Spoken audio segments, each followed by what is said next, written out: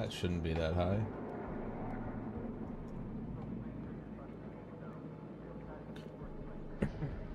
Well, that shouldn't... Oh, okay, there we go. Alright, settled in.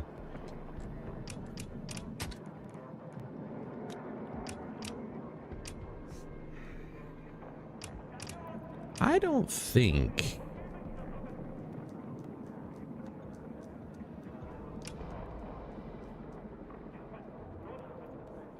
Nah, I'm not interested in Gold Mud Railway.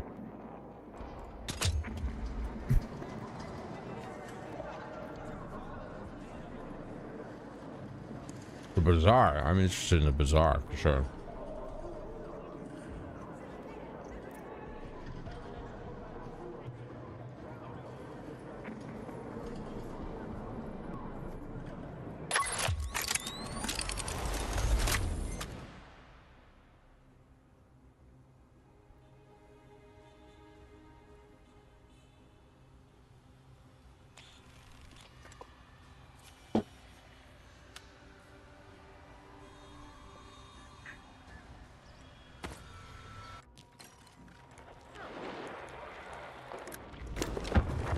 Our sector is under attack. We need to hold ground until the enemy have nothing left. Out. Marked objective under threat. I think I'll leave it at a... What was that, 1,000? I have no idea. It's number 4. Okay. Nice one. Alpha's under our control.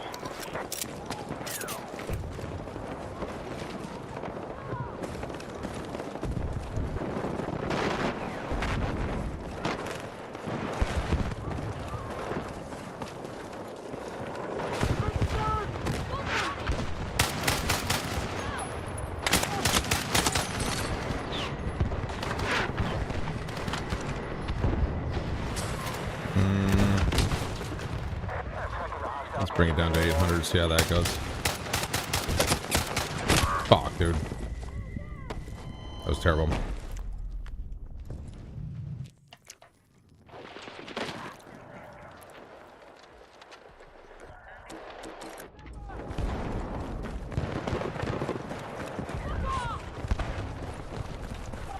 We've lost control of Bravo.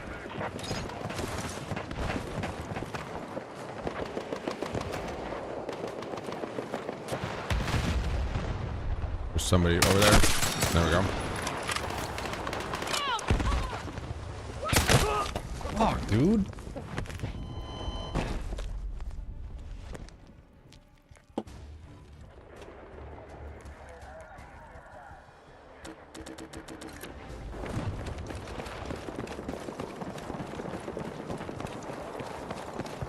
Be advised, hostiles now hold Alpha.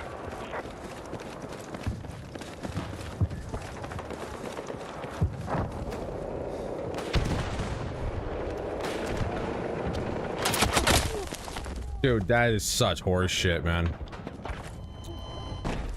I barely even showed myself. Ooh. That's a tough piece.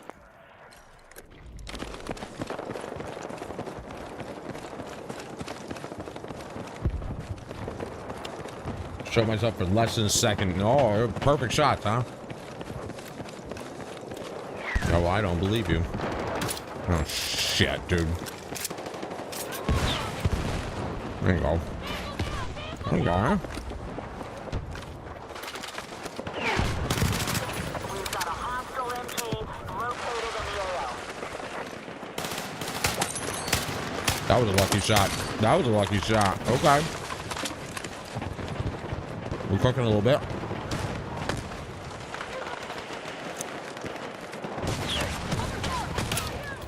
Be advised, hostiles now hold objective Alpha. They've been holding it. What are you talking about? Yeah.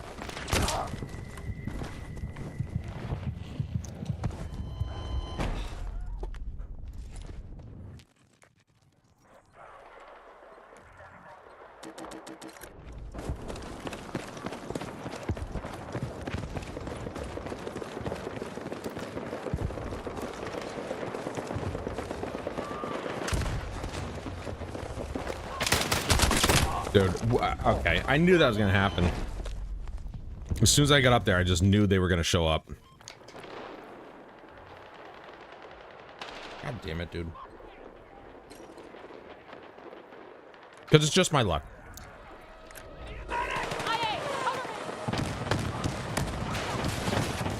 Man, it'd be nice if we got some engineers over here.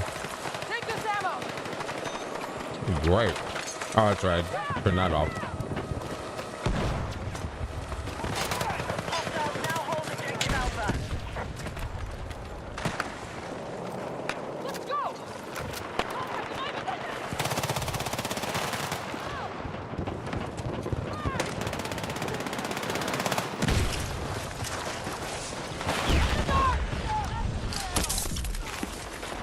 Be advised, hostiles now hold Objective Alpha. Why does it keep saying that?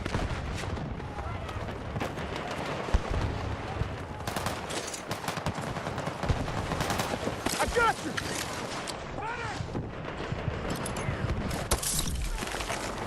Come on. Objective Alpha is in enemy hands.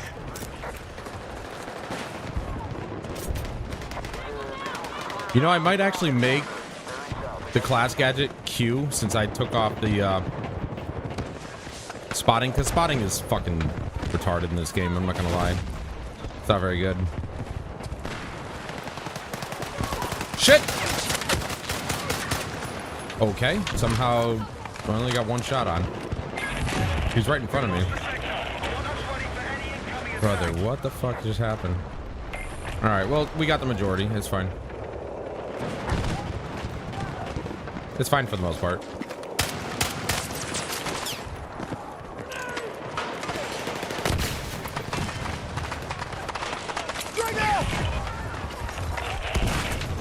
Maybe not.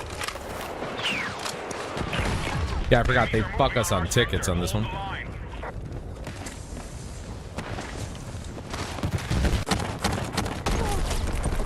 Yeah, he can hit me behind all that cover. Yeah, absolutely.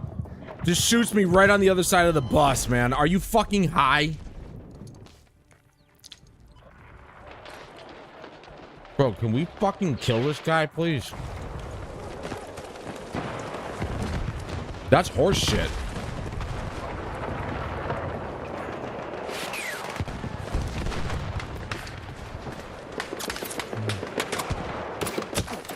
Go fuck yourself.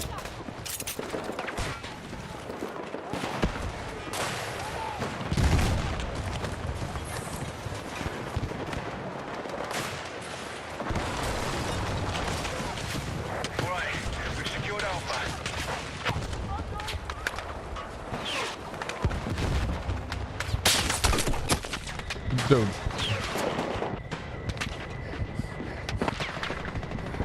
The fact that one guy shot me through all that smoke, I don't know about that. Be advised there's a hostile tank operating south of your current pause. I can only imagine I got spotted. That's basically it. Ah, I fucking knew it, dude. I knew that was a person. He disappeared. Unless, of course, he was already dead, and that was just his body.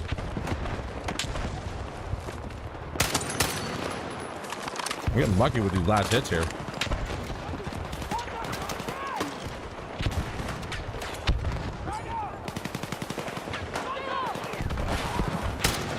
Nope.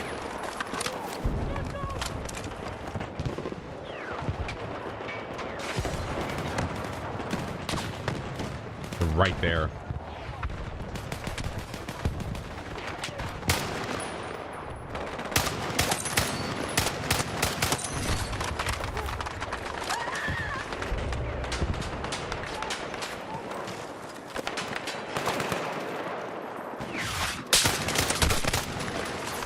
Body shot, headshot should kill him.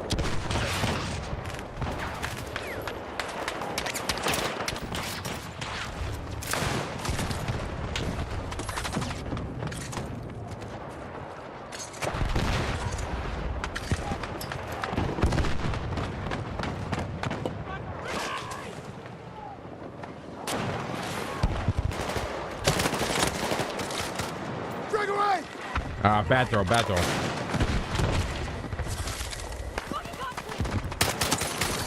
Get fucked, dude.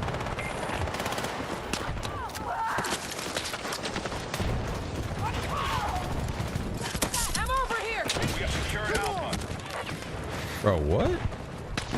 Defensive position needed on the marked objective. I can't see him. Enemy forces have taken a hit. Keep going.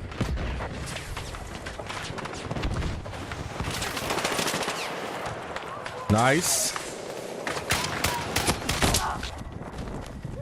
I'm sorry, did I not land at least one of those? I'm pretty sure I fucking did, dude. Need a medic. Yeah, you got it, boy.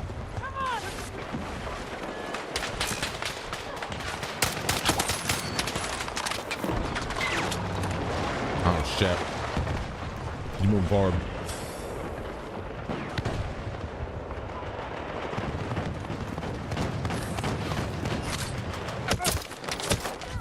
Bro, why are they behind us?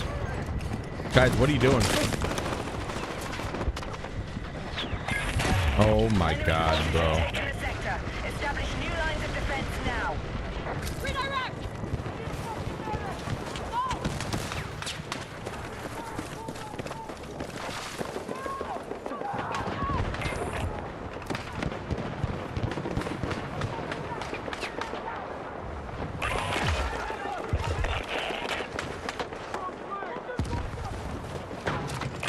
Not that fucking hard, dude. Attack. Defend the sector and keep the Every chance you get, just shoot a rocket at it. It'll die eventually. Like, why aren't there like 10 people shooting at it? Where are all the engineers?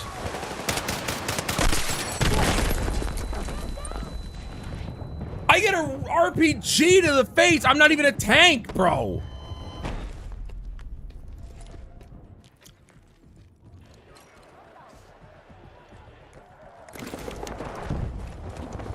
But their tank is still alive. These fucking assholes are shooting rockets at me.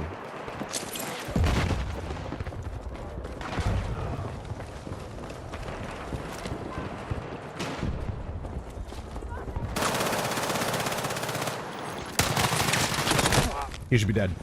Got a man down. He should be dead. Stay low.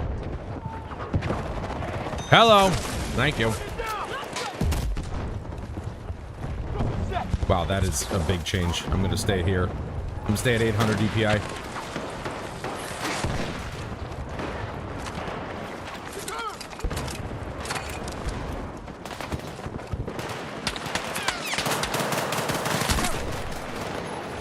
Why isn't he showing up on the tugs?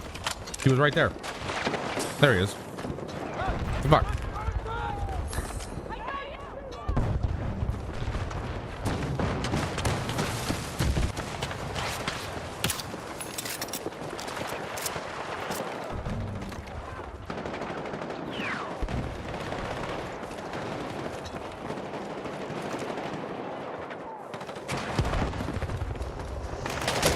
Oh, fuck off, dude.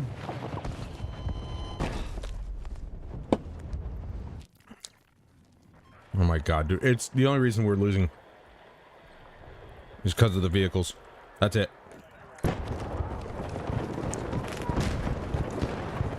And that's always the reason.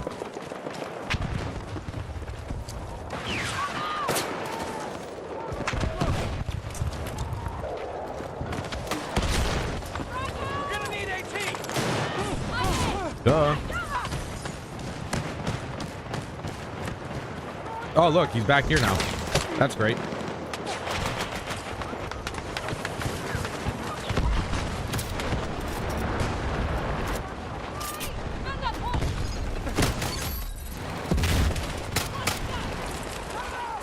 This is insane. Oh, my tugs is gone. That son of a bitch.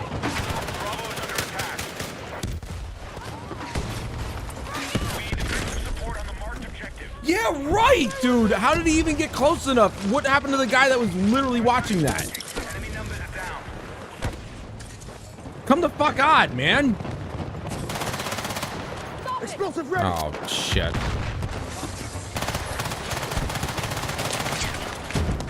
Oh, okay. Wasn't he alive? Be advised, the enemy is taking objective Bravo. Okay. Yep. This dude comes right up behind us. Oh, look at that. The M16A4. What a surprise. I didn't expect to see that ever.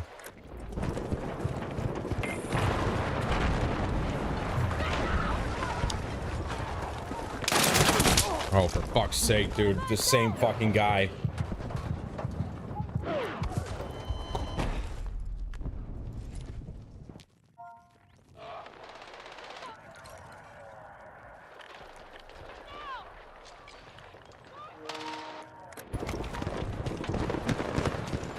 It doesn't really...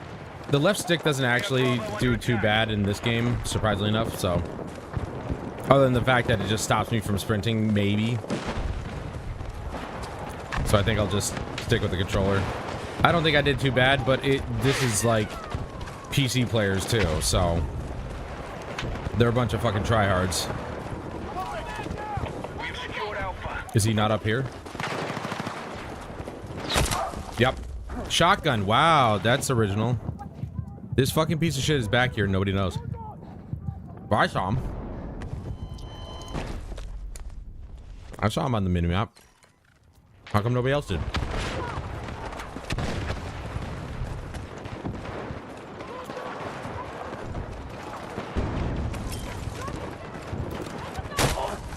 Dude, fuck this guy.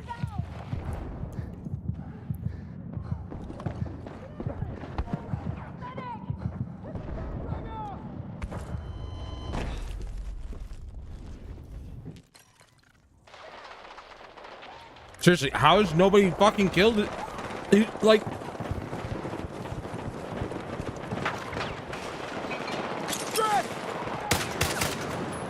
Oh my god. Be advised, the enemy has secured Bravo.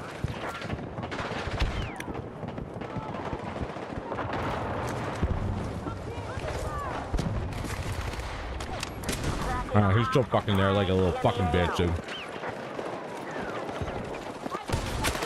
Yeah, heard that.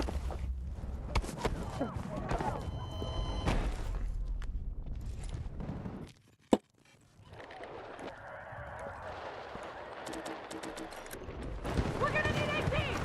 Objective Alpha is under our control. Cover!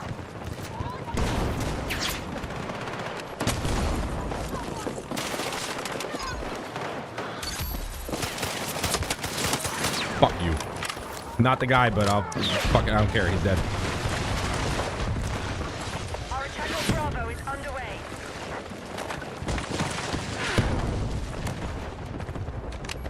Hostile force down by the... He's up there. He's still fucking up there, dude.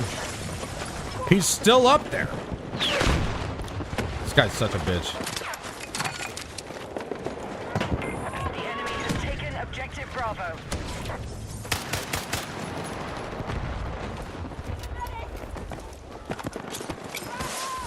Got up here too.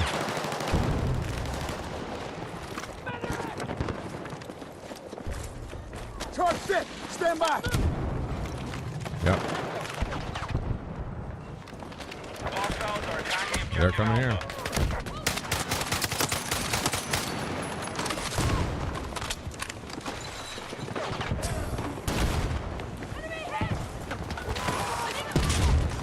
What? He was right there. He's literally right there. They're all over here.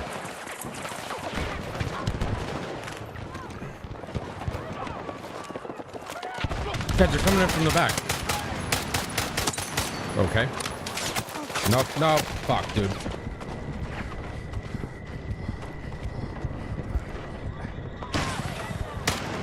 My guy.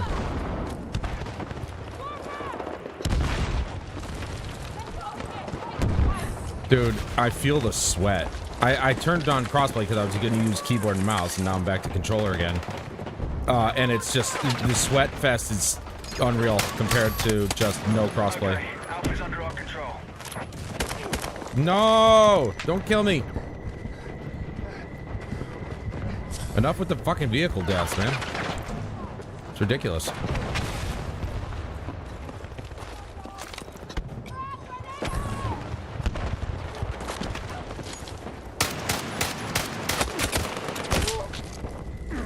I wasn't around the corner. Excuse me. Thank you. Let's go. Let's go. Fuck, dude, that was terrible. That was awful shooting. That's definitely not the real Enders. Enders doesn't have a number after his name, I don't think. No, don't get caught on something stupid, man. Come on. Major enemy casualties confirmed. Dude, fuck off. I don't believe that for a second. He killed me that fast, really? Come on. Are we sure?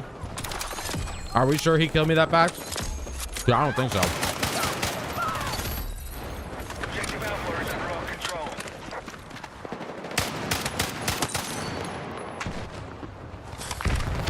I normally don't like popping off like that, but Their position can't hold. Upstairs. it is what it is. Come on. I mean, like, just constantly pump the trigger. I like to be more accurate with my shots, but like when I'm in close quarters like that, it's impossible.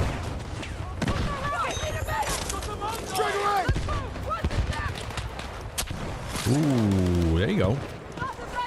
Here's their ammo. Stop it.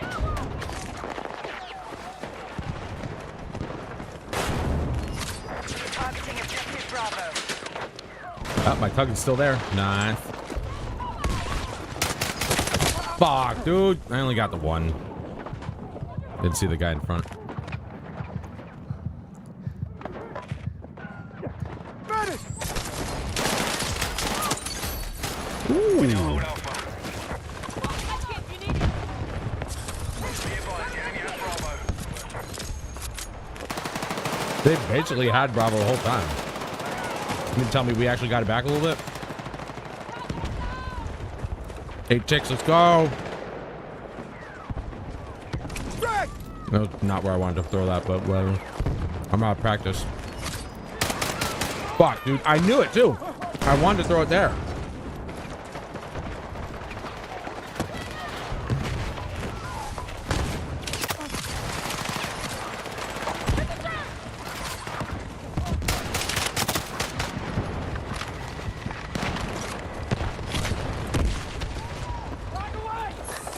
At least I'm playing with all real players.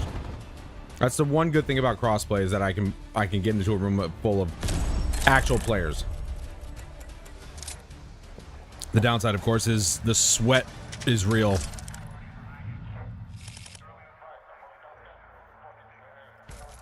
And the whole like Smurf accounts thing it's still a thing.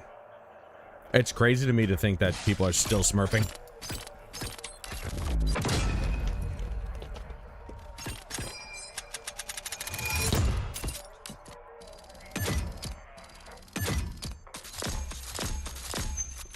I don't even know what the challenges are. One of them clearly was a DMR or sniper or recon.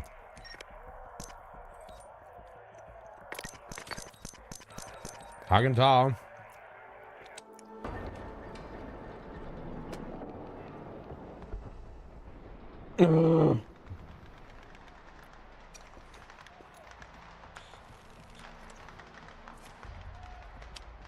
Why am I on defense again? Come on, man.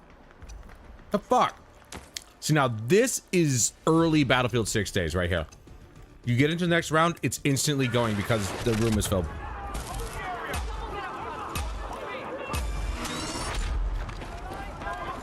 But yeah, the threshold for the sticks in this game are a little bit...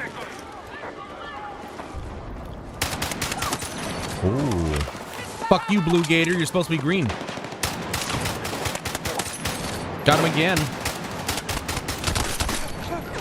That's a double.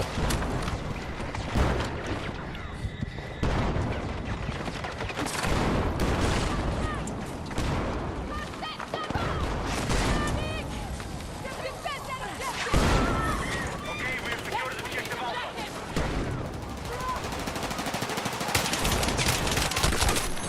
No headshot? No, please don't tell me that was one. Okay. Wow.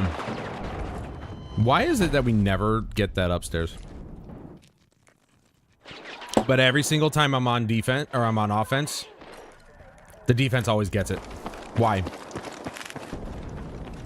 I gotta see if I. Well, okay. I gotta see if I can increase the threshold on these on this joystick. Keep them off target. Hold the ground. He's definitely around that corner. Dude's somewhere around this. There he is. Got him. He snuck, man. He snuck around. Don't let him do that. Our troops have secured Alpha. Oh, dude. Oh my God. They've swarmed the upstairs. Okay. Again, should be a death. Headshot, body shot should be a death for something like a fucking DMR.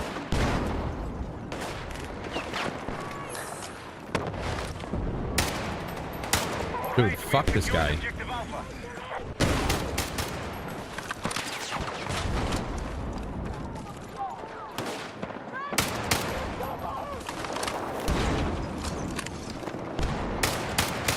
Fuck this guy, dude. He's just doing that bullshit. He's just making me waste ammo.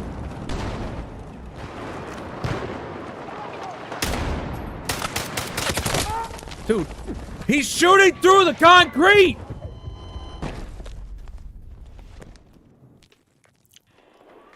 Marked objective is under threat. Defend the position. That's fucking frustrating, dude. It's literally showing him shooting through the concrete. What am I supposed to do against that? I can't do anything about that. All right, dude, come on. Settings. There we go. Where's the threshold?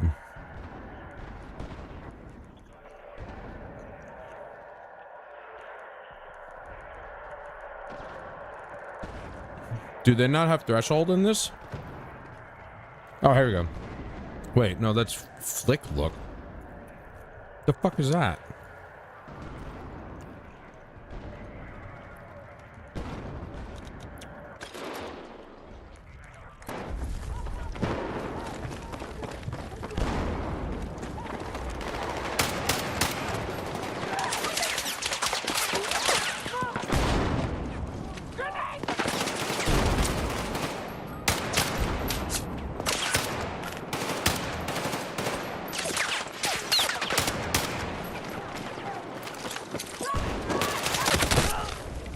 Oh my God, dude, you're not a 42, man.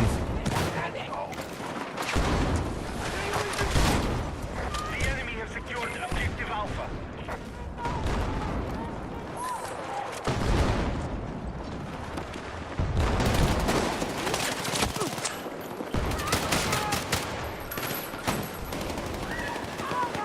I got you! Right, come on!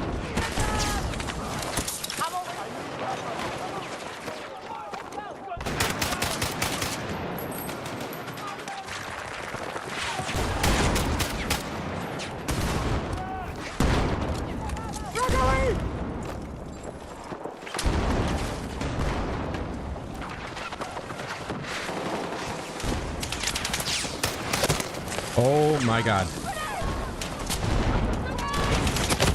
Okay, he's just holding the trigger. That's all he's doing. Thanks for picking me up in the middle of nothing, dude.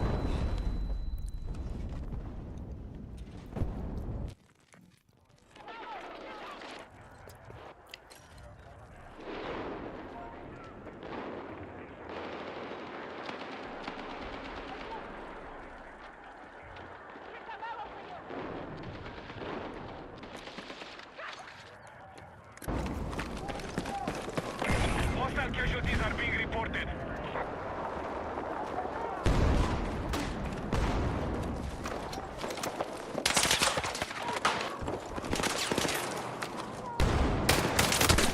Dude, I can't fucking hit anybody because they're all over the fucking place.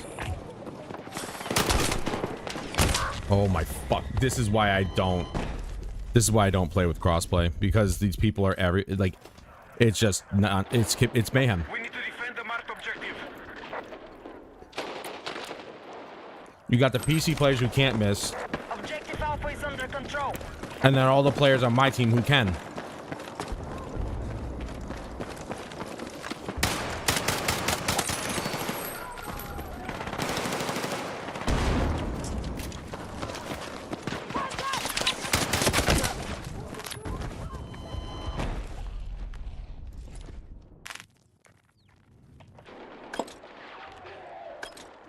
What am I supposed to do?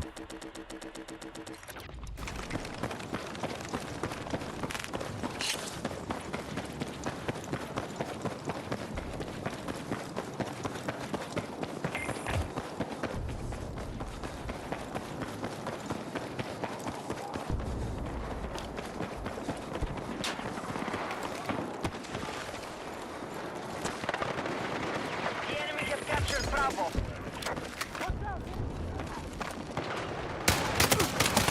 Okay, objective Alpha is under control. Dude, it's so freaking sweaty.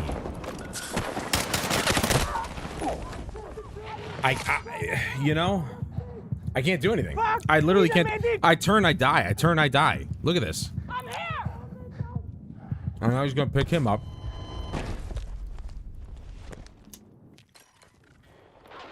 I can't do anything. How are they coming up behind us? Objective Why? Bravo neutralized. Why are they coming up behind us and how? How are we just letting them do that?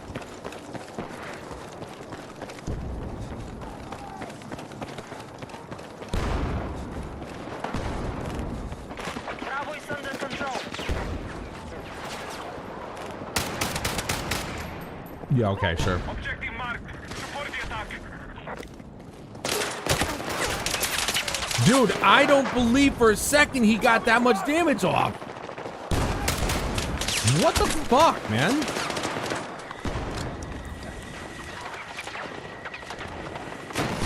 Yo, that M16 needs to be nerfed already immediately. Forces at half strength. It should have been nerfed the minute it came out. Got ammo for you. Look at this, they're behind us, they're behind us.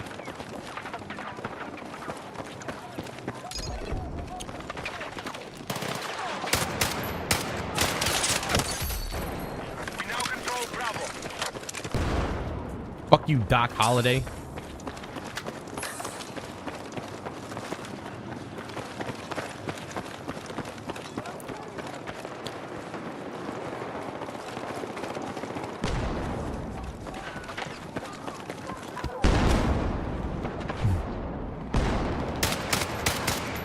Oh my god, how did I miss that third shot?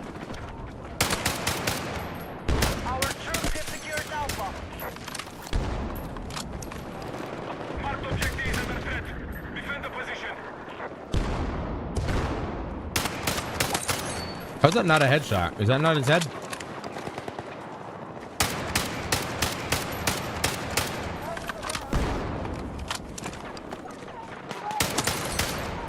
Like, what? Oh my god. All right, we have secured Bravo. Oh my god, dude, they just keep picking each other up. Hello? He literally was parachuting through my bullets. Oh, god damn it, dude. The fucking hitbox on that shield. I can't believe people... Nobody's brought that up? Really? Nobody on any forums has brought that up, ever. That the shield hitbox is too big.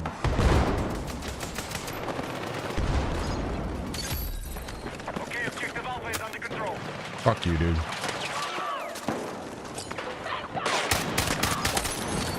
Fuck you, Blue Gator.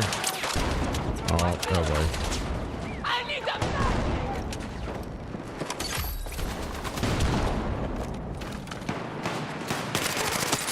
Fuck you, dude.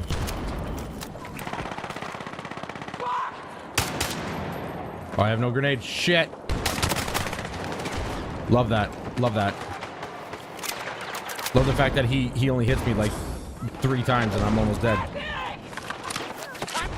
With that fucking pea shooter.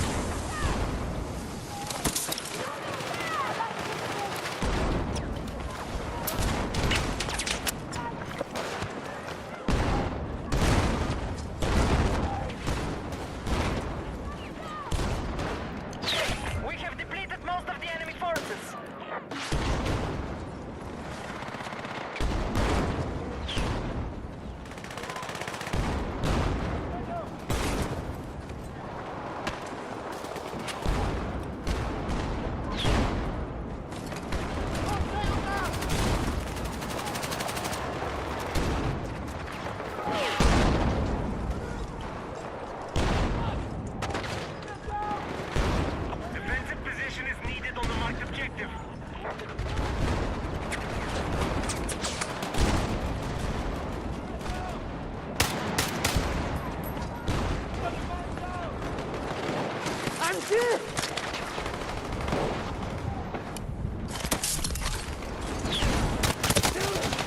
Fuck you.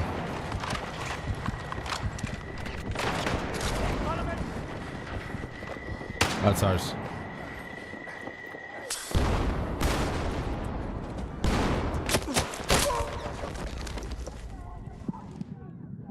What the fuck happened to everybody that was behind me? There was like a whole regiment of people behind me.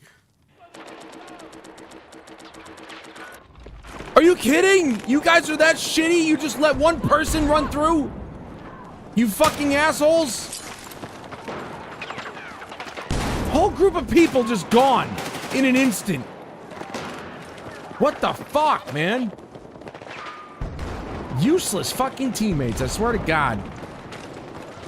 I thought I was covered in the back. That's why I didn't even bother looking back. No, this guy's shooting me in the back. Because everybody's fucking retarded, man. Enemy forces are on the brink of collapse. Finish them.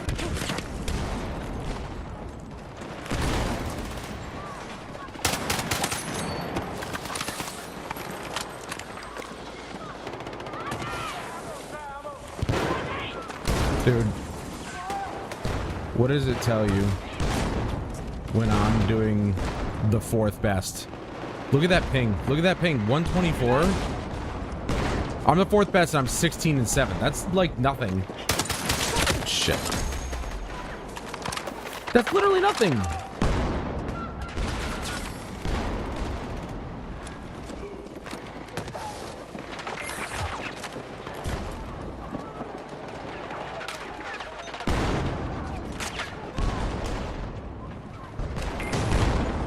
Really? I thought he was there.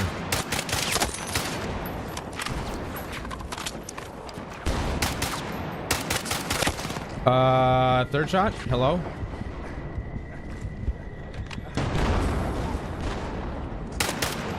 Marked objective is under threat. Defend the position. Yep, I saw that. I saw it, and I'm dead. And I'm fucking dead because nobody's up here.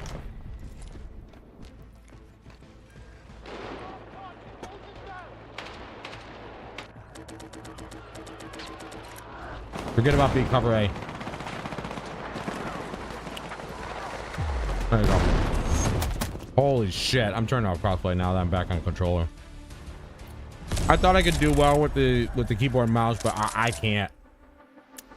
I do okay, but like people are so sweaty, bro.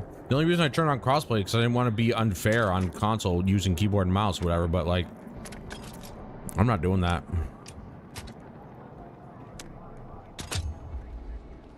Wait, hold on.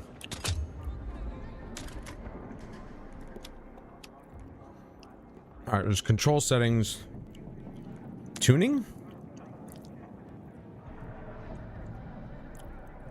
Control the left side. There we go. There. Okay. Center dead zone. I think max input threshold. The control needs to be pushed to produce max input.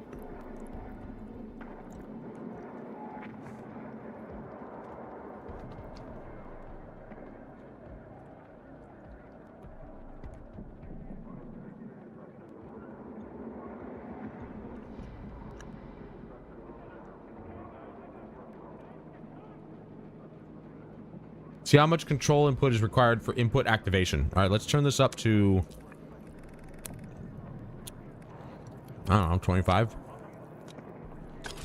We'll see how that goes. I just need it to not do micro movements or anything like that. Then when I get my new stick, I'll put it back down.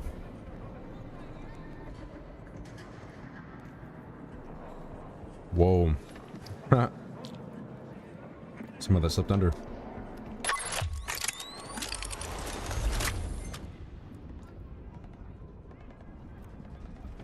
Let's see if that fixes the micro movements.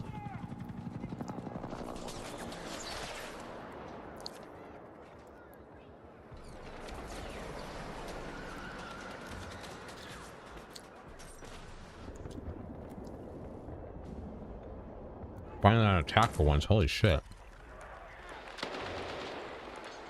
Be advised, enemy forces are dug in across multiple sectors. Defending team is like Secure all territory.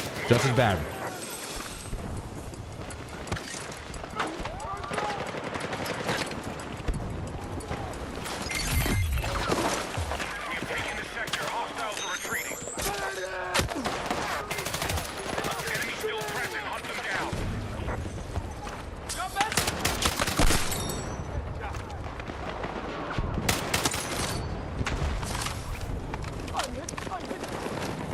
Stay with me!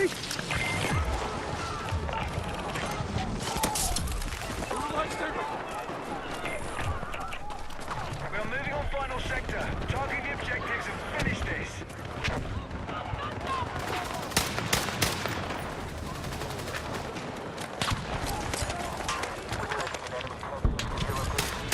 Fuck. Be advised. Attack support needed on the marked objective.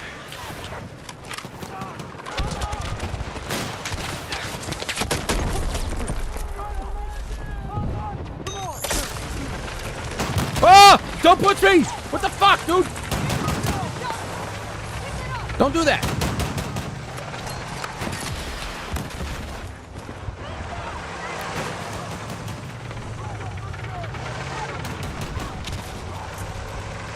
I also just realized I don't need my filter on right now because I don't have the AC on, obviously. It is too chilly.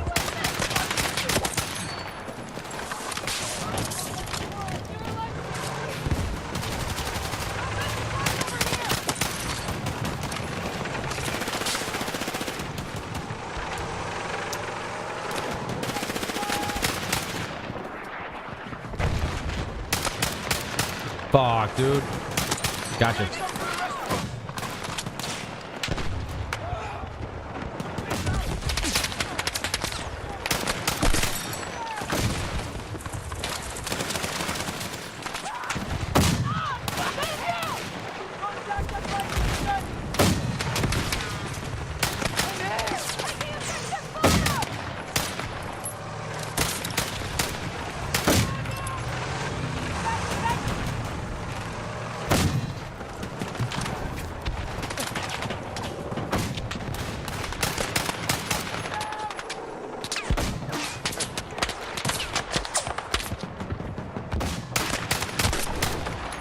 Okay. Yeah, you're right. The third shot didn't hit. You're right. There you go.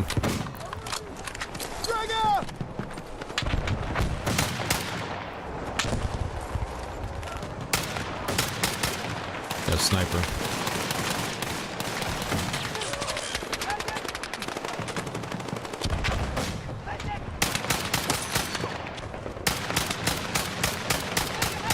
Really?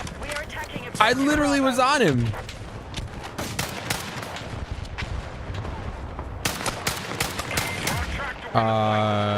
Okay.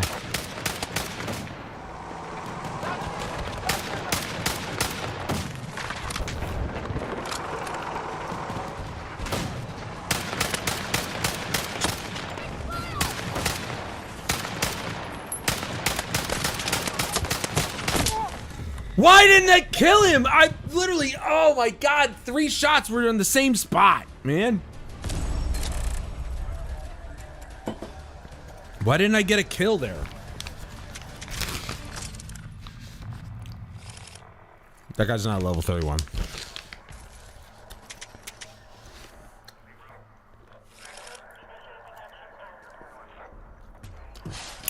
I'm not joking, man. Every new account I see is not real. I don't believe any of it.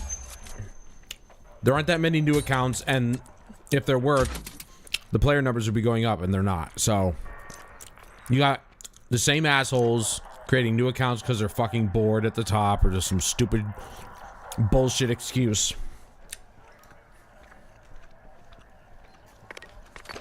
I hate people.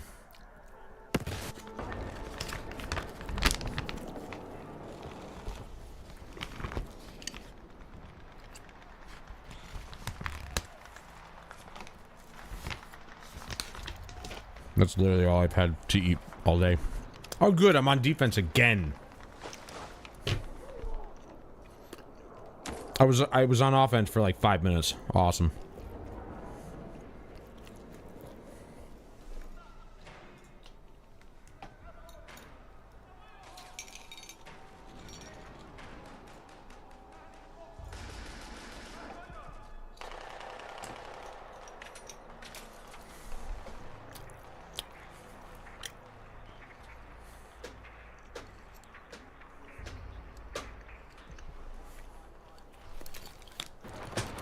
Let me get some water.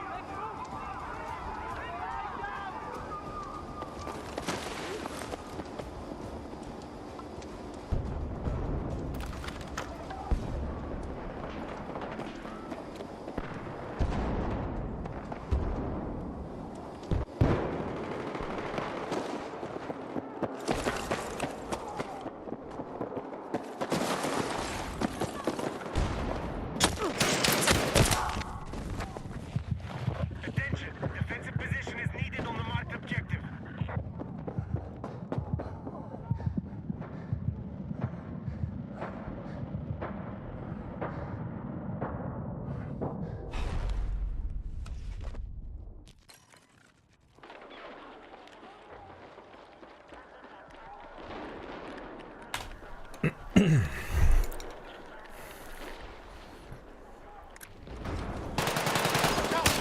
Did I spawn in and get killed? Is that what the fuck was that? Our control of Bravo has been lost.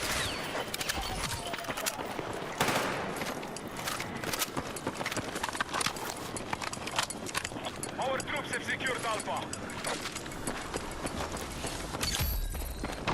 Didn't they say they were fixing the matchmaking in season 3? I don't see it. I'm still being paired with bots. I mean, at this point, I think I've pretty much given up. Like, I'm just going to be playing this game against bots for the rest of my days. Like, yeah, I can play with crossplay, but I'm not looking to be that sweaty. I just want to play the game. Objective Bravo has been secured. I'm not looking to be competitive in Battlefield 6. That's just retarded. Bomb them!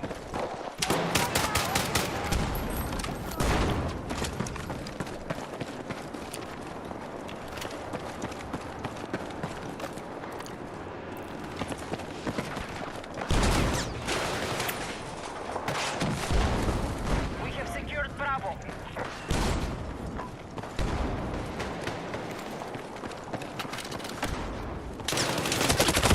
Of course. Of course.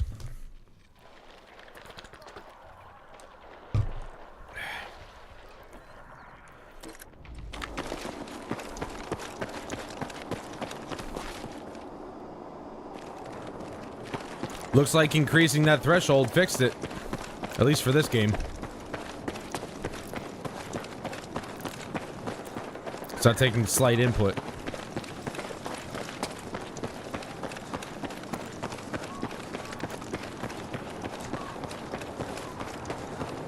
Why are so many of our guys out of bounds? Like, what are you doing? Yeah, it's a lot easier to adjust for threshold on the left stick than it is the right one. Because the right one in a first-person shooter, obviously, is the one that you aim with. And if you have to push further in order for it to activate, it's a bit not great for responsiveness. But the left stick, you're just using it to move. For fuck's sake, dude. I wasn't even the one he was shooting at. Don't bother. Don't bother. I'm just gonna skip no matter what. So you can never actually trust anybody to actually be there to pick you up.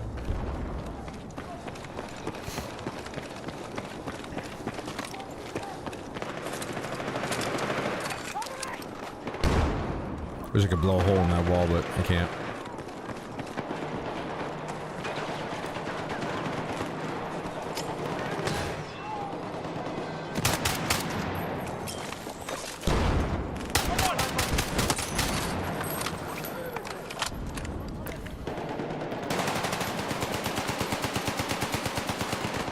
You guys better cover that spot, I swear to God.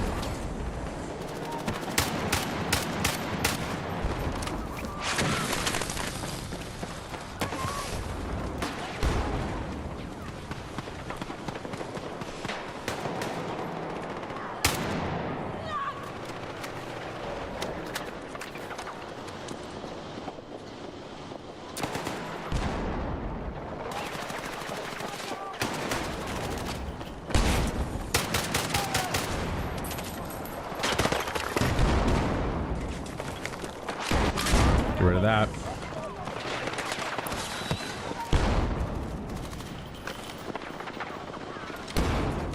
No grenade.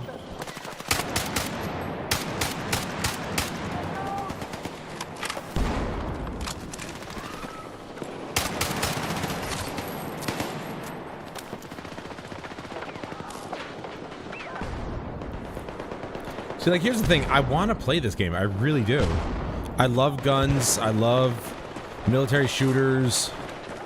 Obviously, I could play Insurgency Sandstorm, but like Battlefield is that replacement for Call of Duty. It always has been. For me, anyway.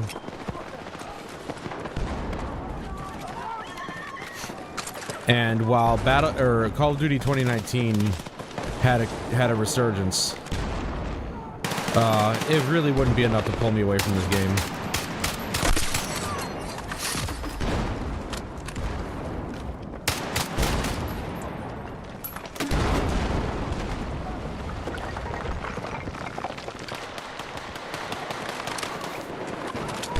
I wonder if there's like, I don't know if there's a threshold thing in Final Fantasy. If there is, I'm gonna use that to fix the joystick, so I can at least still keep using my PS5 controller, so I can play my games. We have eliminated over half of their forces. Good work.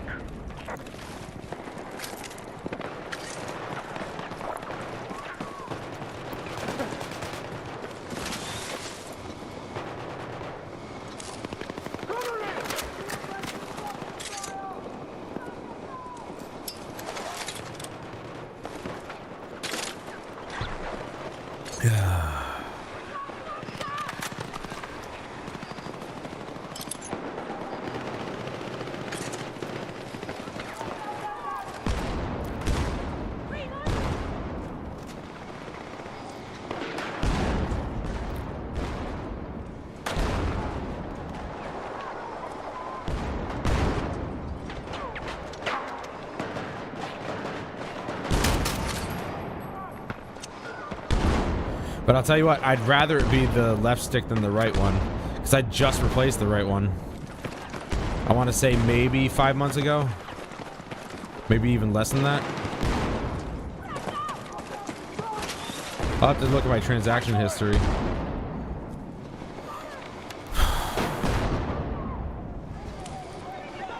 The hell is... Where's the enemy team?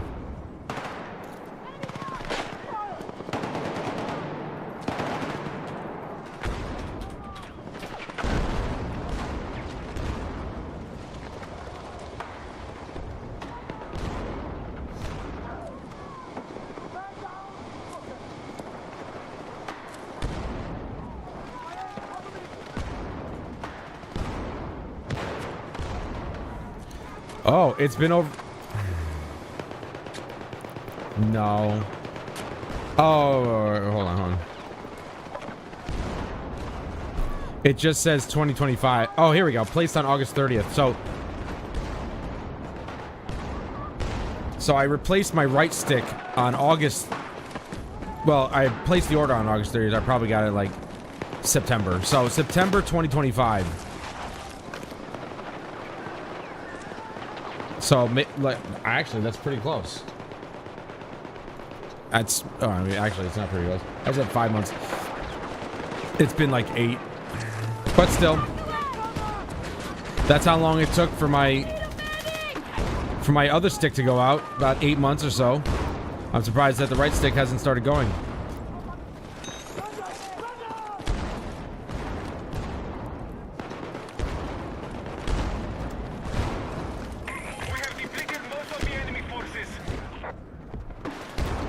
Why are we out of bounds, bro? That's why I'm not seeing anybody. We're all just jumping out of bounds. Our troops have secured Alpha.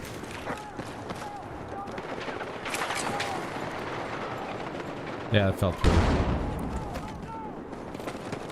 Ooh, little lag there. Little lag jump.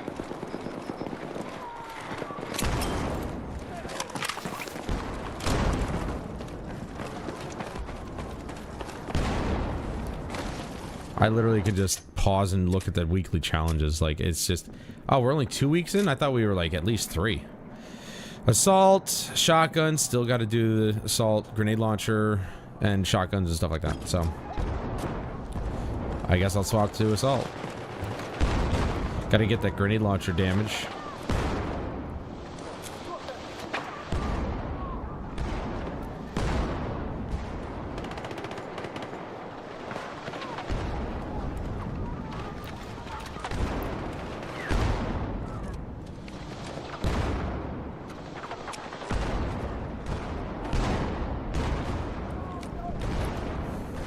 Yeah. My team was just spawn camping him at this point.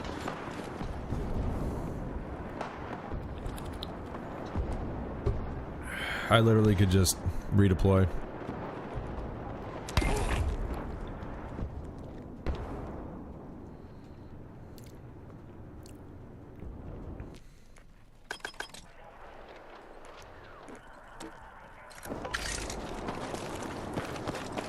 Defensive position is needed on the marked objective. Okay, they're sneaking around.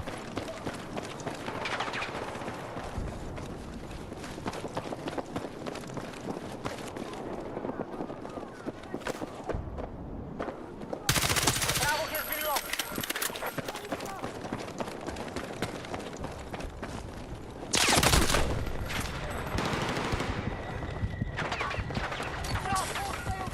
Hostile forces are almost fully. I'm so happy they moved Bravo back, or Bravo to this point.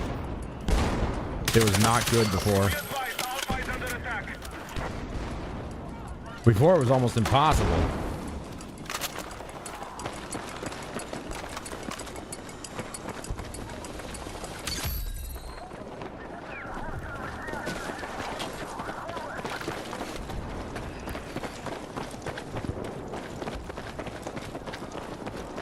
Hostile, hold the objective. Got alone here. Fuck. How am I not hitting him? We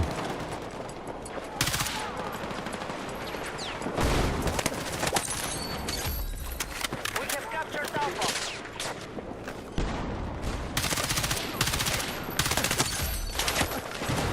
M4, baby.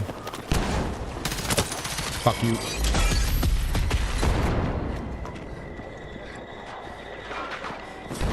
Come on. Nope.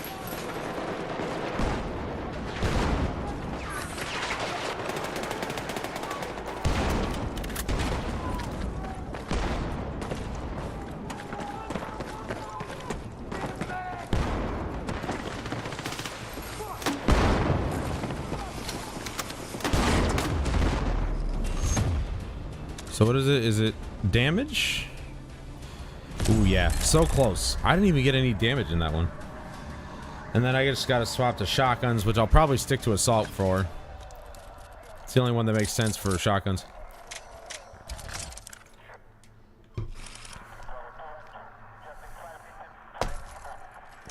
$729, dude. Oh my god. Go outside. You know, just go outside every once in a while. Every once in a while in your life. I promise you, the smell of fresh cut grass is one of the best smells you'll ever fucking experience in your life. Just go outside. Enjoy life every once in a while. You fucking loser. 729. That is some pathetic people.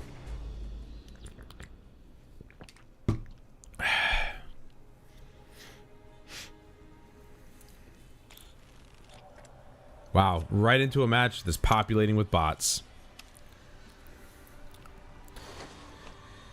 Okay, let's swap to shotgun. Which one am I on? Oh, good, they fixed it. I don't know why they have to wait an entire season to fix a simple UI error, but, you know. I'm just a player. What do I know? Can't be that fucking hard. Maybe not the best map for a shotgun, but I'm gonna try it. We should have slugs on here, I think. All units, we need to secure all hostile territory. First sector is ready for attack.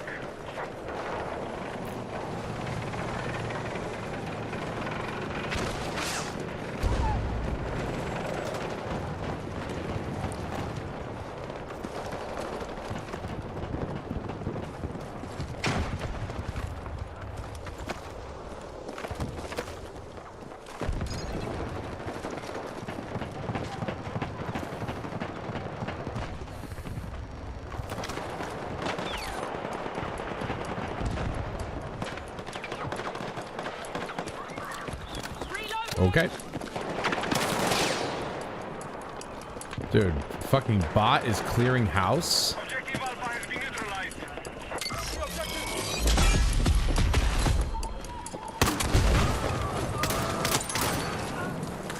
There you go. There's the damage with the grenade launcher. Now I just got to do shotgun.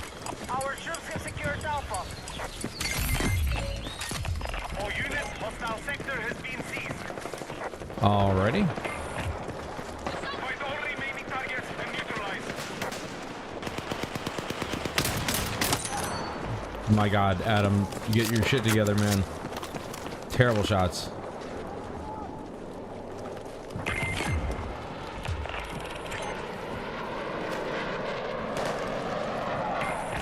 All units, attack now. Next sector is your target.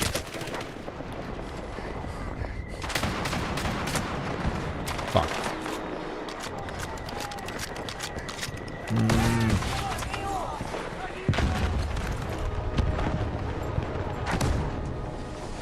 Attack support is needed on the marked objective. Defend that point. Get moving.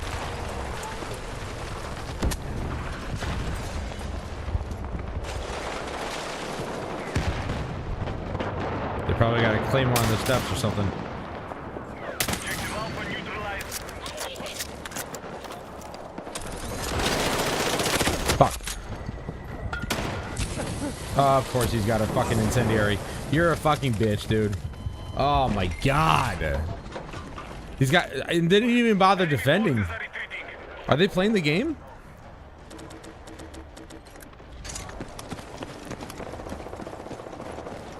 I call him a bitch, but I'd use the incendiary too. I always use the incendiary. It's too good for cutting off routes and stuff.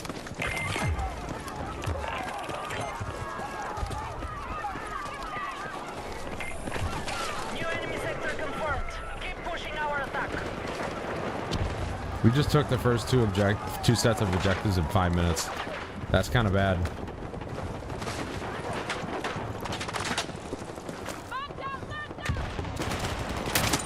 Yeah. We need attack support to the marked objective.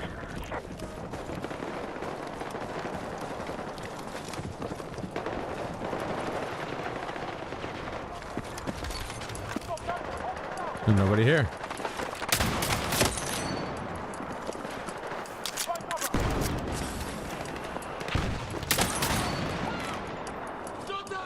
We're attempting to capture Bravo. I'm always shooting two because I never know when it's gonna kill them in one shot or not.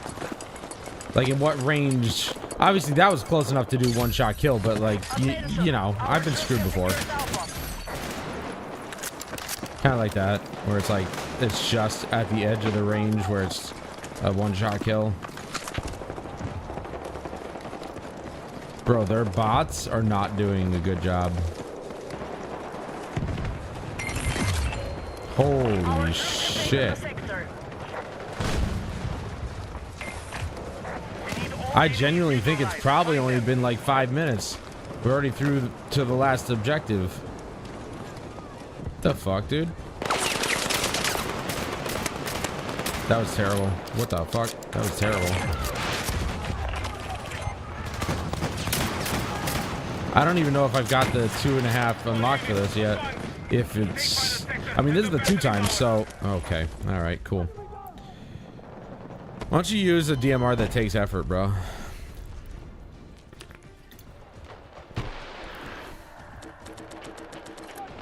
I had to use that piece of shit DMR when the game was still busted.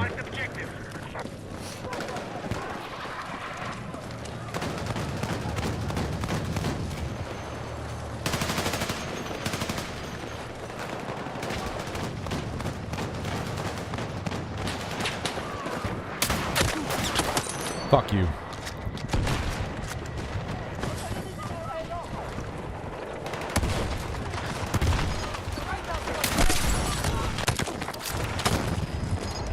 Oh, what? Okay. When did they get a vehicle? Do they get a vehicle here? I genuinely don't remember.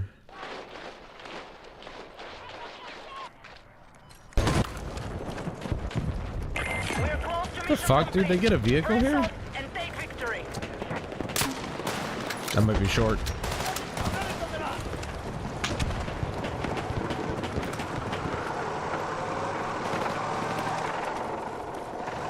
Be advised, objective Alpha is under enemy control.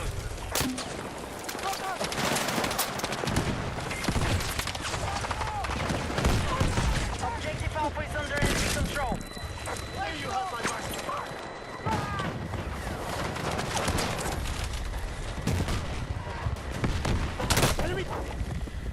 Dude, this fucking gun, I swear to God, if they don't nerf it in like the next week's patch or something, it's gonna be, it's probably already been the dominant gun.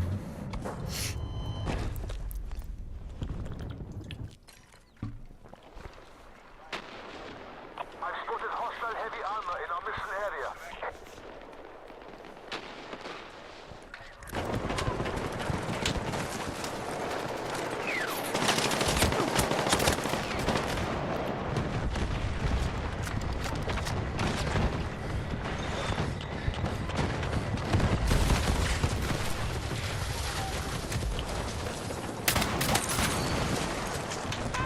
Attention! Enemy forces have captured Alpha.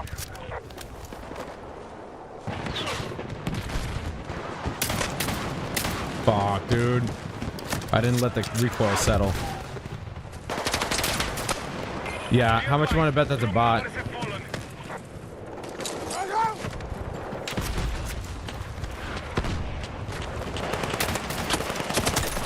Shocker. It's crazy. The bot can see. Okay, that's bullshit. That's absolute bullshit. That's all because of the animation. Fuck you, dude. Take your M16 and go home.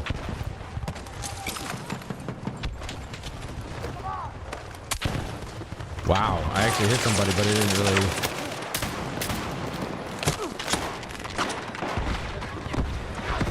Oh, fuck you, dude. Pussy.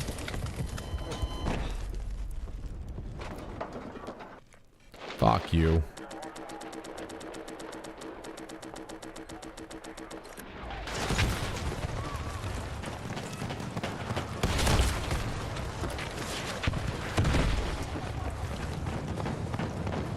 Let me guess, they're gonna stop us right here. On the last objective after we fucking destroyed them the whole way.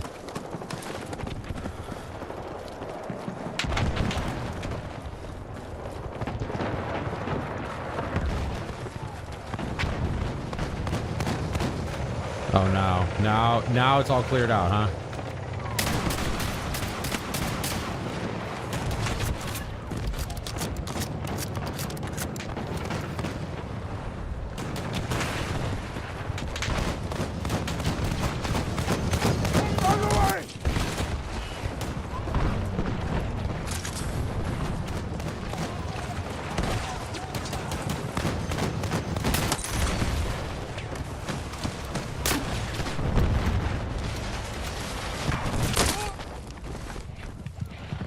Dude's acting like he knew I was there. Like he could have shot at any time, but he didn't. And all of a sudden, he just knows I'm instantly there. With all that smoke in front of him and everything, he can see me perfectly. I got it. Yep. You're right. He can see me perfectly, like everybody else. Under enemy control. Can we just take care of the fuck? Why am I the one trying to take out the vehicle with my flashbang grenades? I can't even see him. That was a fucking busted tank that I just shot into. Oh, there we go. We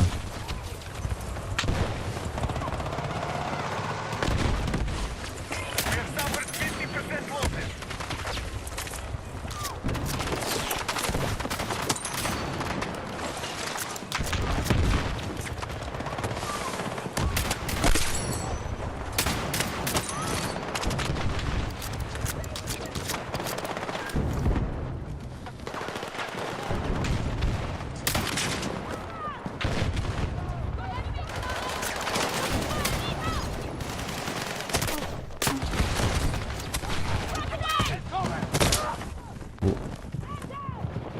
How? What the fuck?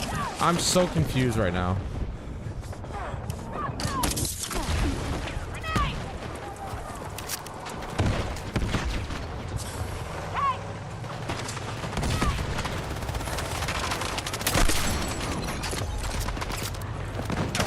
Yep, I figured.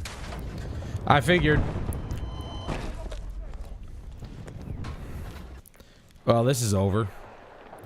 We got all the way to the end, and they're just going to stop us right here because the vehicle's still alive. Alpha has been captured. I don't know by where the hostiles. engineers are, but they just don't exist, apparently. Be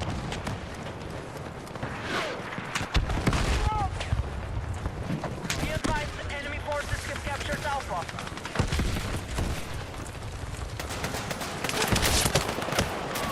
Are we fucking kidding? Not a single shot landed, really. Oh my god.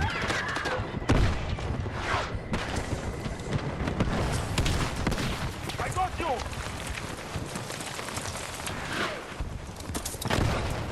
You're alive, Saber!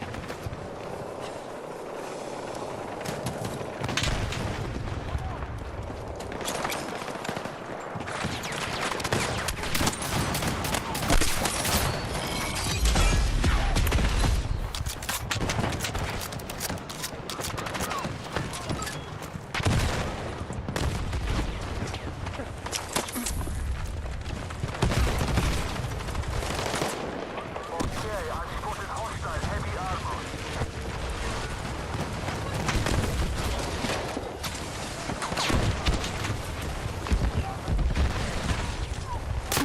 Attention! Alpha has been captured by hostiles.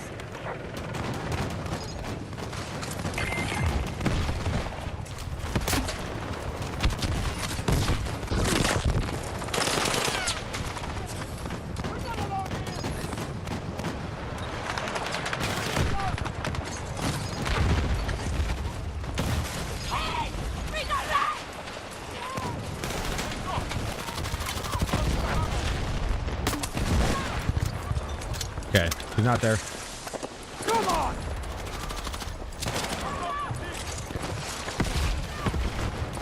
You bastard. Whew.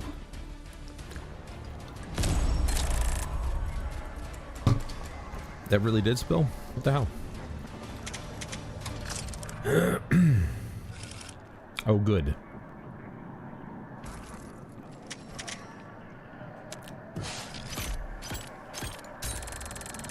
Look at that.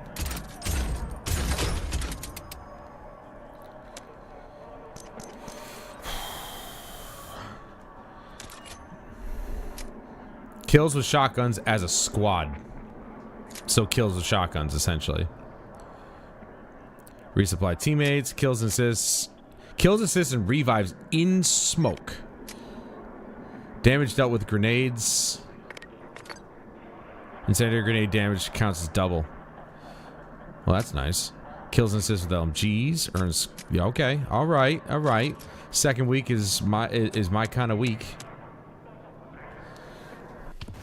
They said they were reworking New Sobek as well. I don't know if they've done that yet.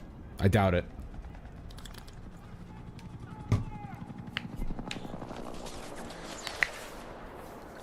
Oh, good. I'm on defense.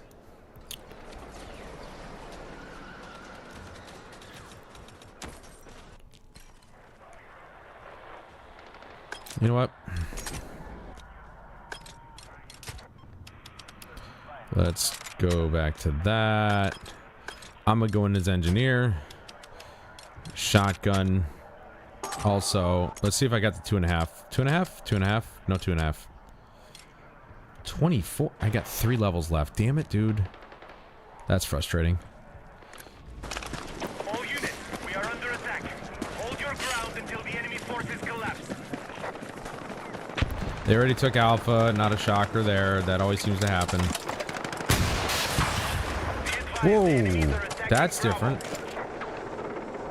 That didn't, like, go up and down. It just...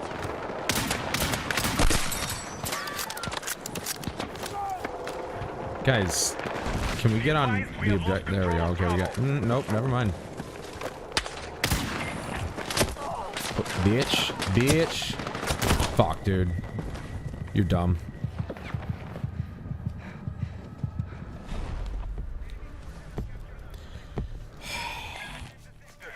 Am I the only one with a rocket? Is that what happened there? I'm the only one with a rocket?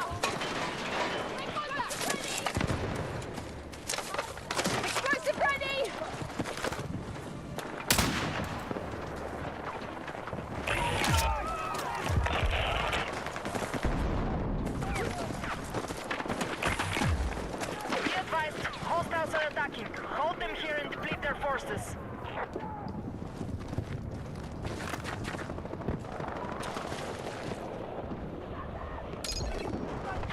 What? There's already somebody on here? We've secured objective Alpha.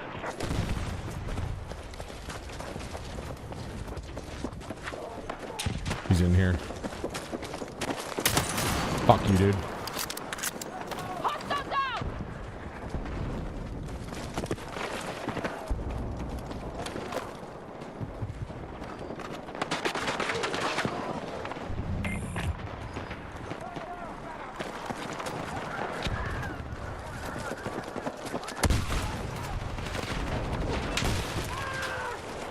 Defensive position is needed on the marked objective. That should have been a one-shot kill. Whoop! Oh my god, dude. I killed the guy running in front of the fucking vehicle. Oh my god. Of course, what are the odds, you know?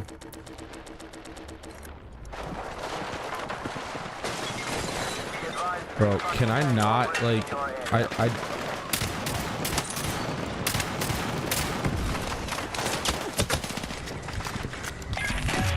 Enemy What the forces fuck, in guys? Get ready to defend the sector.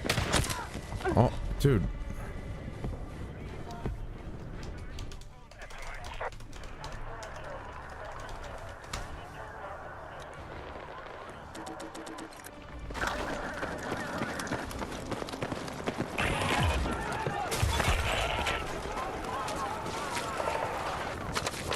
Explosive set! Be advised, this is our final step. Defend the sector at all costs.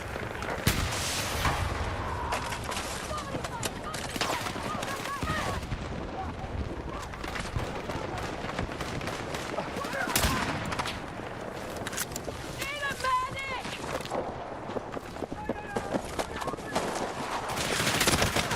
Dude, at that range, he should be dead. At that range, that should be a one-shot. I'm using slug. It's right there.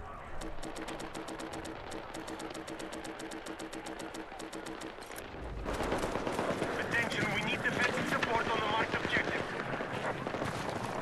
I really hate the housing on this thing.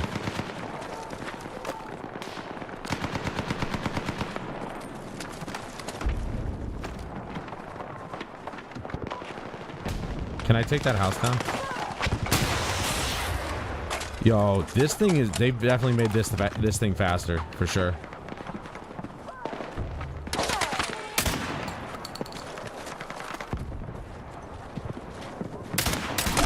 Bitch.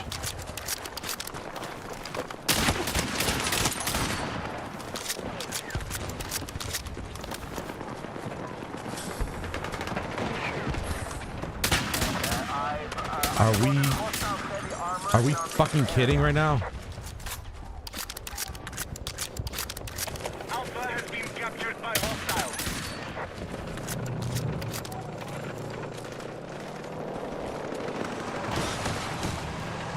We now control Bravo. Dude, come on. Yeah, when I'm fucking finally in a good position, this guy comes literally backing in. Dude, I'm a bunch of fucking retards, man. I still keep getting put on the dumb teams, dude. I see that's not changed much. Cancel, hold on. What the hell did I just choose? Oh. Yeah, I'm not playing those certain maps, that's for sure.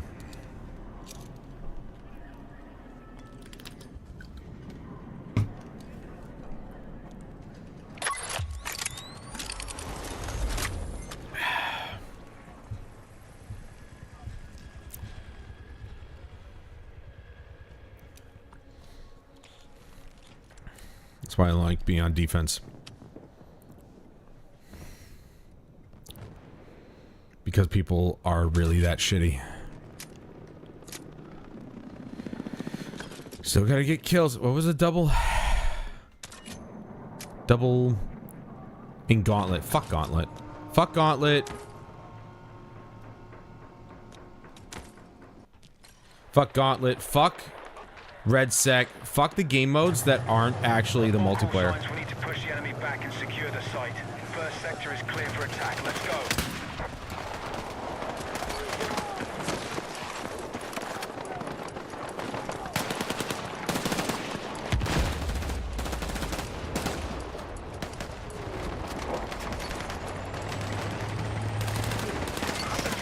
Dick's right. They were dumb to focus on anything but multiplayer. Nobody asked for a battle royale. Nobody asked. Gauntlet's like a good game mode, but it's the only like thing that they put anywhere like halfway decent amount of time into developing. But for the most part, it's completely pointless. I played it. It's cool, but it's just, you know, another game mode that we don't need. Another reason that people don't play Battlefield. They don't play Battlefield for that. They don't play Battlefield for extractions. They don't play Battlefield for battle royales. People don't play Battlefield for this shit. This is not what Battlefield is all about. Battlefield's about breakthrough, rush, conquest, escalation. I've said it a million times. Escalation is a really good game mode. Probably one of the better ones they come out with in years. Aside from operations, though they fucked up operations in Battlefield 5, so, you know.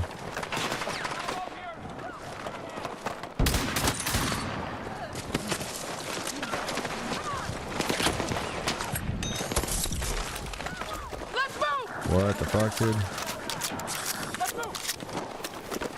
The enemy has taken objective Bravo.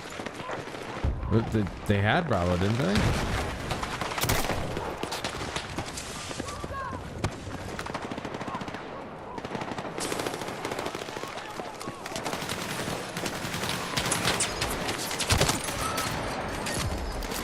Oh shit.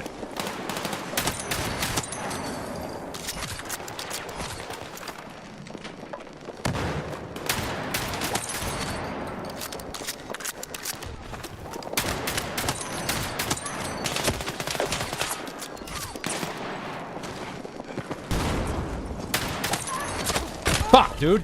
Why am I the only one here? I'm doing all this work. How many people did I just kill? How many people did I just kill, man? I'm the only one on the point. Fucking murking people left and right here. Must have killed at least 6. Because I've got 8 kills total.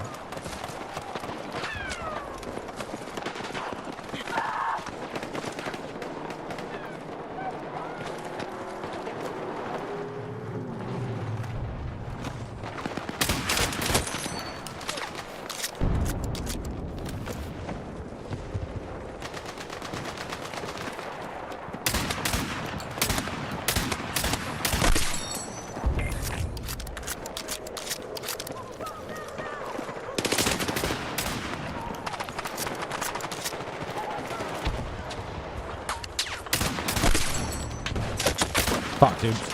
Why am I getting stuck on nothing? Dude, just step up.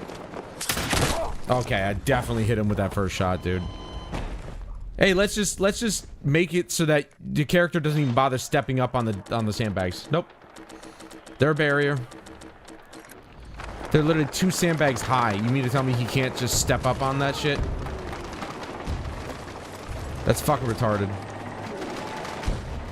I was gonna say, I'm pretty sure I saw somebody.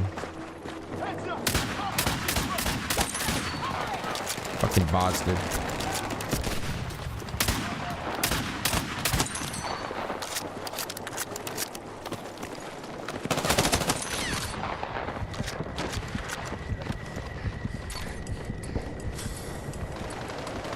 Look at this, I'm taking care of Alpha, too.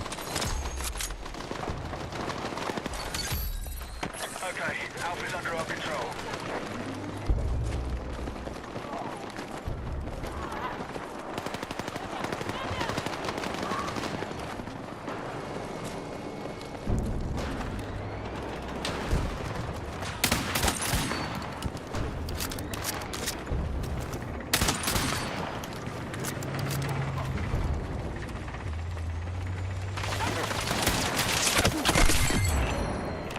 Enemy forces back in the area. Sector's on.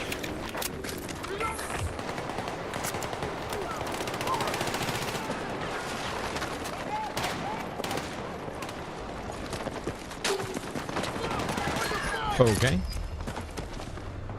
Get back to your squad.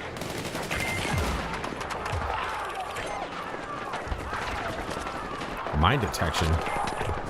I don't remember choosing that. Call signs. Take the sector and keep pushing our attack.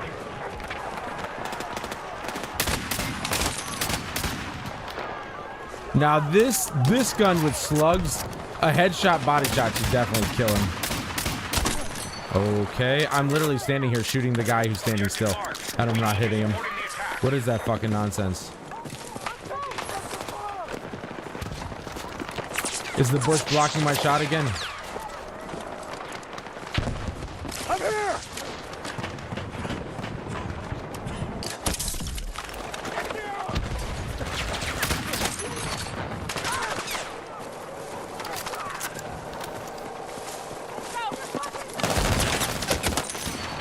Can you fuck off, please? Holy shit. I'm dead. I'm dead because my teammates are fucking retarded. They're just constantly getting shot from the guy over there. He's still over there, by the way. I don't know if you guys know this. He's still fucking over there.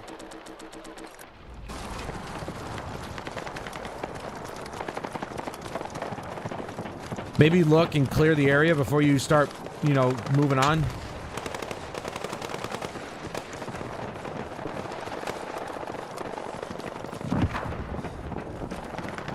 I'm tracking a hostile tank in the AO. Really? That wasn't enough to fucking blow up a... What?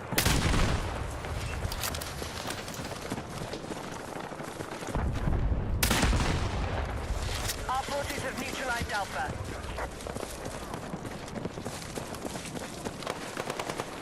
There's a guy right here.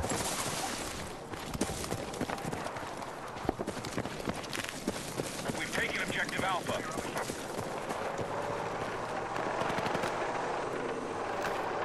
Move to attack the marked objective.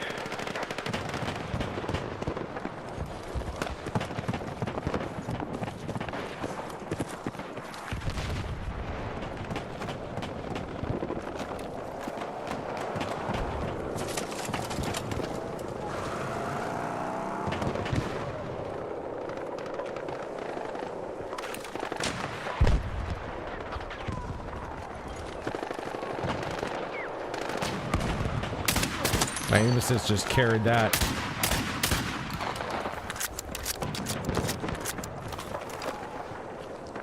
Just straight up went with the guy who was running by.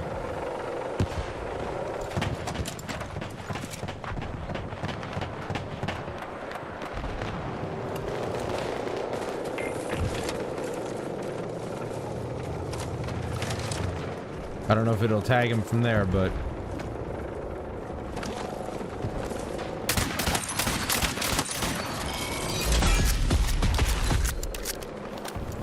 Was that it? I think it was it.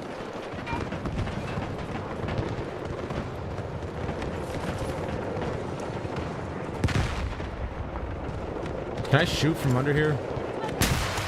Oh, yeah! We now hold Alpha. I can. Redirect fire!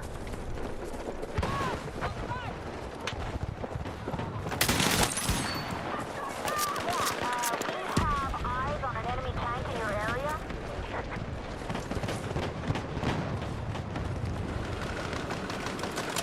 Shit. Come on. Be advised, the enemy has secured Bravo. Oh, he's not moving. But I don't have anything left. I got my one AT grenade. That's all I got. And I can't get up here. There we go. Alright, fine. I'll take some damage to get in.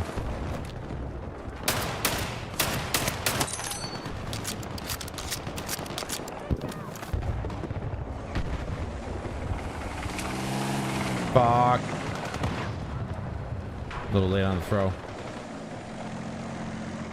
Well, I've got my tool. That's it. We are attacking objective Bravo.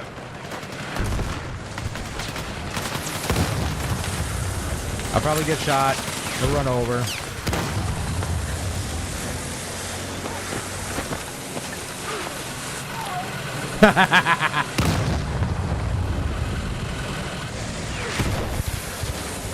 Boom! Wow, that actually worked. He was as oblivious as I am when a girl's trying to hit on me. Oop. That never happens. I'm just kidding.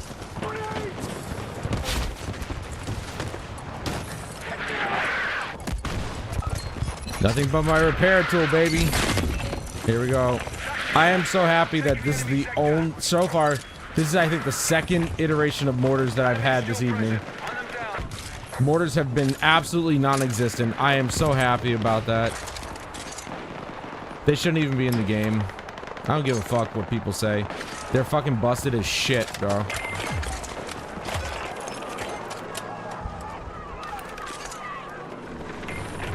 Hostiles are mounting their defense in final sector. All elements attack.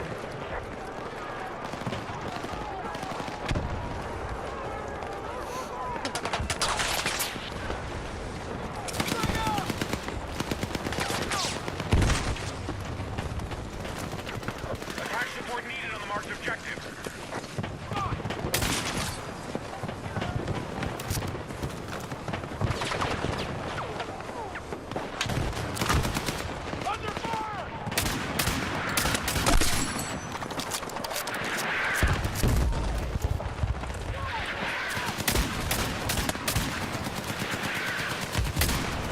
That's not a person. Apparently.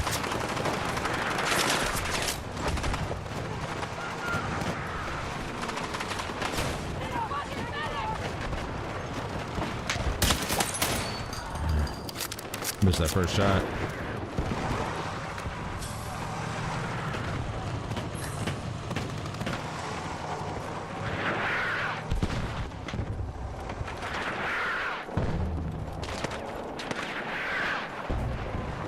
Alright, keep this up and the fight is ours. Get it done. Okay. Our forces have neutralized Alpha. I definitely forgot to change from combat medic to... Or combat... No. Was it combat engineer? I don't know. I forgot to change back to,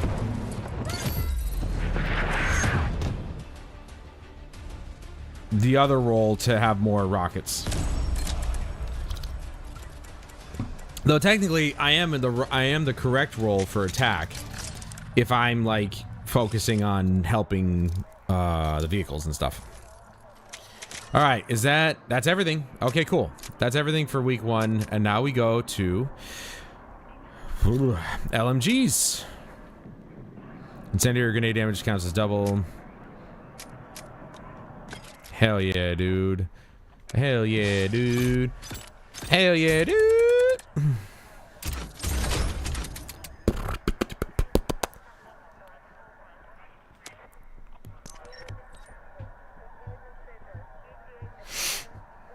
Well, I'll be sure to do incendiary grenades for sure. Kills and assists with SM. Oh, that's daily. We don't care about the daily right now. I just want weeklies.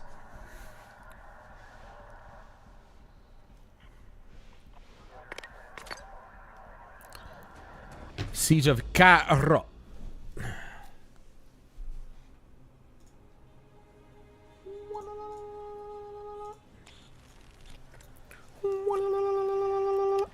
Defense, of course.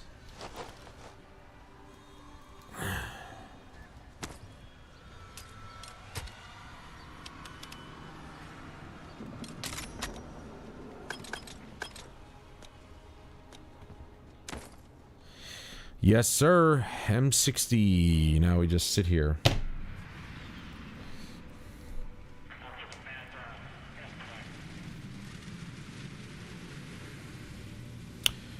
Well then, I'll go get a drink.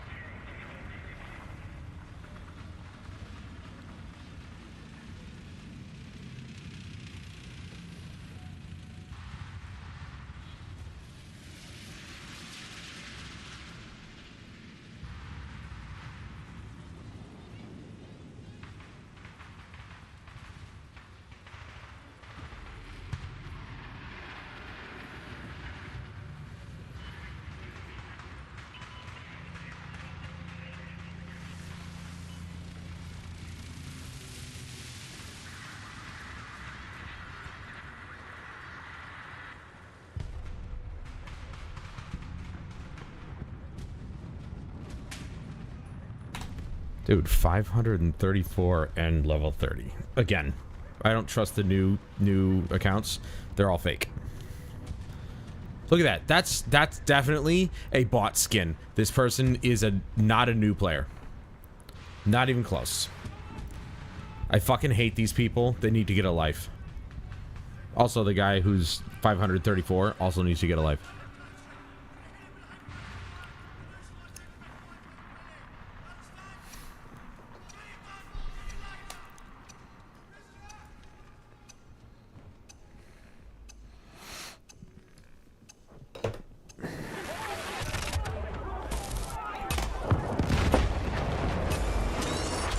Team move! Go, go, go!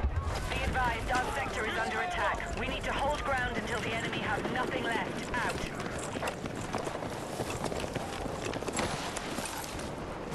Take what you can carry! For some reason, I feel like left on the D-pad was supposed to be the bag. I don't know why. Even though it's not been. Eyes of an enemy tank in your area. We need defensive support on the marked objective. Ooh, baby. I can't mount up. That kind of blows, but I think that's a miss. Is that that's a grenade one? Shit. Control objective Bravo. Well, whatever. Looks like we're gonna get run over again. Just saying. Enemy has taken objective Bravo. They already took Bravo.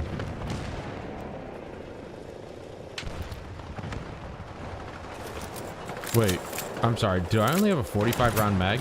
No, 50. What? Gotta work towards that. Oh yeah, I forgot. They kind of fuck you on bigger mags. They're just like, oh yeah, by the way, if you want that bigger mag, it's like 55 points. Alright, we've secured Alpha. Heard that, motherfucker.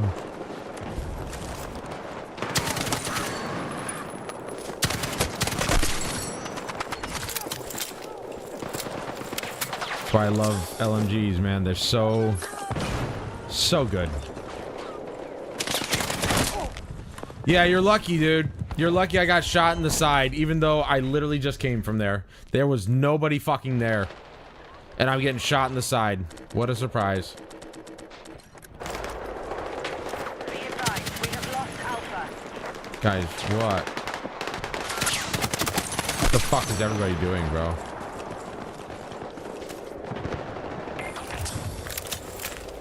Be advised, the sector is lost. Set up defensive positions That on was the top. pathetic.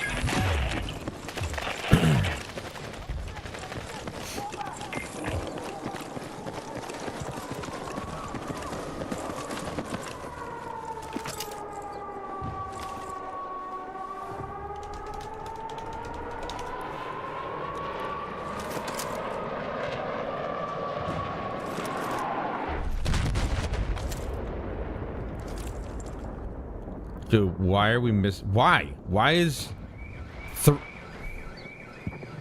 Dude, it's literally me and one other guy!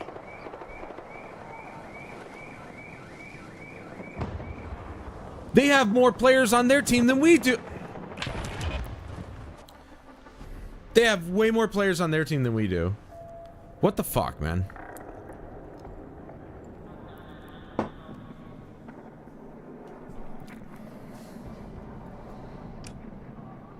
Is everybody on vacation or something?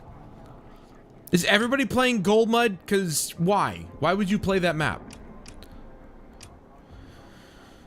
Man, I love it when they come out with maps that are only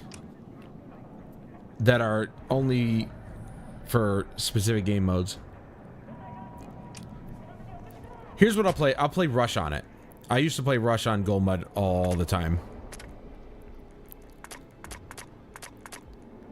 As far as I know, Rush is on it, so we'll do that. How about that? How about that? Am I gonna get like a full game here? Am I gonna get game of people?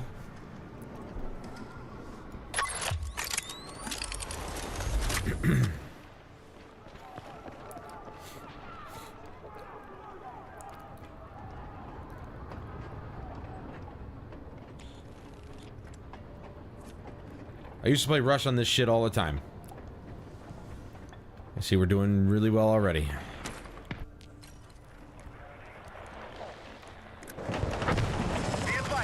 Wow, we actually have a helicopter. Well, to be fair, it's Rush. I keep forgetting. It's Rush, not Breakthrough, Adam.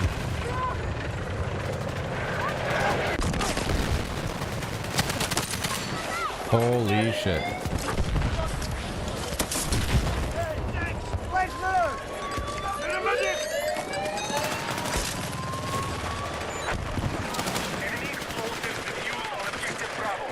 We got blows up here. Enemy vehicle sighting. Blow this up! Why are we letting this thing fucking exist?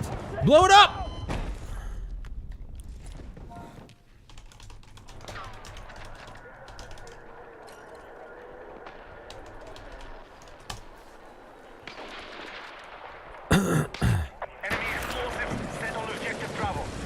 Like, what the fuck, bro?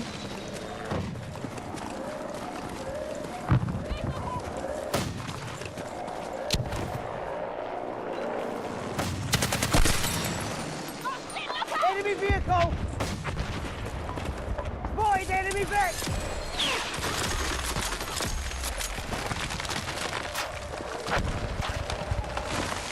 I hear him.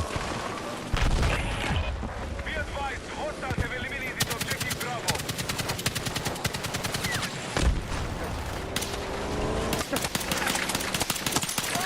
Stop. Stop. Just stop. The enemy have set explosives on Alpha. The enemy have lost most of its forces. Come on. Dude, tanks and choppers. This is fucking crazy. Okay. This guy's standing out in the open. He's literally standing out in the open and nobody shot him yet. That's fucking wild. We have lost the sector. Move to defensive positions. And the chopper's still up and, you know, fucking around. I don't know why nobody's blown it up yet, but... Enemy helicopter.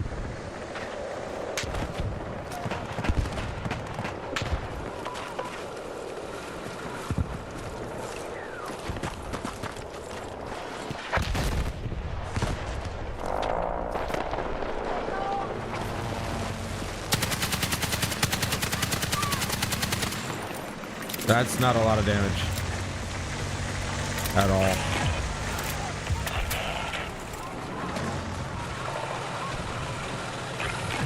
Be advised, hostiles are attacking. Hold them here and deplete their forces.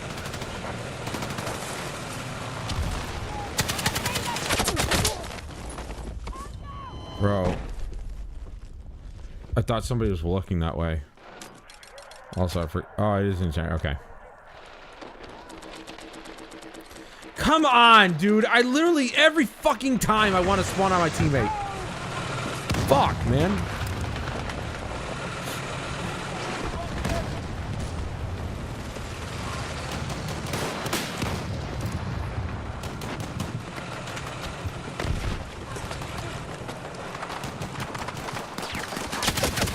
Okay, cool.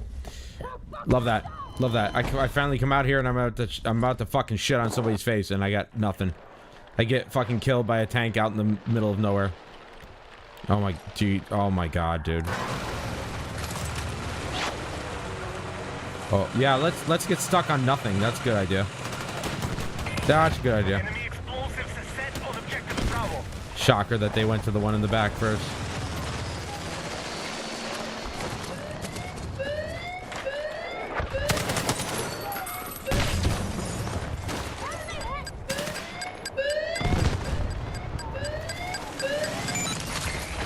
We have defused enemy explosives on Bravo.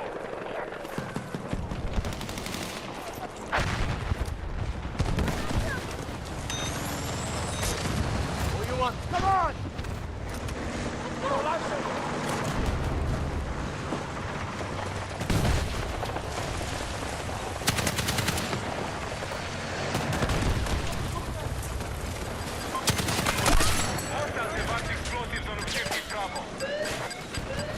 Yeah, you're a little slow there, guy. Hostile explosives on Bravo have been disabled. Grab what you can.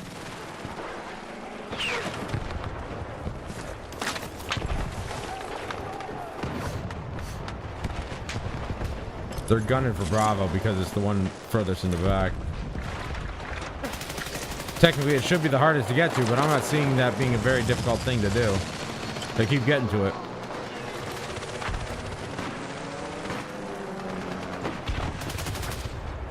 Tank! Get cover!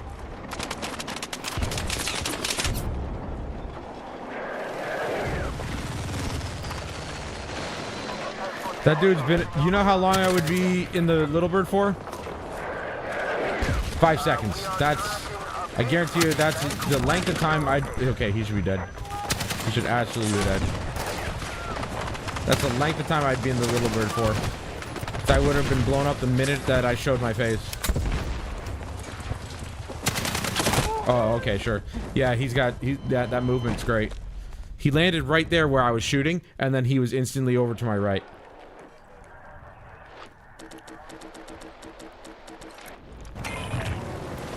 Because of movement.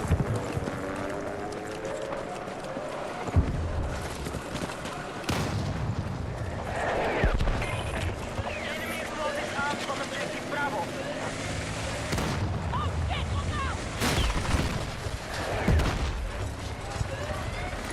Yeah, I didn't want to do that.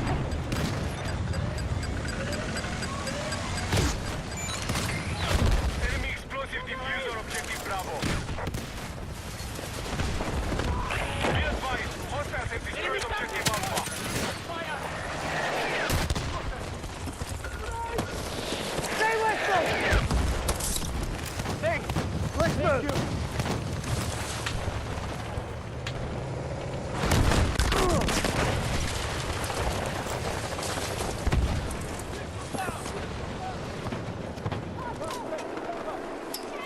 We have one objective to cover, that's it. I spotted an enemy tank to your west.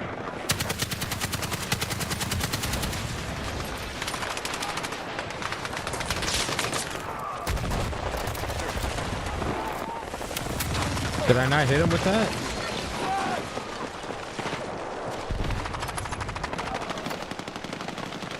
Hot flat! Man down! Beat the dead! Oh, shit. Well.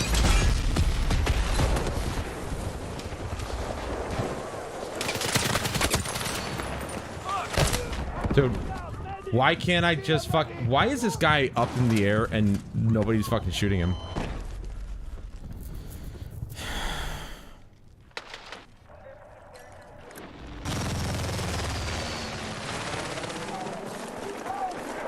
There's 2 Little Birds.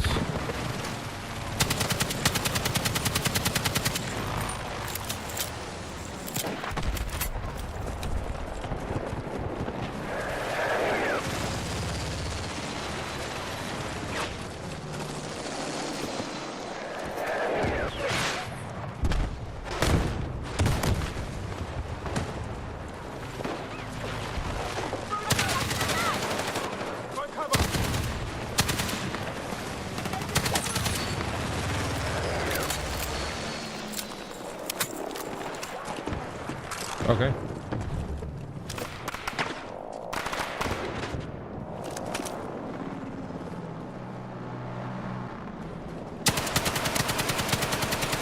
Fuck, dude.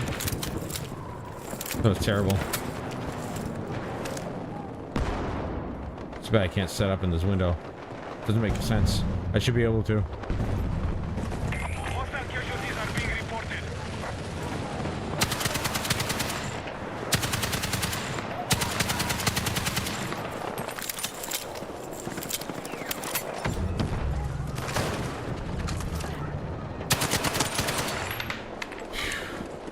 Be advised, enemy tank operates in your area.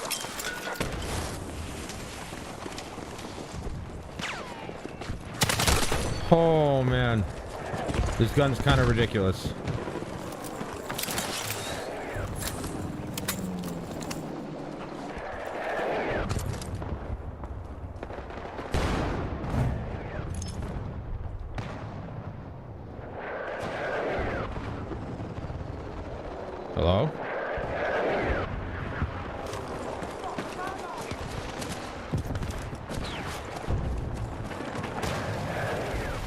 Well, I'll tell you one thing. They definitely designed this map with Rush in mind.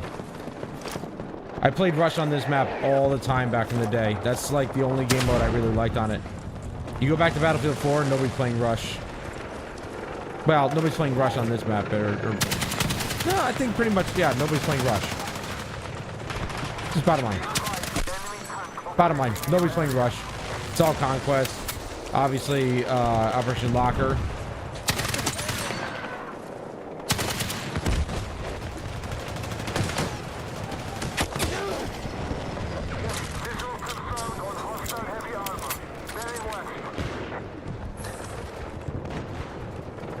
Excellent, you shot my pallets. Damn it, dude. Lazy finger.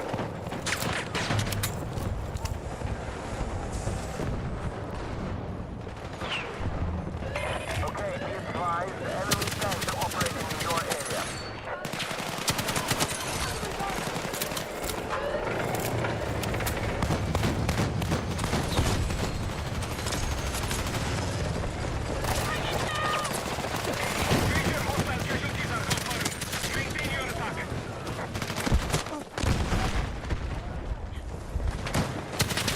Fuck, dude. I almost did a turnaround on that guy. Holy shit, and they got two vehicles behind us.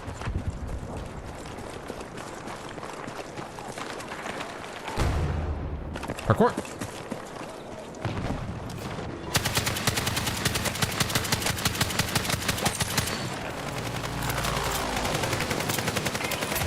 Enemy explosives set on objective Bravo.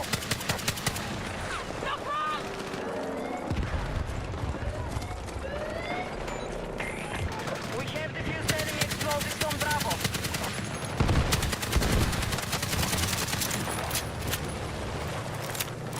This is a travesty that this gun only has 50 rounds to start. Travesty. Oh shit.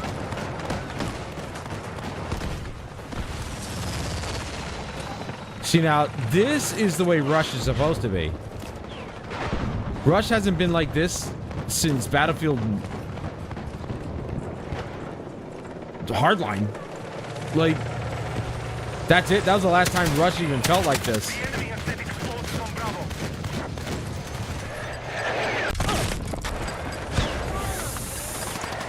Ugh! Hostile explosives on Bravo have been disabled.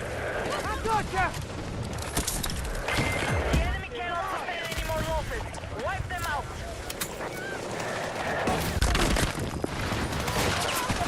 Dude, you blew up my box. Come here!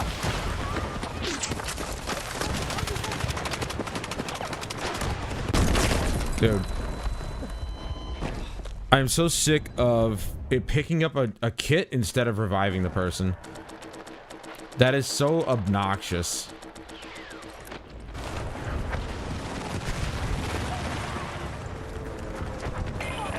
Enemy charges set on Bravo. Come on!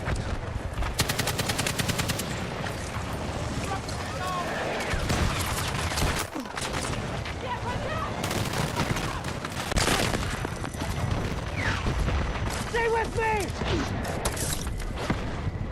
Let's move!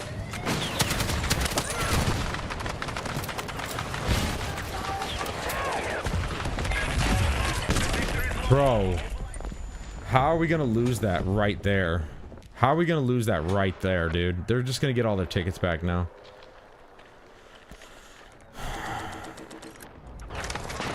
Come on, guys.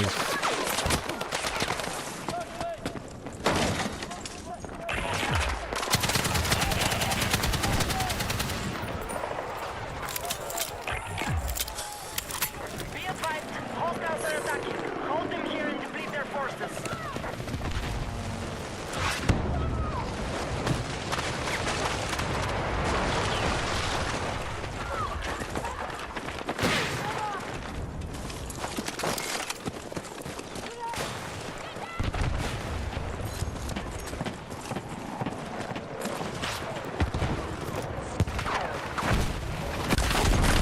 Dude, fuck you, dude. Seriously.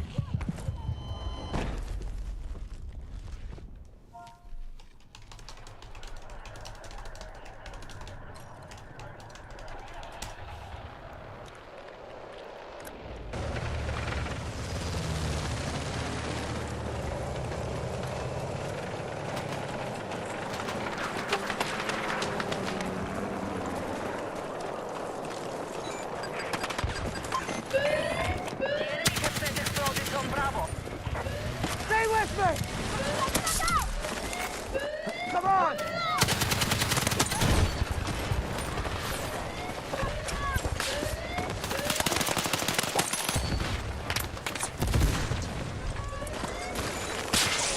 Enemy explosives defused on objective Bravo.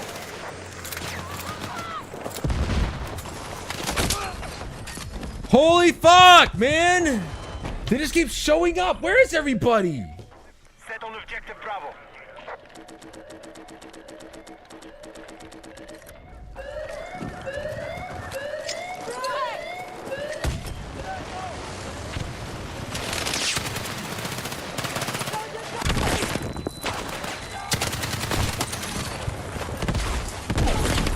Yeah, right, dude. Yeah, fucking right. That grenade was not anywhere near me. It was on the other side of the tank. Like, what the fuck, bro?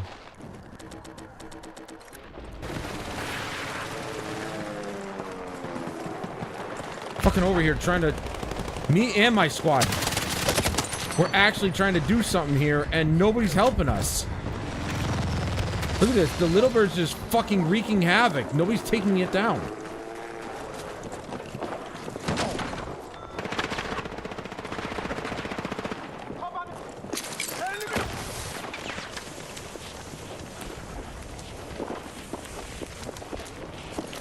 Take what you can carry.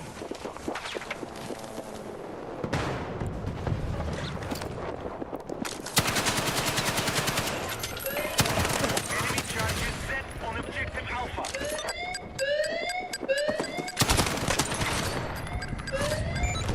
Bitch. Hostile charges disabled on objective Alpha. Fuck off, dude.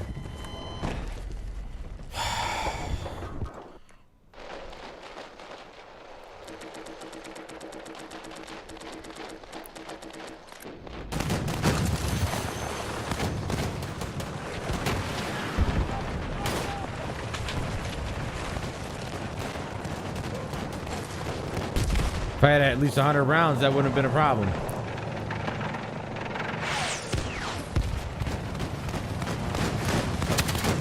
Bro, can you not do that? You just knocked down the wall behind me. Great, thank you. That's just what I wanted.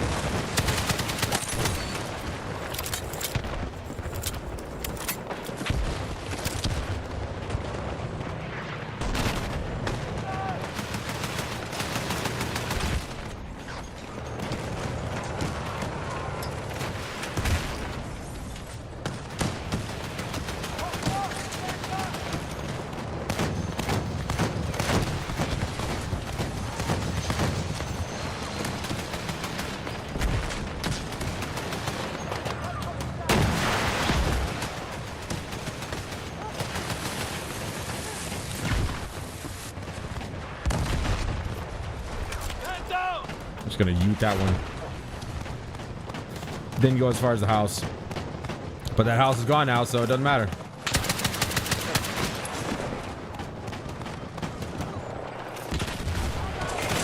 Fucking planting. God damn it, dude. Okay, cool. This dude's standing out in the open and he's still alive. Get it, get it, get... Oh my god.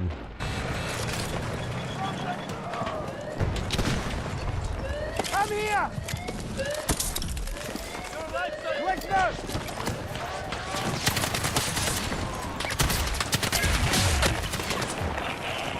Holy shit, dude. This shouldn't be this hard. We've had them down to nothing.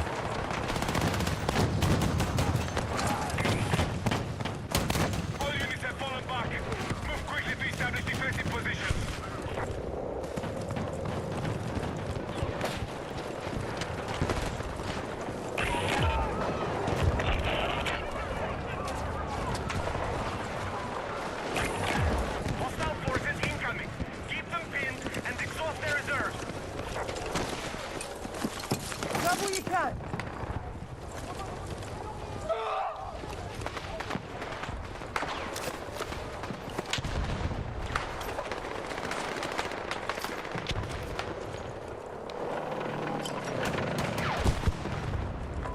Our vehicles need to focus the other vehicles. Enemy explosives on. Oh my god, they're already on Alpha.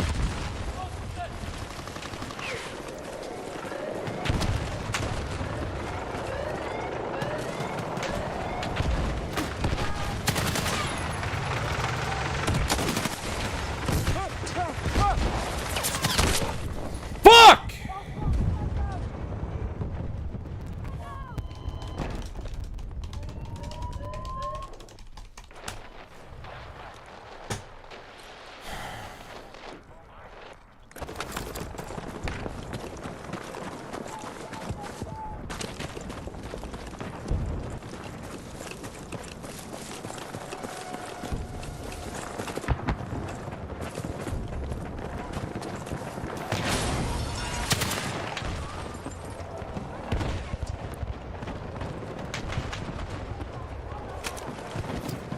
Enemy tank!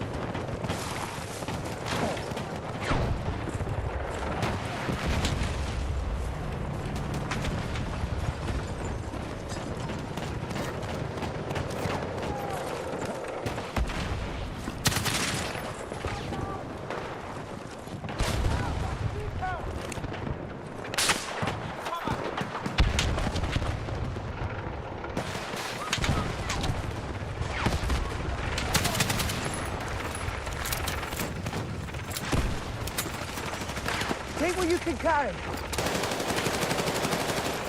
think there's somebody down below us. Hostiles have armed explosives Oh on my god, dude.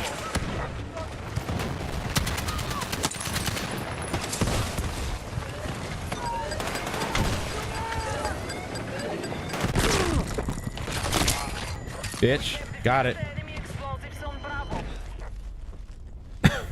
Doing all this fucking work, bro.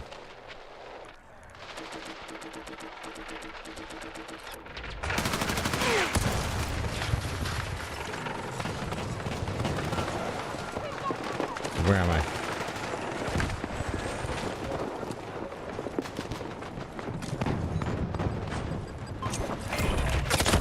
Oh my, dude, I was gonna throw my incendiary in there too.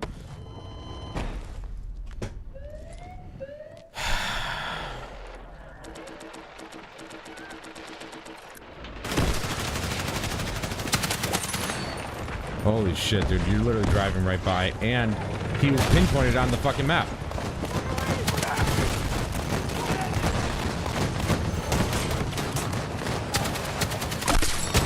That was lucky.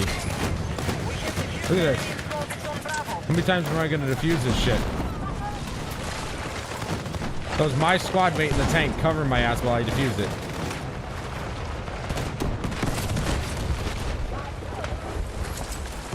I'll just stay right here. They'll never expect it.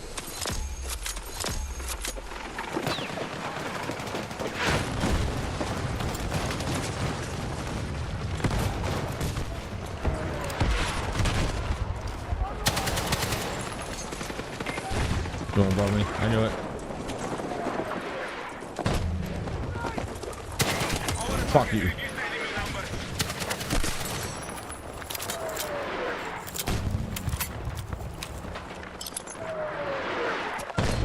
I don't care. As long as my squad mates can spawn on me, I don't give a fuck if I'm camping in a corner. Fuck these guys. Dude, careful. They're above us. Nope. You're not gonna pick him up.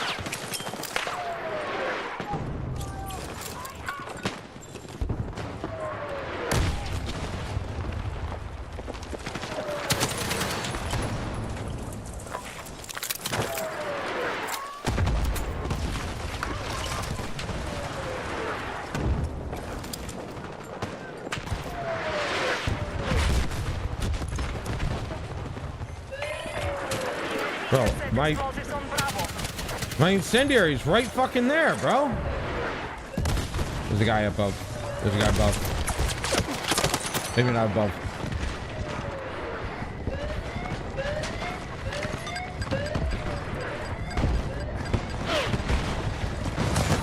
It's just one person on the on either side. It's just ridiculous. That's what this whole thing is. It's like I get it from one side, the other guy gets it from the other. It's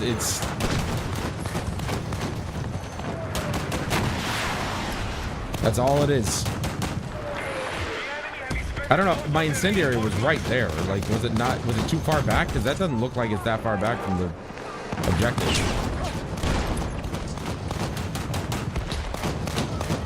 This is what I remember. This is what I remember Rush being like. This right here. This is insane. We shouldn't have gotten pushed back this far. We already, like, we had them beat. And then my team just fucking gave it up.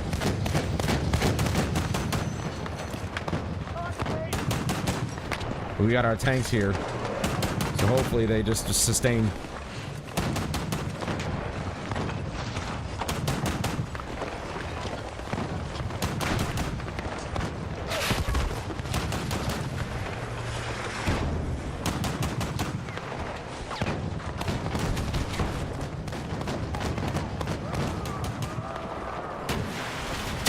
Damn, dude, I was gonna freaking shoot him. Damn it. Dude tried to crawl through fire just to get to it. Gave himself away.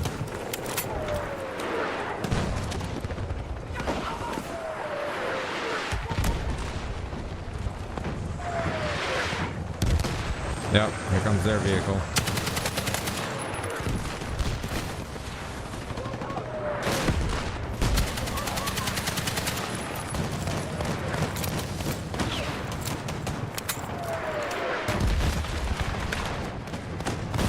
Might have to switch up my gadget.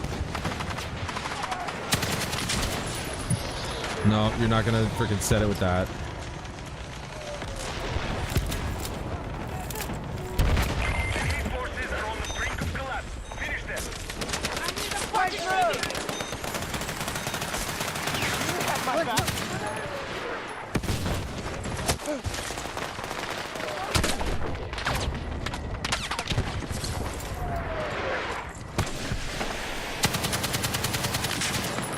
Fuck you.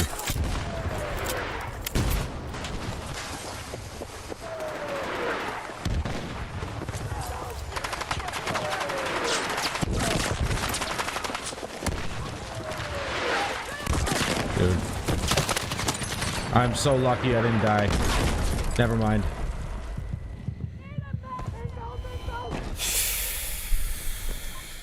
Great.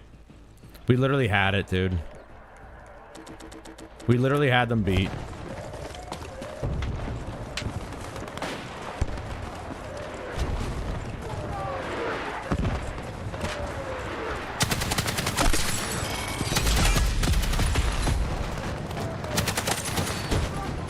Fuck. Fuck, dude, come on! Stay with me! Dude, there's still another one?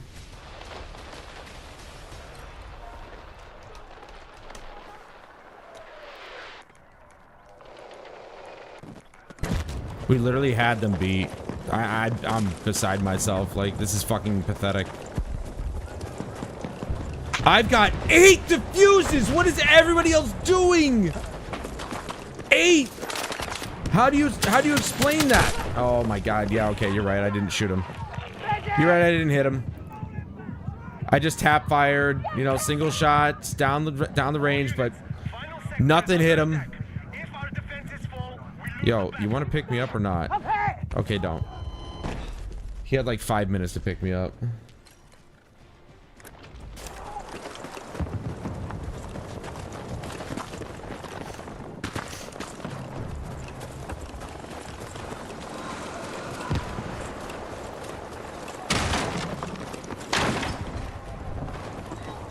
Whatever happened to putting claymores and shit on the fucking points?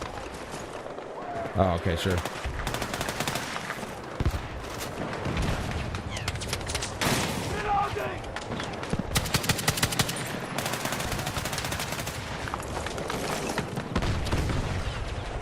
Deployed enemy vehicle! Dude. Right here, over here. This one's an easier vehicle. This one's easier. This one's easier. Come on, this one's easier. No shit.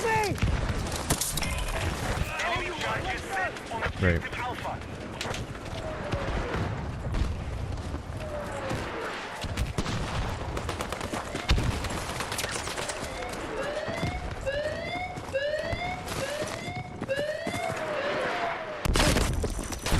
Get it, get it. Or don't.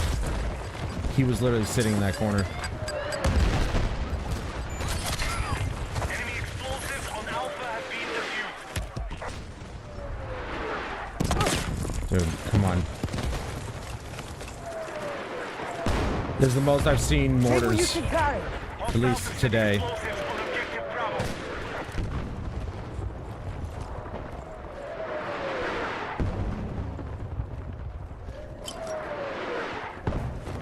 I'm not gonna run my ass all the way back over to fucking Bravo.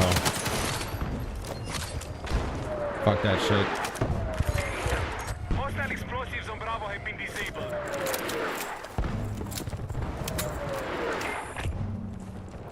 Other people need to do the work. Enemy explosives set on Objective Bravo. We have defused enemy explosives on Bravo.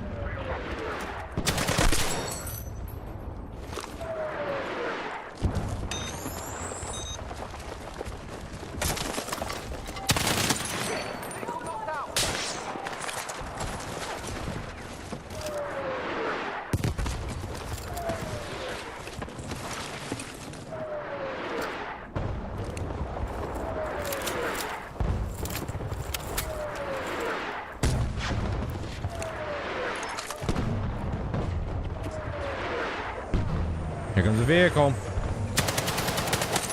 The only reason they win is because of the vehicles, man.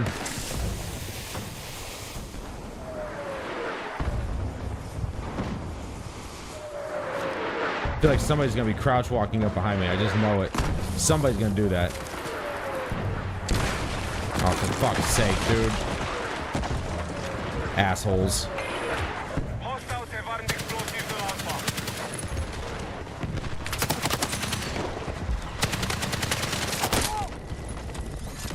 I've literally got no help. I've got zero fucking help whatsoever.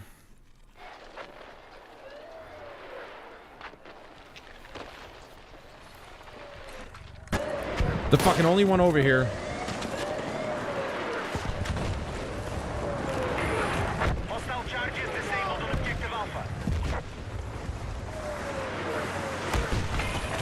Enemy explosives armed on Objective Bravo.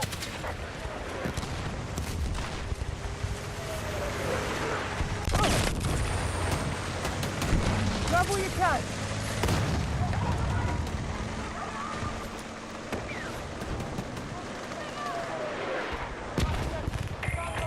Hostile explosives on Bravo have been disabled. How is it that we get all of these disarms and stuff like that, and yet we have problems just finishing? Just finishing it. We can defend it up until the very last man, and that's it. That's all we get.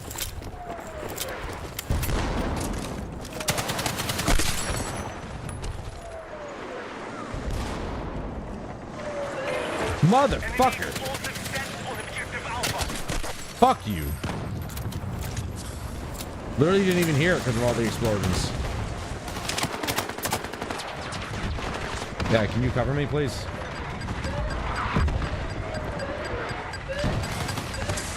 Be a tank for once. Our troops have defused the enemy charges on Alpha.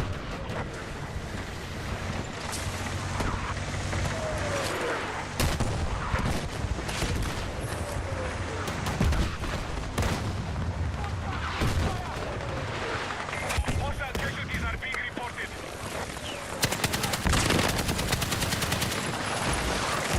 Dude, what the fuck? Stop! Fuck, man! Fucking mortars!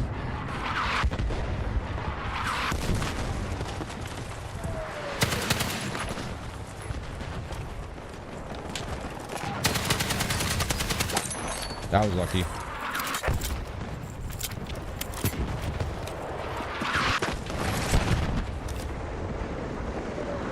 We have 0 engineers repairing our fucking tanks. I don't know why.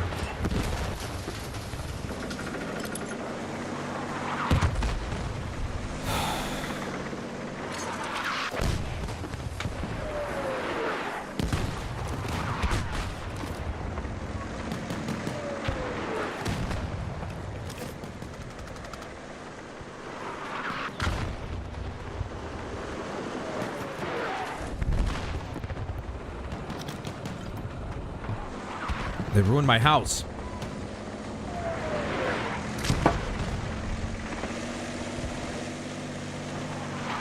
Hello, it came from the enemy. What the fuck?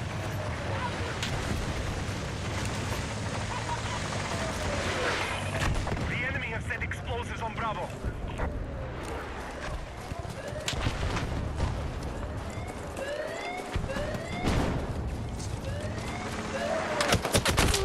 Fucking, this dude's out in the middle of the fucking open field. And he's alive?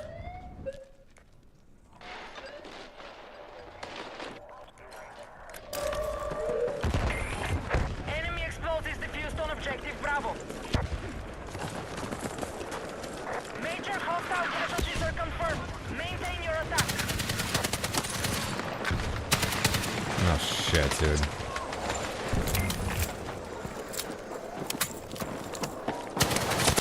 Oh, okay, sure, yeah, absolutely, yep, yep. Yep, he totally knew exactly where I was and he just turned on me like that, yep. Okay, sure, buddy. Sure you did. Sure you did. Explosives on Alpha. Sure you did.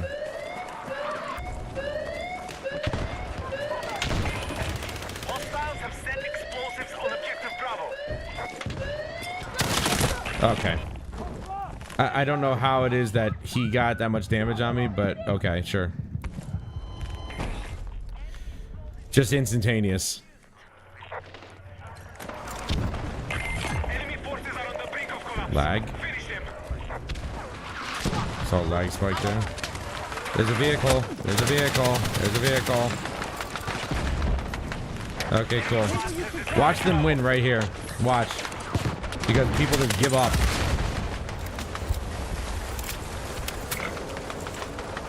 The vehicle's gonna win. Okay, good. Holy fuck. We shouldn't have even pushed it. We shouldn't have been pushed back this far. We should have beaten them like 3 fucking objectives ago. Holy shit, bro.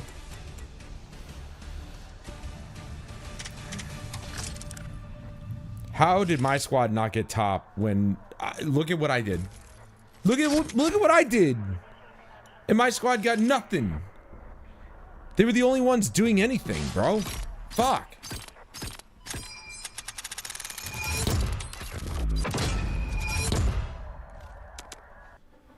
Oh my god.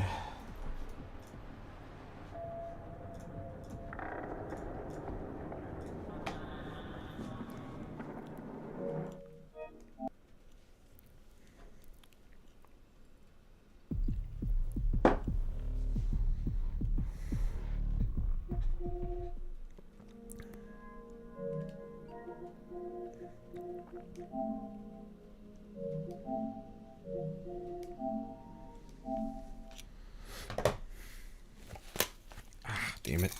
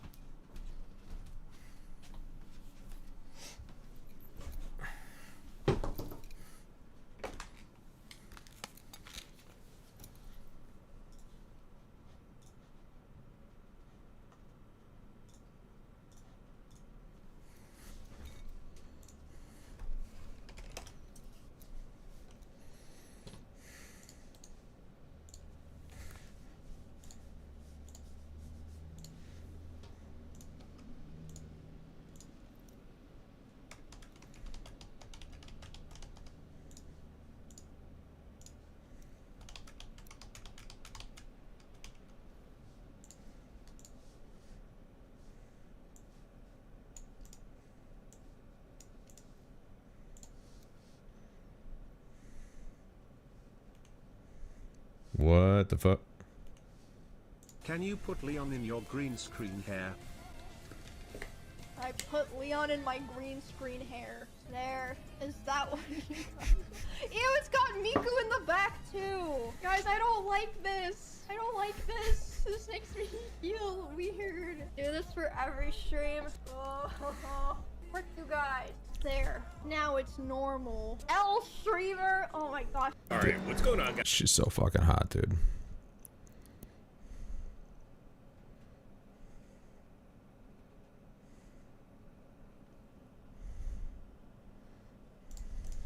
Jeff, dude, I haven't played a driving/racing game in straight up years. So I had people asking me to play Forza for like, I don't know how long. Even when Forza 5 was coming out, I had a bunch of people telling me to go and try to play some Forza. I mentioned every once in a while that I really wasn't like a driving sim kind of guy. I'm more of like an arcadey wreck kind of guy. I've seen this game all over I'm talking everywhere. This game is all over my timeline. I'm not deep into cars despite my actual history. I was in a vocational school for 4 years. So instead of going to like a typical high school, I went to a high school that immediately would give me some form of like hands-on experience. I was basically just aiming to immediately go into some sort of factory. Thing is, for those 4 years, the reason I went in there is because I had friends that went in there. Otherwise, I did not care whatsoever about like what kind of career path I would take. So that's mistake number one, right? I picked all the shit that like my friends wanted to do, but also they didn't really pay much attention either. So that said, you know, I learned some skills or whatever. It's not like I learned absolutely nothing, but these days, like, no, I would probably not allow myself to work on a car. No, probably not. The only thing I'm confident in is like changing brakes and shit like that, like brake pads or drum brakes, whatever. I got certification for, you know, brakes and tires and like all the balancing and stuff like that. I got my certification for like engine and transmission. Didn't get mine for electrical though. But yeah, I got all of these certifications. I took the test.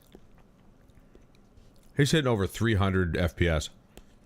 GPU is only at 80%. I say only, but still. I did all the hands-on it's not 100%. stuff, and now, I mean, all these years later, I don't remember shit. I would never work on a car again. I mean, I'll put air in my tires. I'll know if something's wrong or whatever feels off. I'll have a general idea of what it could be. I was working on old cars when I was in school in 2012. I was working on old... Man, I loved working on my cars. Fixing them and trying to replace parts and shit. Can't do that anymore. I mean... I have a 2-year lease, and all basic maintenance is covered, so. Old cars then from like the 90s and shit, because a lot of the time we wouldn't have like brand new vehicles coming in there. They were like junkers. The AI pulled right in front of me at the end. Dude, I was hoping that my car would be on this game, but I'm pretty sure my car is not in this game. I don't really know or understand like the progression in this game, because I spawned in here and I immediately got like 4 supercars, and then I played a couple races out, and then I got some more supercars. Yeah, I thought the progression on this game was like all about, I don't know, like getting a certain vehicle and then tuning it up until you go and beat a race where like you're finally at the threshold where you're able to compete with whatever other things. But that's not how this game works at all, and obviously like that's just my fault. I don't play the game, so I obviously don't know. I was kind of looking forward to doing that kind of progression, but now it's basically like spawn in, play like the online races or like the, you know, AI races or whatever. Get your like wristband thing, which you could get in like a few hours, by the way. You could get the maxed out one in a few hours, and then that's it. I was hoping my car would be in here, like I was saying though, a 2009 Scion TC. Got a couple dents in the door and shit like that, but I don't really care. I don't care about Dude has an 09 Scion TC. Holy shit. vehicles so much so that I straight up haven't even bought a new car. It's still my first car and I still haven't let it go. One of my big issues, like, Alexis is like the main one that pushes me to go and buy a new vehicle, or like other people that are typically buying new cars all the time. Like, dude, go and buy a Lambo, go and buy this. I'm gonna go and buy a brand new car just for it to do the exact same thing that my current car is, just sitting there in the garage or the driveway collecting dust. I don't go nowhere, I don't drive nowhere. I mean, when I do have to get in a vehicle, I would prefer for me to be the driver, but that's mostly just like my trauma. I've been in a couple car accidents in my life. When I was younger, we ended up getting into this one, I wouldn't call it like a really awful wreck. I can see why it's running at 300 FPS. The game looks like shit, which means he's probably got it down to like the lowest graphic settings. but it totaled the car. So, I mean, grandma was taking me to school. I can't remember how old I was. And I was sleeping, and then out of fucking nowhere, immediate impact, a deer ran out into the middle of the street, and my grandma just collided with it, absolutely demolished the poor thing. But it also destroyed the front of the vehicle. It was totaled. It wasn't going to go anywhere. That definitely wasn't the worst one, but that was the beginning of it, where, like, I was really comfortable in cars. I'm falling asleep and everything, and now it became this thing where, like, I can't fall asleep, or if I do start falling asleep, immediately I'll get this crazy, like, pump of adrenaline out of nowhere. No danger at all anywhere in the vehicle, but I'll just, closing my eyes immediately makes me think I'm going to get into an accident. My therapist tells me it's This is really annoying that he has the graphics on the lowest settings. You don't need 360 FPS in a driving game. 60 is max. Like, you only need 60. Just crank the graphics, dude. So, I mean, why? Okay, it's directing me through here, okay? Sure. See, I'm the type of driver that will straight up follow that GPS just like that, too. I don't give a fuck. My GPS is telling me, hey, good luck, everyone. I wouldn't say that I'm a bad driver or anything, but I definitely don't drive all day. That said, I also play video games, so I also have, like, this belief that I somehow would be able to avoid accidents or whatever it may be. If I were put in this situation, I would hope I would be able to avoid an accident, but I think a lot of people believe they can do that. Also, everybody always believes that everybody else is, like, the problem on the road. Like, nah, I wouldn't be the one to cause an accident. So, like, I completely get. The funny thing is, everybody else is the problem on the road. All day today. When I left in the morning to go get some, shopping done, and then when I left again to go get water in one of the jugs, I don't know what's going on, but the universe has literally threw 4 people in front of me that didn't know how to fucking drive. They were under the speed limit. They were slow as shit. And I'm just like, what are you doing? Like how the mindset gets you. Got a 2009 Swerving all over the Scion road. TC, it's gray. I did some spray paint over part of the door that was dented. I don't know how I got that dent on the door either, by the way. I don't remember. Like, sitting here driving around these, like, Mitsubishi Lancers and shit like that. This is All what right, I was... Also, you see, this thing has a rear windshield wiper. A car like this doesn't... They don't ever have those. Expecting at the start. This is what I want. Earlier, when I was actually still playing racers, I played mostly like Need for Speed, and I see people on my timeline crying and complaining about like AI and other players like actively going out of their way, crash into people and shit like that. Sure, if you go and stop in the middle of the road or whatever, you're doing laps and stuff like that, like, yeah, you're clearly trolling. But this whole like, I can't bump anybody or I can't try to direct anybody off of the path or anything, that is all part of racing. I don't give a fuck. That might come from like my Burnout roots and my Need for Speed roots. But if you're slightly in front of me, absolutely gonna try to fuck up your steering, no doubt. And if they do that to me, that's what I'm expecting you to do. If you're right next to me and we're coming up on a turn, and I know that you're gonna beat me to that turn, but if I go and turn a lot earlier and turn my car into your back wheels to fuck up your turn, I mean, that's just a skill issue. That's on you. A lot of these guys want it to be like super clean racing and all about the skill and whatever, but like clearly Forza isn't necessarily the premier simulation game, right? I was under the impression that this game was not Forza like Horizon, a big sim game. But I guess like over the years the game became a little bit more arcadey or something. I don't know if that started with this game or 5 or 4. These racing games aren't usually my thing. And again, if I'm going for racing games, it's usually... I understand that he's not a racing game guy. I mean, I love my fair share of racing games. But if you're even just in the slightest bit in the gaming industry, either as a developer or a content creator or whatever, how the fuck do you not know that there's 2 different Forzas?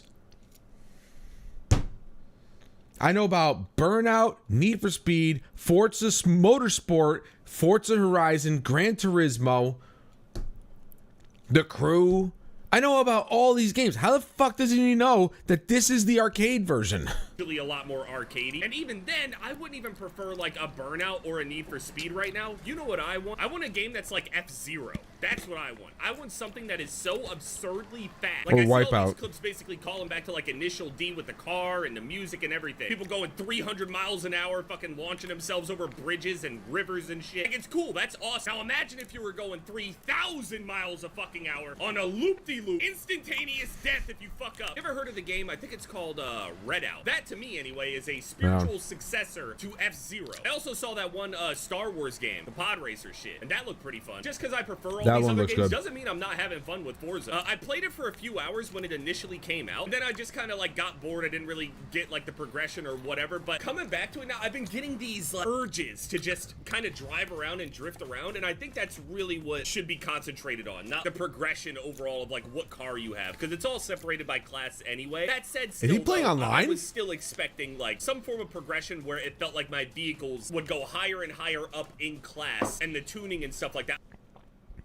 Is he playing online? Because these are definitely like user I don't even know names. how to tune. The nice thing about this game as well, though, people put their tunes up there, and people will just straight up copy the tune, download like custom skins and stuff like that that people make. You really don't have to tune or do anything, which is like great for people that like don't understand. Oh, dude, I saw this video of comparing the very first Forza Horizon cutscene, like a cutscene from that game, to this one.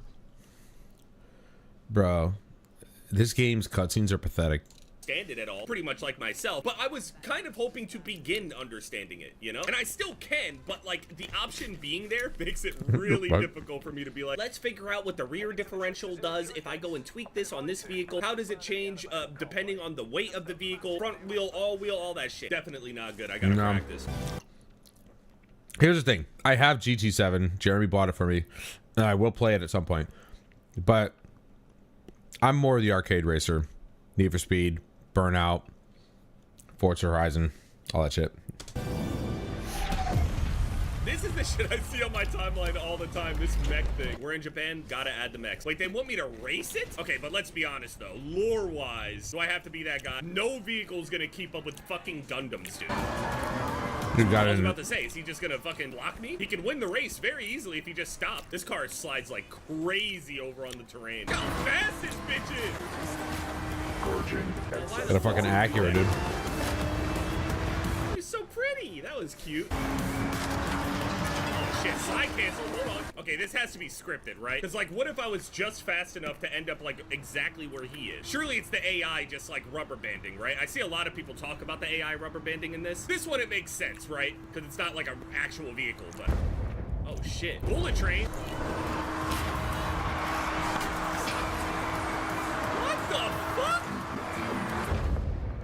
Dude, okay, sure. Yeah, why not? Apparently you can replace like the music with your own music too. That would be an entirely different vibe if I That's put pretty my cool. music on this shit. Wait, hold on. I have 2 wheel spins. Come on, show me the money. I don't even know what I'm actually going to be looking for here, to be honest with you. If they give me a car, I don't know how I'm supposed to react. I guess if it's legendary.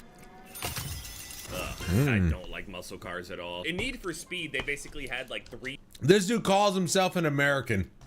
different types of vehicles. I don't like and they all muscle handled, cars. like, Give me a very break. Similarly, they were just a little bit like faster or whatever. There were tuners, muscle, and then luxury. Luxury kind of slid all over the place. Wasn't a fan of it. Muscle cars also were like really fast, but they were heavy and like sluggish feeling. Then you had the tuners. You could absolutely go and drift around, and they had incredible handling. And that to me pretty much trivialized all of the races. I didn't have to learn how to drift. I didn't have to learn how to do anything well. I didn't even need to take corners well. I just needed to take them good enough and then just hold left or right, and I could pretty much make any corner. That's my main problem. I really don't give a shit about any of these cars. That's always been my issue with like trying to find a new car as well, that like I don't really care. I just don't like how cars look. And it's not like cars now are really ugly. No, like literally I don't like very many cars at all. I think they all look really bad, from sports cars to regular cars to family vans, Wow. SUVs, trucks. I think all of them look like shit, man. I got all of like Wow. the assist stuff turned off. The only thing that I'm not doing is manual shifting. I don't drive manual in real life, so I don't want to do it in game either, dude. I don't care how Well, much okay. faster it makes me or what. I don't. To be fair, manual shift in video games, as opposed to real life, it's not the same thing. I absolutely prefer manual shift in real life. Give a fuck. Driving isn't fun to me. I'm not gonna make I it love less driving. fun. Other people feel like it makes it more fun, which completely I get it, but not for me. I do like racing though. Fuck, I can't catch them. Fuck, man. I would do manual shift if I got Get like out of a my way. wheel and a Ooh. shifter. Get out of my way. Yep, this is what I'm gonna do. I'm gonna bounce off of people and I'm gonna be super aggressive and mean. I'm gonna use people as guardrails. I'm not taking the turns well. I'm not doing none of that shit. I'm using you guys as guardrails. This game, visually incredible. Gotta be one of, if not the best looking racing game. The fuck is he talking about? This looks like shit, man. He's got to have the lowest graphic settings on, right? This is not Forza Horizon. Out there. I know people now are doing like F1 and what's that other one? Something Corsa? Yeah, I'm not deep into the racing games or whatever, but if you guys want some more just casual, stupid Forza stuff, let me know down in the comment section and by leaving a like on this video.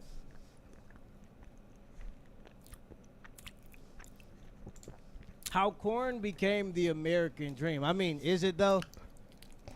Really seems more like a nightmare. Today, there's no better way to become rich, famous. I'd still fuck her, man. She's like the only porn star I probably would fuck.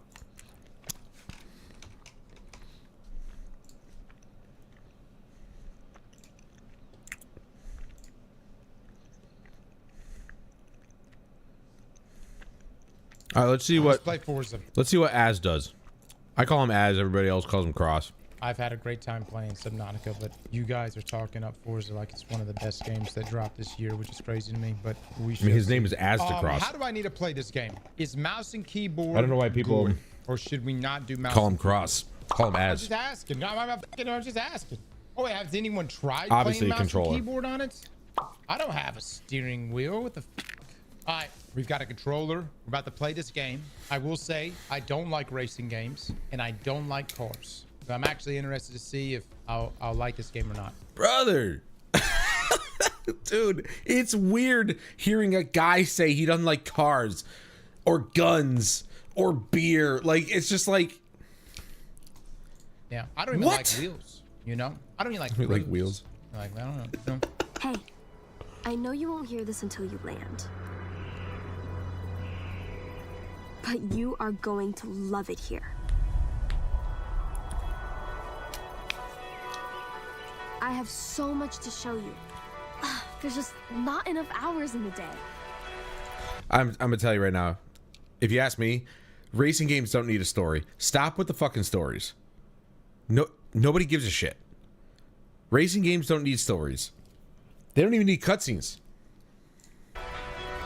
And guess what? Jordan will be here anyway. I've been busy getting everything ready. I've got the sofa to crash on for a while. I got the garage all set. Oh, he's here. Gotta go. Everything May said is true. You would not believe this place. Yeah, it's Japan. Japan's one of the nicer looking countries. Gotta go.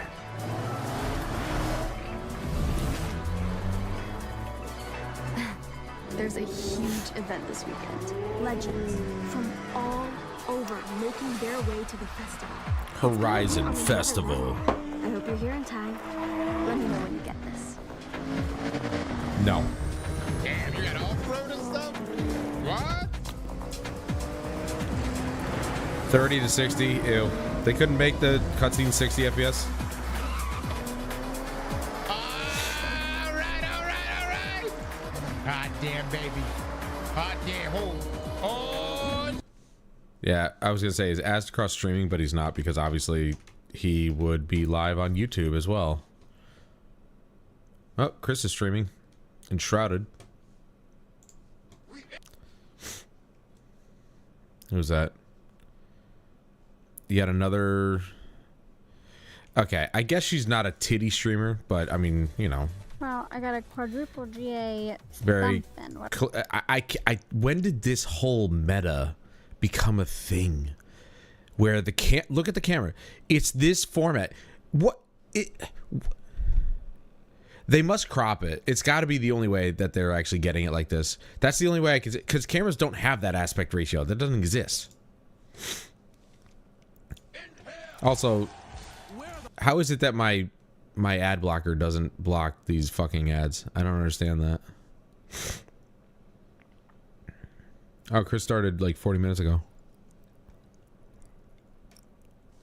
This is why I don't watch Twitch. Actually, yeah, why am I on Twitch? Hold on.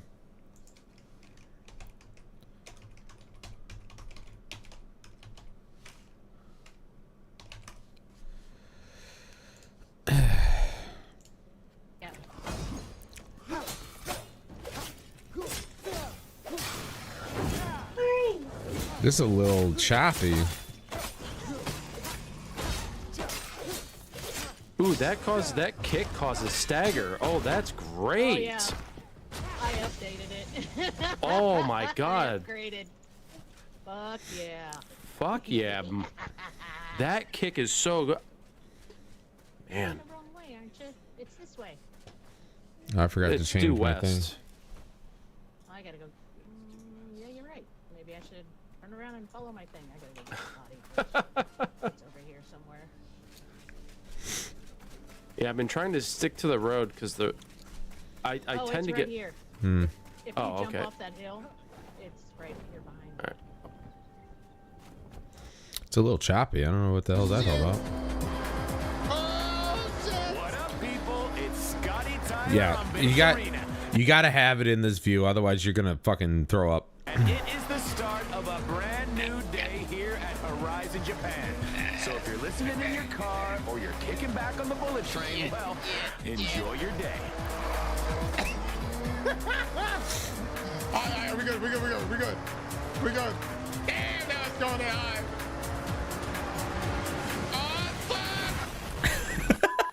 Oh yeah. Now we got, look how beautiful that sexy ass game. Where are we? Are we in Japan? Yeah, this looks way better than what All right. Chev was playing. How do I make this turn? Sorry, you're not getting 300, even on like a 59. You're not getting 300 FPS with the graphics cranked up. Jeff definitely turned them all the way down. So I don't know how he said it was the best looking game when he had all the graphics turned down.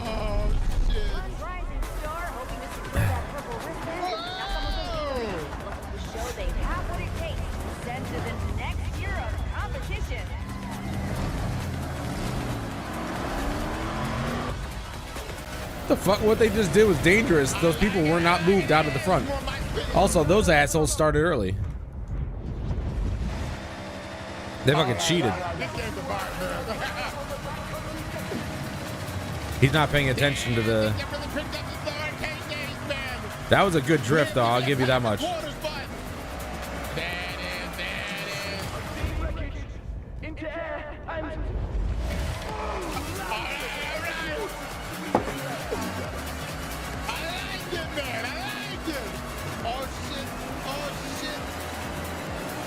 Oh, he's gonna spin out.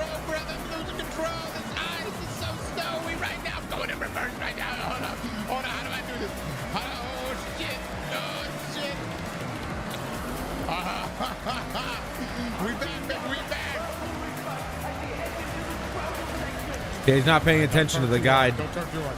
Don't turn. Oh, Lord have mercy. Okay, what place are we in? What place are we in, chat? What place is this? My fit? Is that what that number means? No, that's my gear. Let's go.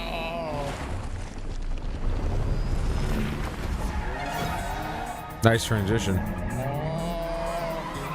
Mountainous terrain.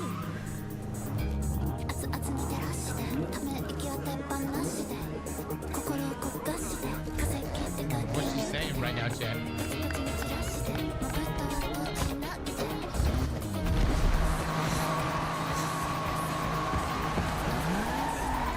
First of all,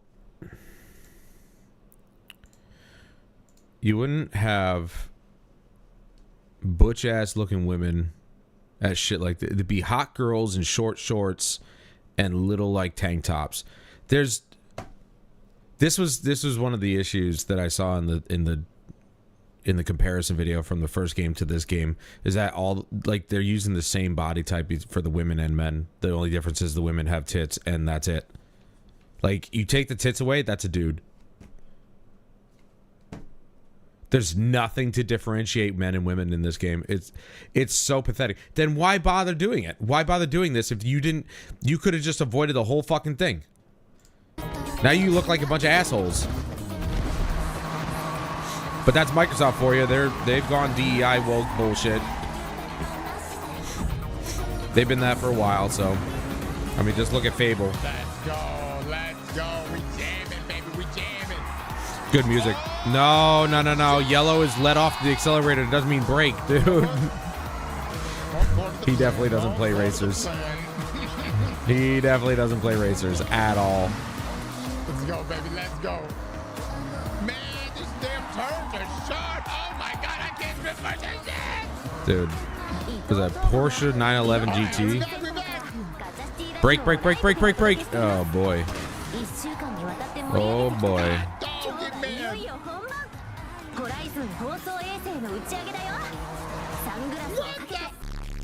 The hell? That was weird. This is hard. I don't want to drive this store anymore. Oh, look at the cherry blossoms though. Oh, it's all worth it. Oh, what a beautiful. Look at the way the compression on this video. This is what YouTube has done to 1080p, and it's really sad. And somebody as big as he. Oh, sorry. This is 1440p. It still looks like shit.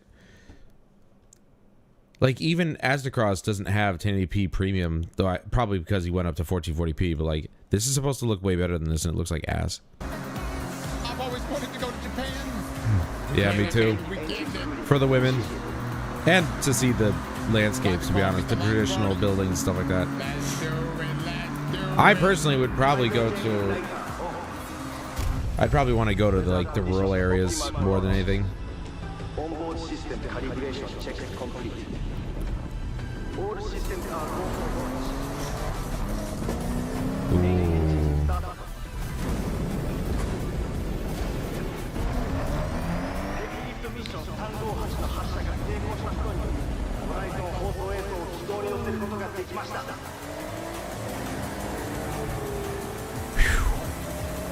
It's a sexy looking car. I don't know what it is though. It's a GT of some sort. Shit. Open plane. Okay, Horizon. It's your boy, Scotty Tyler, here at the festival. Scotty site. Tyler. What a day. We've seen wristbands. They could have picked a shittier name. And now, Let's give him 2 first names. headed for the festival and leading the way. I need driver's assistance. GRGT prototype. Oh my word. Just look at that thing. Oh, all right. You tap the brakes. Everyone is going to the festival tonight. Now, if you tap it, it's gonna put it in a spin. At Horizon. Okay. We're back. Oh shit. You gotta actually brake. Oh, shit, everybody look out. Be careful. The thing is so uncontrollable.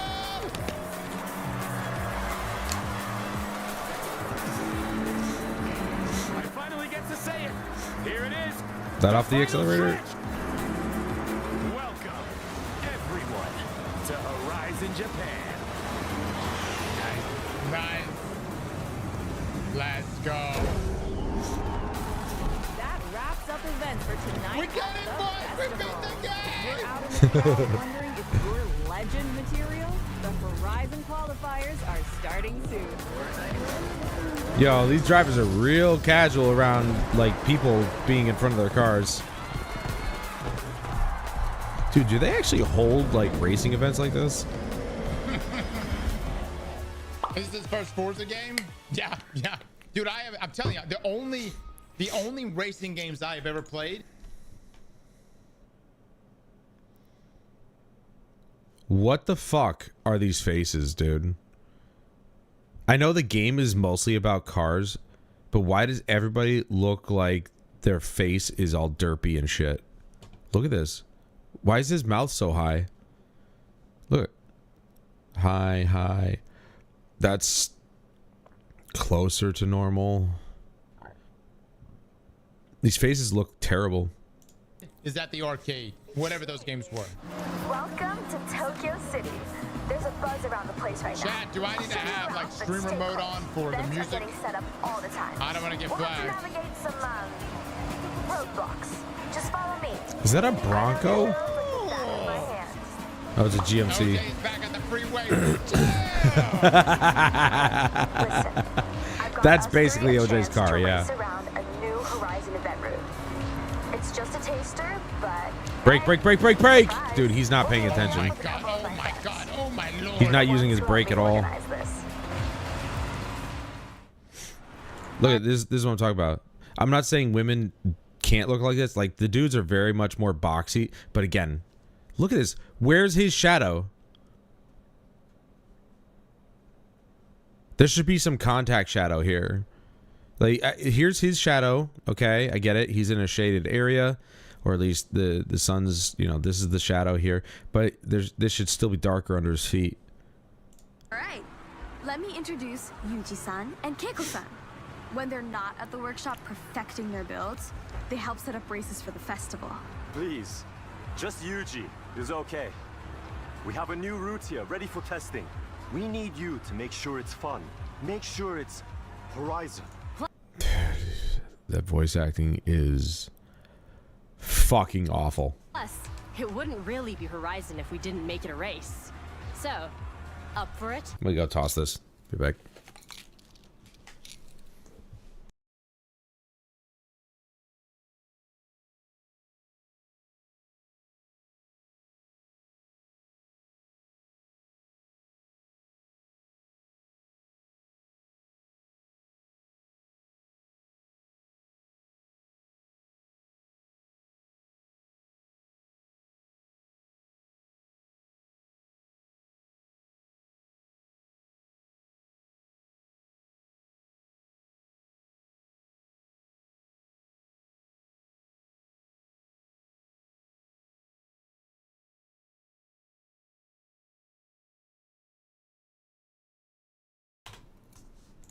Of course. Do you even need to ask? Well, I also need someone to test the tune on my R32. I'm curious what the music sounds like, the copyright-free music. This is a race. So, no holding back. What does that mean? Obviously, they wouldn't hold back.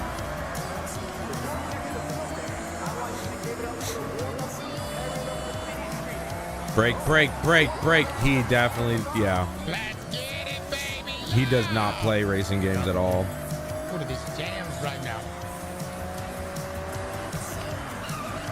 Nope. No, you gotta hold the brake. As long as there's red on the line, you hold brake. Come on, baby. Come on, baby. Come on, baby.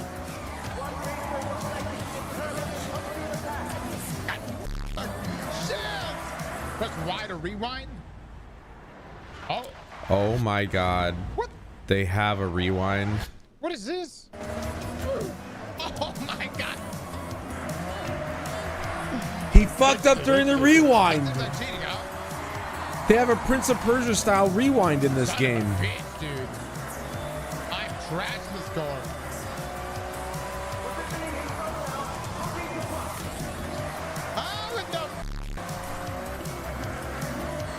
Do I need to slow down in some cases?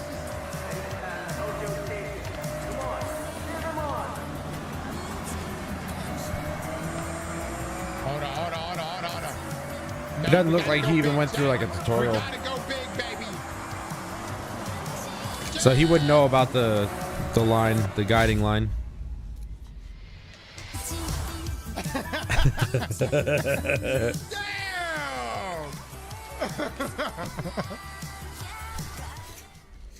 Okay. Last Looks like the route walks well, as does the tune on that R32. Good work, everyone. Thank you. Getting to race on an actual Horizon track was thanks enough. It's all practice, eh? Oh my god, he fucked up that car. I've signed us up for the qualifiers. Mate, this is amazing. Thank you. In that case, next time we meet, I'll expect you'll have your wristbands. So, go qualify. This dialogue is terrible. I'm pressing A to brake. Are you guys saying A? I should be pressing something else? LT. A is your handbrake. Our path to the festival and our first wristband. You never want to Standing in hit our your way is the handbrake Horizon unless you know you can do it. So, we need to prove ourselves first. That's an emergency brake? Okay. Qualifier events. Complete enough of these and we'll have a place in the invitational. First step on the road to Legend Island. Better get to Let's it. do it. Let's do it. What do you want to do first? I want to win a race.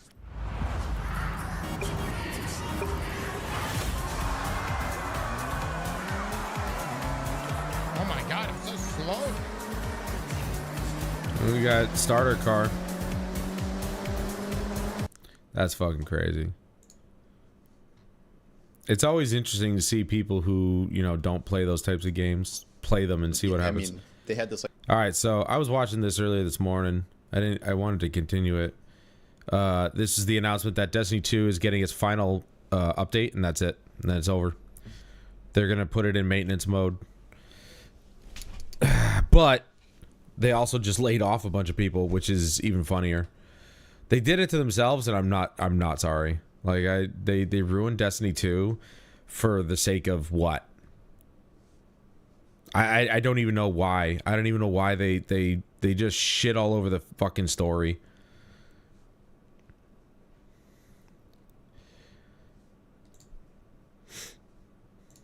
They vaulted content they never should have, and they shit all over the story. They made it absolute garbage. More bad news for Bungie on this week's Inside Games Roundup. On the same day, the studio announced their final content update for Destiny 2. Video game scoop hound Jason Schreier heaped more dirt on the studio by reporting that big layoffs are on the way and Destiny 3. I had more respect for Jason Schreier before he opened his mouth and said that he was basically all for DEI garbage. Is not in production. Hey, we're not losing all of our video games. There's still a few out there. Marketing for Grand Theft Auto 6. Hey, Matthew, good morning. It's 9 o'clock at night. This is going to kick up pretty soon. Further I guess you validating just its woke up. November 19th release date. We've also got a few stories from the stranger side of gaming as well. A Valorant update has been bricking cheaters' PCs and I love some that. absolute waste of human life.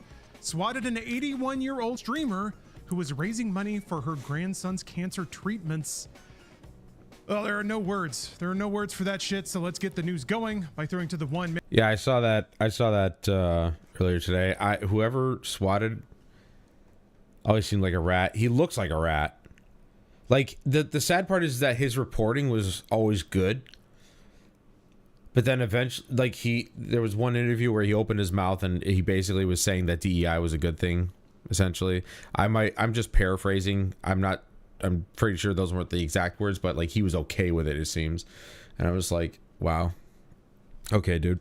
And who's just never at a shut loss up and for do your words. job. Brian Garr, tell us what's going on with Bungie. Oh man, yeah. more Bungie bad is news dying. coming out of Bungie. That's They what's are happening with reportedly Bungie preparing because for they decided to make a shitty little extraction shooter and toss their Destiny community aside while they basically tanked their reputation and ruined their fucking games. And now, like in a last-ditch effort, they're doing one last update. And it's basically a culmination of everything they were probably going to be putting in the next year or so. So they were going to drip feed all this shit. And now they have to put it basically in one patch. But they're still not restoring the vaulted content. They're not restoring the Red War. They're not restoring Forsaken. They're not restoring the content that we paid for. So they can go fuck themselves. significant layoffs as the studio. Bungie deserves everything that they got coming to them because they did it to themselves. By our top commenter on yesterday's video, Io, the king of gaming. Look at this. We'll focus on Marathon rather than jumping directly to Destiny 3. Like anybody asked for that. Commenter on yesterday's. And not only that, but they're updating Marathon to have PvE content now. Like that's gonna really bring people in. It's not gonna save the game. It's not gonna save the company. It might bring a small handful of people in, but it's not gonna do much. Video, Io, the king of people gaming, already have their ideas said about next announcement Bungie layoffs. So sadly, they were. People already have their this opinions about comes Bungie from and Marathon, Jason and Schreier, who quoted they're not people going to be coming back. Familiar with the studio's plans. We don't have any report yet on how large the layoffs might be, but Schreier's use of significant is not a great sign. You know, Lawrence and I predicted this weeks ago as well. We were talking about the winding down of possibly Marathon, and then we started talking about Destiny. So none of this is looking good. Bungie doesn't really have a new project lined up for much of the Destiny 2 development team once the game's final content. From what I hear, that they've pitched Destiny 3 multiple times to Sony, and Sony said no. So Sony's basically done with their bullshit. They basically said no to Destiny 3. You have what you got. Deal with it. Essentially, I'm obviously putting words in their mouth, but that's what I'm getting from them just constantly saying no to Bungie pitching new projects.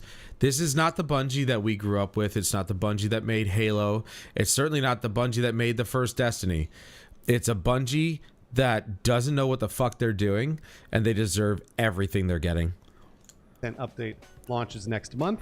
The company also reportedly has no immediate plans to begin production on a Destiny 3 either. That's scary. The idea that this seems to have cut off mid-cycle in one Destiny expansion, and also they've got no work for them to move on to, yeah. That means layoffs, unfortunately. On Thursday, Bungie confirmed that this June 9th update will be the final content release for Destiny 2, though the game will remain online for players, and of course, you'll be able to spend money on it if you really want to. Yeah, they wrote in a blog post, while our love for Destiny 2 has not changed, it has become clear that after the final shape, we have reached the time for our shared worlds and Destiny to live beyond Destiny 2. I think they mean die. Interesting, they said final shape and not renegades. Oh, whatever. And also live beyond. That's because everything post Final Shape was fucking gay. I meant die. Bungie's reportedly trying to pitch new projects, including possible future games in the Destiny universe, but... Hey, give me a second.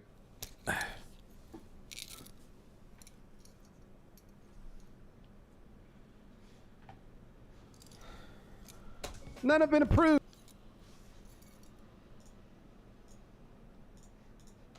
Or at least not that we know of. And that's the thing. You can bet your ass they pitched a Destiny 3, and PlayStation must have said no. So that's kind of interesting. Give me a second.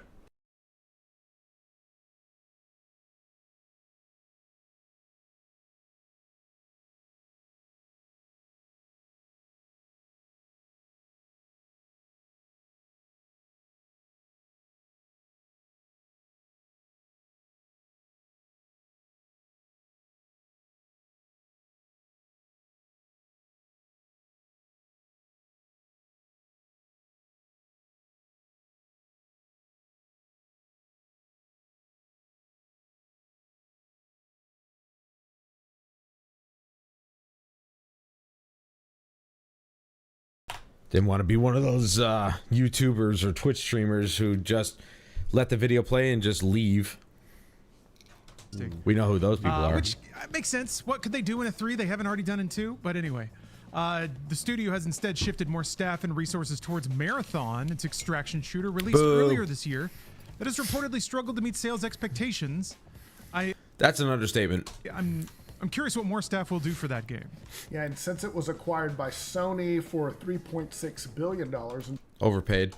2022, Bungie, it's just been a disaster. They've laid off hundreds of employees, Understatement. canceled several projects, including a planned Destiny spinoff called Payback. Since the Destiny 2 announcement, several devs took to social media. Yeah, I never heard of that Payback thing. Aztecross talked about it in his video this morning that I watched, but when I'd never heard of that. Not once. Media.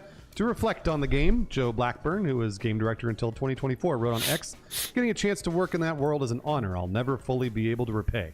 Both in and out of game, Destiny 2 forged the core memories that made me who I am today." And former production director Katarina Macedo wrote, "Hello. I'm so proud of being part of its community, and it remains the biggest honor of my career that I got to play a tiny part in building it." Kind words memorializing a very long run of... And Destiny's a very consequential game, so I know it's got a complicated relationship with... To be fair, there should have only been one game. It should have just been called Destiny, right? Because it was supposed to be a live service. So Destiny 1 was supposed to run from 2014 to basically 2024, right? It was supposed to be a decade-long live service with Activision, and then maybe Destiny 2, or whatever the case may be. But they didn't do that. They brought out Destiny 2 3 years later, and that ran for like a good almost 10 years. When Destiny 3 should have came out when Beyond Light happened. And they never should have vaulted Red War. They never should have vaulted Forsaken. Period. That never should have happened. Its most engaged players, but it sure did dominate the landscape and set the market for a lot of products that followed. Almost too many. Yeah, I was going to say, maybe we saw too many video games trying to copy Destiny's success. Yeah. Which was, you know, games as a service, they've existed before Destiny, but Destiny really, I feel like, kind of whittled it down to the perfect formula. The Eververse never should have showed up in the first playing place. The game, but continue to play it. Which is weird because Destiny 1 still has the Eververse. You can only buy like silver, but like you can't do anything with it. If I'm not mistaken, you just buy the silver, but it's not used. You can't buy anything. So I don't know why you would buy that. Which is that's basically an addiction, just so you're aware. But they really, I mean, you know, I what can I say that Lawrence didn't say on yesterday's episode? They really nailed it, and I think we're all sad to see it go. But at the same time, I am looking forward to new stuff that is not a games as a service. That's my. That's not going to happen. All right, let's talk about GT. That is wishful thinking. Bungie is who they are now. They're not going to do a non-live service game. It's just not going to happen. Look at Marathon. They brought out another piece of shit live service game that flopped horribly in a genre that nobody asked for and that's overplayed at this point. And that's just who they are. They're not going to make a good single-player offline experience. It's just not in their nature anymore. And they're just going to bury themselves in live service, and before you know it, they're going to be gone. GTA 6, Rockstar Games still hasn't revealed how much it's going to cost, and Take-Two Interactive CEO Strauss Zelnick said that it'll be between $70 and $80. They may not have revealed how much it'll cost, but the man himself said $70 or $80. So we do know how much it's going to cost, just not the exact amount. Strauss Zelnick made it clear that announcement was never going to happen during the company's earnings call on Thursday. Apparently, Zelnick just flat out said no. Got a nice little quote here. No, is what he told Variety when asked if a price reveal was coming alongside the earnings report. He added, "We never make marketing announcements in our analyst calls. Never, ever, ever." They're still doing market research to figure out if they can charge us $110 on this, I promise. What Take-Two did confirm is that Rockstar plans to finally start marketing the massively anticipated game this summer. Yeah, and Zelnick did note that the summer technically begins at the end of June, although I think we all think of it as when school lets out. But he said, so the next few weeks, I don't think it'll be summertime yet, but when it's summertime, Rockstar expects to start marketing GTA 6. Oh, it's going to take off like wildfire. Once people start seeing it on buses and billboards and stuff, oh man. Yeah, the company also tried to calm the endless swirl of internet panic about delays and pre-order rumors by reiterating the game is still scheduled to launch on November 19th. I love how panicky and superstitious we've all become about this. Strauss Zelnick said, quote, "I think we've been really clear that we're releasing the title on November 19th. And then right after that, yeah, I was going to say, right after that, this isn't a direct quote, but he said under his breath, even though we delayed it 18 months or whatever it was. That point was further emphasized today when the official Xbox account tweeted a pic of GTA 6 with the words, November 19th. I love how a lot of people even now are just, they don't believe that. They think it's going to be delayed again. Like, I don't think so. They really put a label on this one. And a wish list. This whole delay thing, this is all marketing. They don't even need to market the game. The game has been marketed already. They don't even need to do it. They just need to release it. Fuck marketing. Save your money on marketing. Obviously, they've already spent the money on marketing, I'm sure, but the game has been marketed for the last 5 years or something like that. Link, which is not what I wanted. I wanted a purchase link. Instead, we got a wish list link. That art's so iconic too. You don't even need the words. I feel like you just look at the art and you know immediately what it is at this point. Despite not publicly revealing a price yet, Take-Two has still projected between 8 and 8.2 billion with a B dollars in revenue for the upcoming fiscal year, because they can project GTA that all 6, they want, but pretty much I doubt that's going to hit that mark. It's going to be one of the biggest launches. Yeah, exactly. Exactly, Matthew. They could literally shadow drop it and they'd still make a shitload of money. All right, and moving on, riots on. This is hilarious.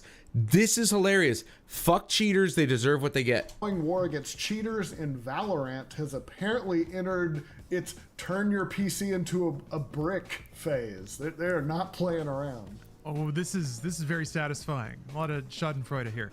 According to reports online, Riot's latest update to its Vanguard anti-cheat system is allegedly disabling DMA firmware used to hide cheats, leaving some affected PCs unusable unless the owners completely reinstall Windows. Vanguard already operates at the kernel level and has been very controversial among players worried about privacy and system. Yes, but it works. Stability. There's a lot of... And if you played on console, you wouldn't have to worry about that. Cheats. There's a lot of anti-cheats that are at kernel level, and this is a thing that a lot of people complain about. And the thing I always say is, all right, well then don't play the game. Pretty simple. That is newest pretty simple. complaint started after ex-user Ogasada claimed Vanguard now blocks, quote, the majority of DMA firmwares using SATA NVMe, adding that once triggered, the firmware becomes unusable, quote, even without the game running or after uninstalling Vanguard. Cool. So yeah, it just blocks your computer's ability to see your storage, it seems like. Damn, okay. Riot Fuck was cheaters. unsympathetic, Absolutely. as I imagine they would be, having As spent they should be. decades trying to fight these. I think Riot is they're relatively a shit company, but you know, when it comes to anti-cheat, again, people may not like it, but anti-cheat doesn't work 100% of the time. And hell, maybe even kernel level anti-cheat doesn't work 100% of the time, but it sure as fuck works a hell of a lot better than anti-cheat that isn't. These cheaters and stuff. Responding to complaints online, the company posted, quote, congrats to the owners of a brand new $6,000 paperweight, alongside images of seemingly broken PCs. That's brash. You've got to make sure that there's not a single false positive in that entire pile before you say something like that. Also, I mean, if you're buying, I don't know what they're referring to in terms of $6,000. Are they referring to the graphics card or the system as a whole? Because if all they got to do is reinstall Windows, then it doesn't really make a difference. But I mean, if they're gonna try and cheat again, it's just gonna brick it again. So it's like you're a fucking retard if you try to cheat in the game again that just bricked your system. But I digress. I don't know if we're talking about the system or the graphics cards, but if you spend $6,000 on a graphics card like a 5090, which I think is only like $4,000 right now, I say only, just to play Valorant, you should probably just jump off a bridge. Like, that is retarded. I can play Valorant on my current rig now, and I'm only running a 1660 Super, and it would run perfectly fine. You don't need a $6,000 graphics card or computer to run a fucking shitty little game like Valorant. That's a really good point. You're right. So while we're all very excited, hopefully no one got their PC bricked and they were not a cheater. So whenever you play Valorant, you get all the pain that brings upon your household, I think. Can you just imagine some 10-year-old bricks his family PC by just pulling some, who has been messing with the computer? You got some 60-year-old dad who just wants to watch his Motley Crue videos on Saturday night. Now the 60-year-old dad wants to play Counter-Strike. That's He's mad right, that yeah. Valorant's breaking the PC. All right, and let's talk about the worst person. This was shitty. This poor grandmother got swatted because some little dildo on the internet didn't like her. Like, I'm not even joking, dude. They need to figure out a way to find out the people who do this shit and put them in jail for like 10 years. This is ridiculous. Person on Earth, not the streamer, the person who swatted her, an 81-year-old Minecraft streamer raising money for her grandson's cancer treatment, and I assume starting a orphanage too, was swatted during a live stream this week because people are terrible. Yeah, there's only one word for this. It's evil. Turns out, EVIL. Grandma Crackers, who has more than 600,000 YouTube followers, was asleep while streaming when police entered her home after a false emergency. She was asleep while streaming? Why? Emergency report triggered a massive response involving police cars, SWAT vehicles, and drones. She said in a follow-up video, here, let me...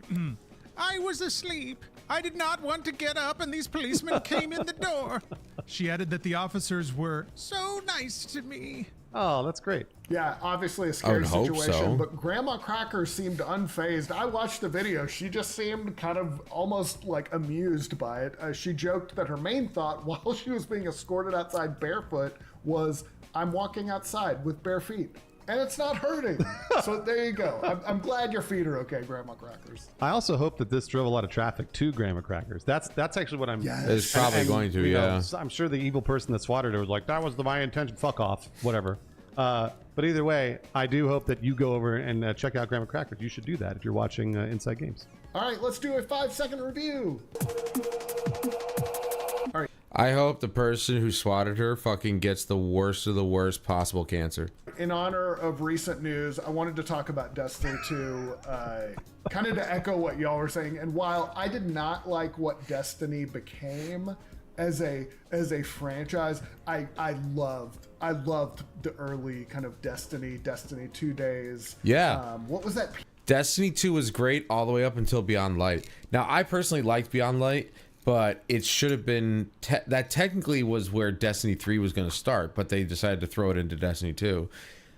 If they left it there and didn't vault Red War and Forsaken, Destiny 2 would not be ruined. PvE mode, Gambit was awesome. Like I did like Gambit cool. For the most part. I love gunplay. I don't even really like first-person shooters, but like the gunplay was so smooth. Just like, I'm sad it's going for that. I feel like Destiny's like a celebrity you used to really love who's now kind of problematic, but Will Smith. You're like, you can't deny their impact. They were ambitious, trying to make the video game you could play forever, and found a few demons along the way, I think. Yeah, and corked some dark gamer psyche. That's right. Speaking of, our dark gamer psyches love free games, so let's run down the games you can play for free this weekend. That's right, Insane Games is on your side, saving you there's some still money. Quite a bit left. Ironically, you kind of have to pay a subscription for most of these, so let's start with the games that are actually available through Play. So, Star Wars Outlaws is coming to PlayStation Plus. That'd be the only way I would play that game, maybe. I'm not even sure. Inatria's coming? Nice, dude. This is what I'm talking about. I don't even have to buy games anymore. They're just putting them on PlayStation Plus. Ooh, that's good. Crypt Custodian, Metaphor ReFantazio, Persona Xbox gets Crypt Custodian? I played the demo of that. I actually really liked it. What the fuck, man? First, we've got Slaughternaut.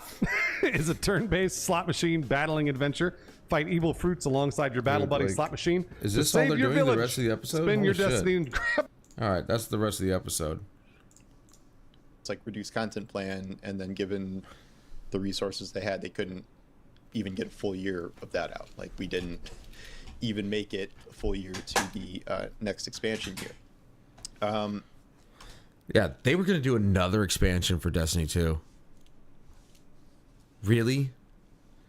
Your player base doesn't exist now. You think people would want to come back to pay another $60 or whatever the fuck it was, maybe $40 or $100 for an expansion? Go fuck yourself, dude. Nothing has been greenlit at Bungie. By the way, this is Paul Tassi. There's been many times where there's a lot of things that Paul Tassi has said that I think he's a fucking moron for saying. But there are some things that I've agreed with as well that he said that aren't terrible. But for the most part, I hate this guy. In terms of what they're going to be working on next. He's a little bitch. Outside of Marathon. That is very bad because this is at least like an 800-person company. And by the way, you don't need 800 people to run a live service. Just saying. You don't need 800 fucking people to run a live service, let alone even 2. Okay? You don't need 800 people for a game dev studio. I don't understand where these companies get off thinking they need this exorbitant amount of developers to make a video game. You don't. Some of the best games in the industry have come from teams of 30, maybe 100.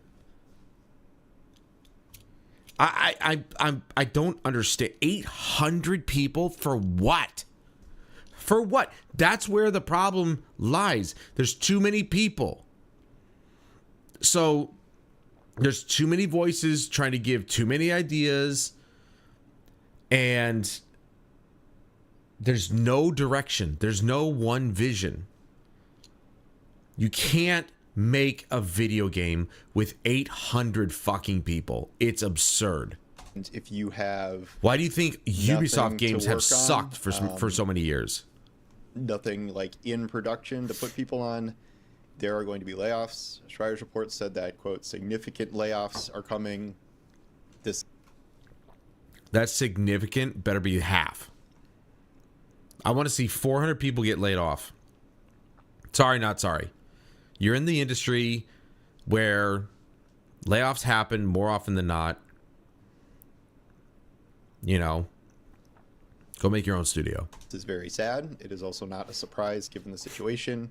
You may recall that the Final Shape was this big make or break moment for. Why is it video games where it's always just sad that people lose their jobs? If you make a shitty product, you deserve to lose your job. If you do a shitty job, you should be fired. Like that, it doesn't make any sense why we should feel bad for these people. You fucked up the game. You lost nearly $1 billion in value. Why should they keep anybody around? Why should they keep the studio around? Sony is within their right to shut down Bungie for how much money that Bungie has lost them. Period. They own Bungie now. And they are well within the rights to shut them down. I'm in the industry. I'm doing everything to discredit Jason. Fake layoffs and other fake stuff. Oh, they're not fake, though. These layoffs are happening. It better be half the studio gone. It should go from 800 people to 400 people. Get rid of 400 of them. You don't need 800 people. Bungie, it launched. It did really well. It set, record player counts pretty much.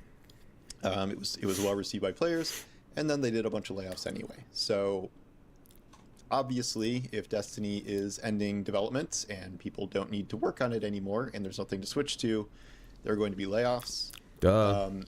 It is the case. It has been said outright through this reporting, mine and Jason's, part of this is switching people over to Marathon. They're not just Marathon, a dying game already. Cutting Bungie. That shit came out in March, by the way. It feels like it's been out for a while. It's only been out since March. 2 months. 2 months, and it's dead already. Game studio shouldn't be more than 500 people. Yeah, I mean, I'd still say less, but when you get games like Expedition 33 that was only built by 30 some odd people, the argument doesn't stand. Half and leaving. You don't need hundreds the of people. Marathon team is doing their thing. They are moving some people over. There's no focus. There's no direction to Marathon, but obviously they do not need 800 people working on an extraction shooter. It does seem pretty clear at this point that the idea for Marathon is to expand into a much larger game. It seems with many different modes. PvP, PvE is already being discussed. Here's my problem, and this is where the whole issue lies, is the fact that they sacrificed Destiny 2 and the community that was built over the last 10 years to make a game that nobody asked for, nobody wanted, and nobody likes. And instead of trying to save Destiny 2 or just Destiny as a franchise, fuck Destiny 2. That they fucking ruined it after Final Shape. That was it. That was over. Should have ended right there, and they should have cut it off there, cut their losses, and moved on. But they didn't. They kept pushing shitty fucking narratives after the Final Shape. Instead of us being guardians and protecting the last bastion of humanity, we're working on people's fucking relationships. And you know what? I know I've been trying to be nice about the whole thing or whatever. I am so sick of gay relationships. I'm sick of it. I said in the past that oh yeah, even if it was a heterosexual relationship, I don't care. I don't want it. I don't want to deal with that because we're guardians. We're not supposed to be. What are we doing fucking with people's relationships? I'm sick of the gay relationships. I'm sick of it.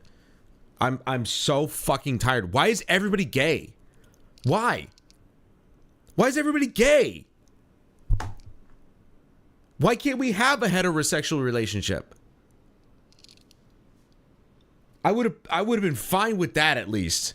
I'm just gonna come out and say it. I would have been fine with that. But I still wouldn't have liked the fact that we were dealing with somebody's relationship. Straight or gay, doesn't matter. But the fact that it was predominantly just gay relationships, I'm sick of it. Enough. We don't care.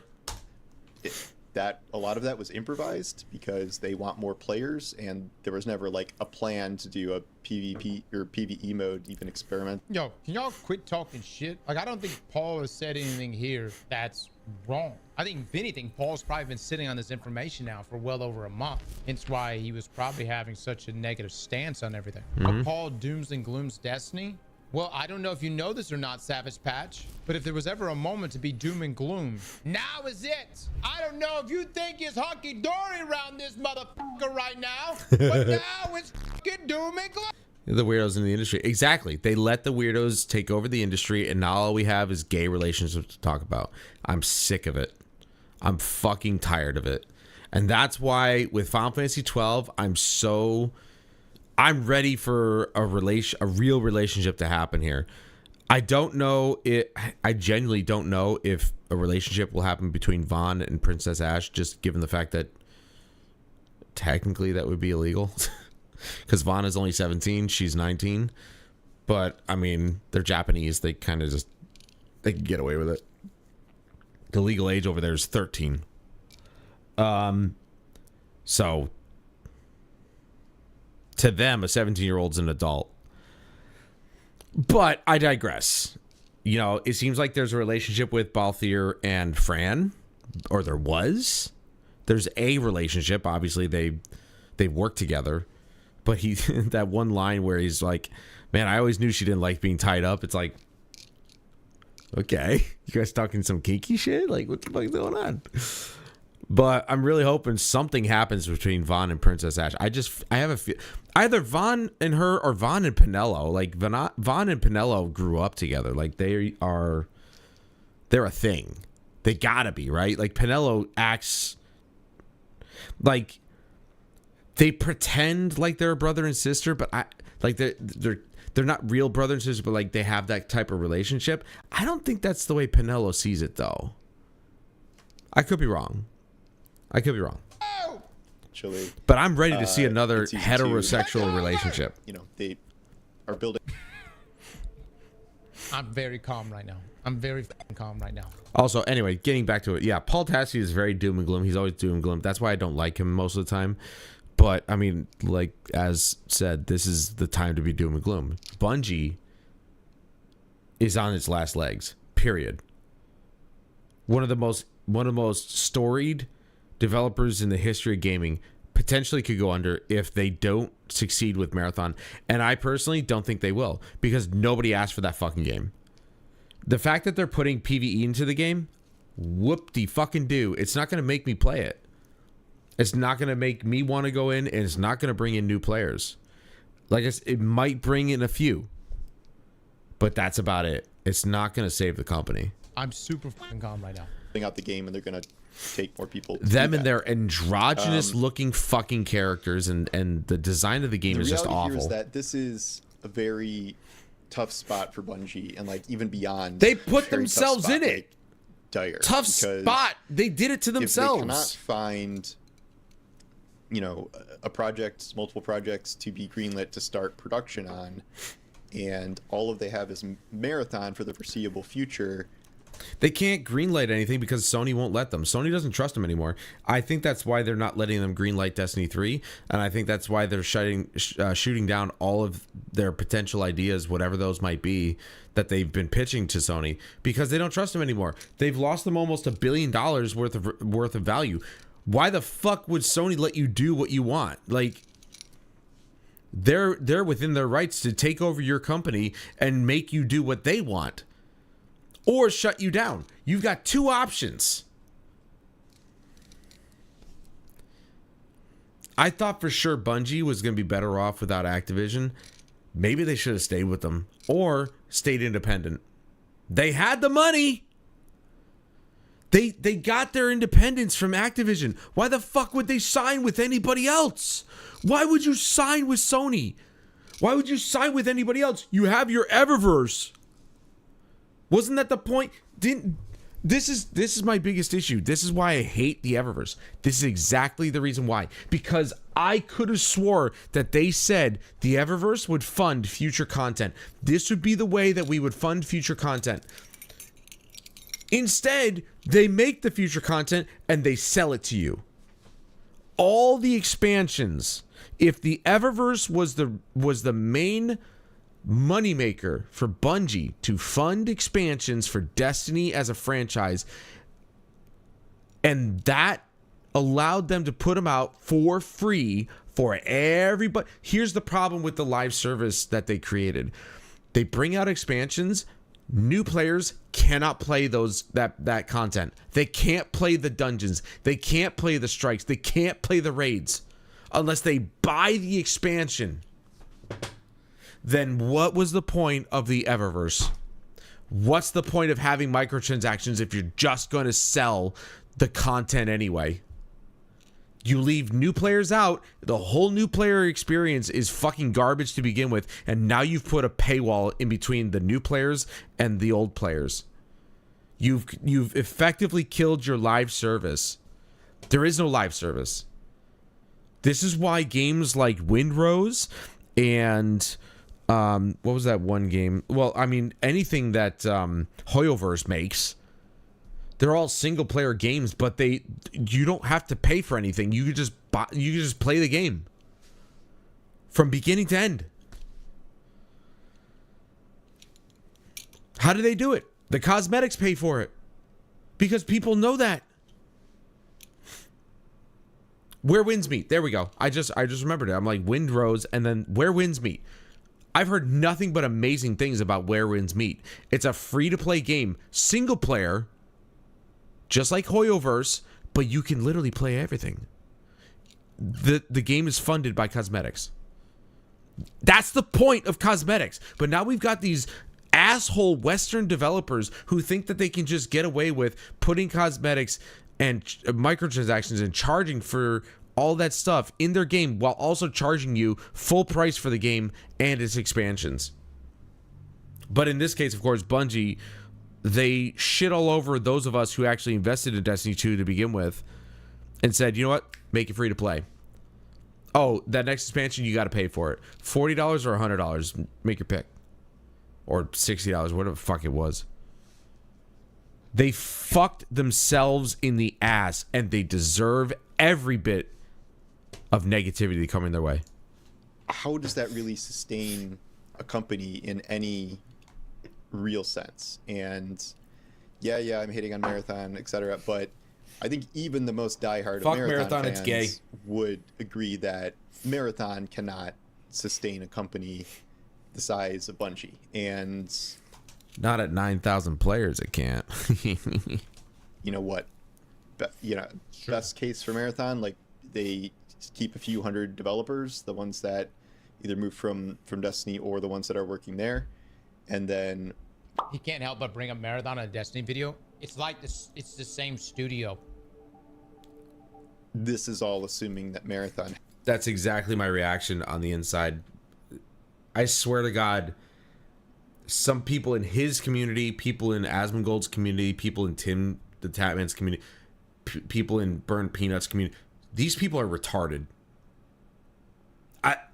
How do they get through life being this stupid? I don't get it. Has some sort of long-term successful future and blah blah blah. Don't talk about player counts, but like the game needs a significant turnaround in order to it's not gonna happen. The kind of thing that is a Bungie flagship series. Because if nothing is greenlit and everything is just in like theoretical incubation, it would be years until we see any other new Bungie product. And you know that we have Gummy Bears, but that's something that Sony just took, and now that studio is just completely under Sony, so it's not even Bungie anymore. It won't even be Bungie. Maybe they can move some of the Destiny people over to Gummy Bears. Maybe they can, move people over to other Sony divisions instead of laying them off. Like this is, looking for some spark of hope in here, but the point is like this all comes down to Sony and what they are willing to risk and invest at this point. I said in my last article, like Sony's pretty much gone 0 for 2 in this Destiny purchase. Yes. They pay. He meant in the Bungie purchase. yes, they technically have gone over 2 because of the fact that like Destiny 2 has flopped really hard. Basically just took a nosedive after Sony bought them. And then Marathon did not land at all. Didn't land at all. And the majority of us who have a brain in our head knew that was going to happen. Bungie didn't listen. They didn't listen. And this is the result. When the company does not listen to their player base, this is what happens.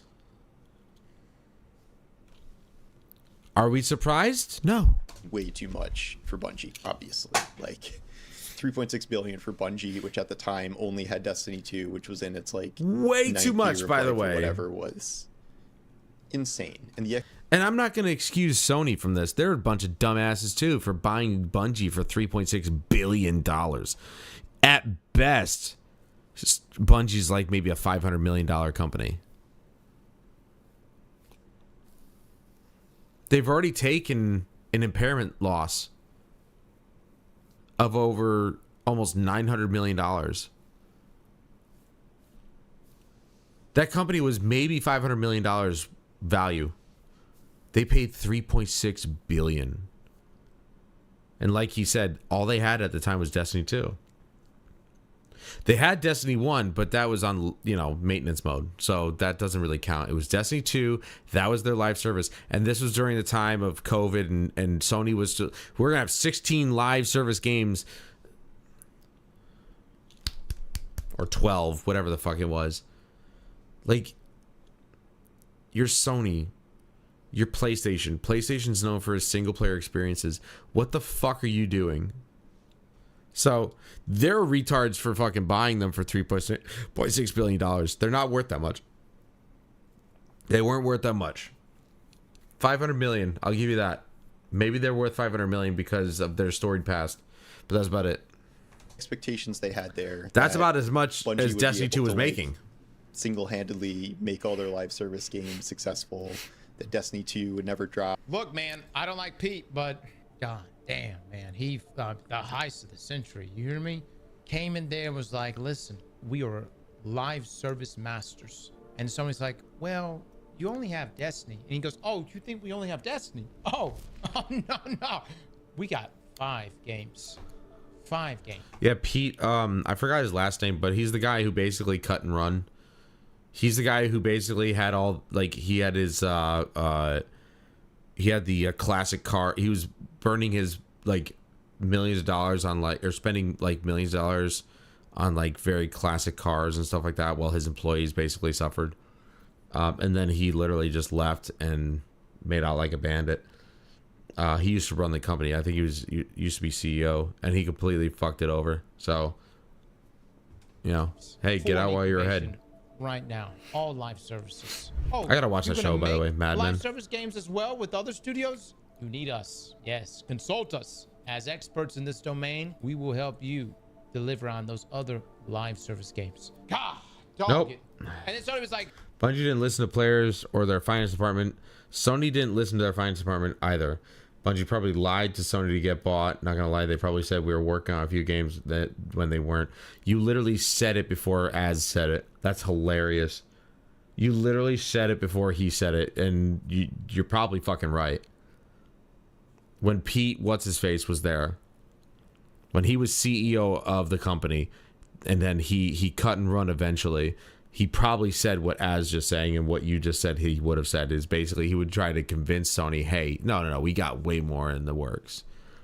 When all they really had was Destiny 2 and then Marathon. Like, why would you spread your company so thin? Why would you spread your company so thin to work 2 live services? Instead of taking what you built with Marathon 30 years ago, maybe 40 years ago. I think it was like 30 years ago. Like, I didn't even know they had 3 games. They had 3 Marathon games, and they were cult classics. and people love the lore, they love the universe, why would you take that and turn it into a live service piece of shit instead of building on the lore and making a single player / maybe co-op game and really capitalizing on what people loved about Marathon, bringing back one of your oldest IPs and saying, here's a fresh coat of paint, here's a new beat to the storyline, to the lore. It's a single player game. So you have Destiny 2, the live service game. You're able to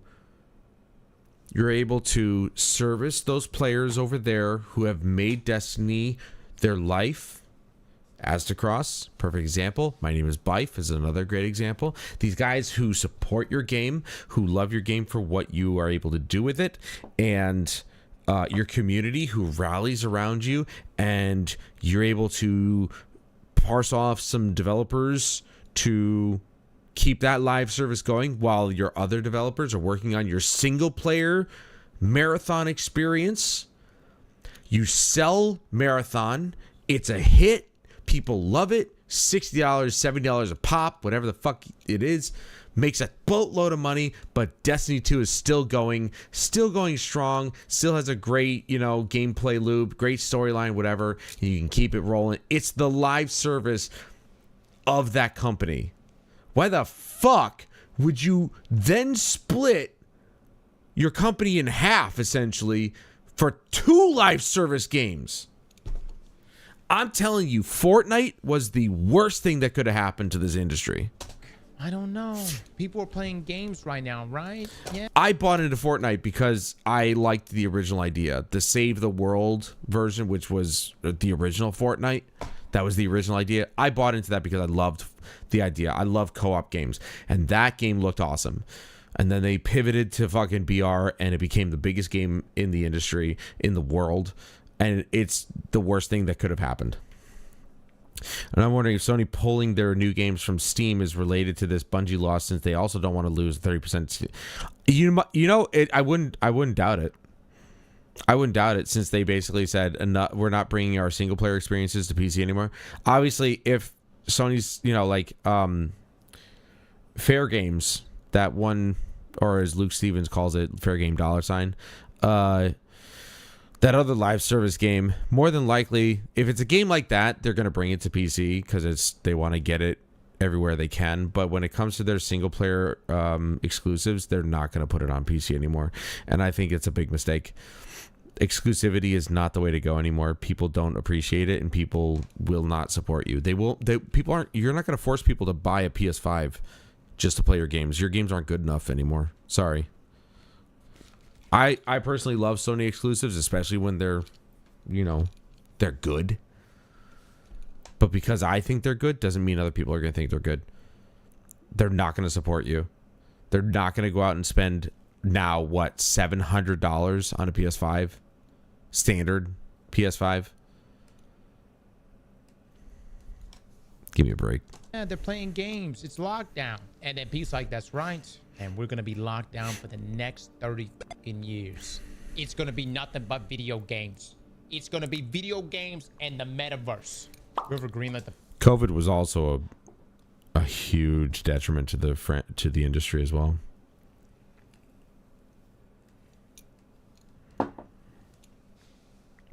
You only support timed exclusives? I don't even like timed exclusives. I really don't. Yes, I have a PC, I've got an Xbox, I've got a PlayStation. So if there's a timed exclusive on literally anything, I can play it. But I don't agree with any exclusivity anymore. I used to be big into exclusivity. I always was like, I want Sony games to be on PlayStation. I want Microsoft games to be on Xbox. And they have that right. Obviously, if Sony's publishing it or Microsoft's publishing it, they have the right to make it exclusive to their systems. Obviously, Microsoft's going in a different direction. They want all their games on every platform, which is a smart move. That's a lot more money. And being a Sony fanboy, I love my exclusives. But as I've gotten older, I've gotten away from that because it's ridiculous. It's a ridiculous thing. It's a ridiculous notion. You lose out on so much money and so many more players if you put your game to release only on your system. It doesn't make sense. I would agree with that. If it has to be exclusive, timed exclusive is the way to go. But even the thing is that timed exclusives tend to be a year. And you saw what happened with Sony and releasing their PC versions of their games. It was timed exclusive on console first for about a year, and then they released it on PC. When in reality, they should have just released it on PC day one. Because Chris and I talked about this on our last podcast episode. Sony rarely saw any major increase in the sales of the PC version of their releases. Was it the last episode of the podcast? I can't remember. Anyway, we talked about it. They rarely saw any increase, if any at all. So what was the point? They saw no increase in revenue. There was a little bit of a bump, and that was it. They lost out on the potential customers by holding it for a year on console. That's the problem. I'm going to get some water.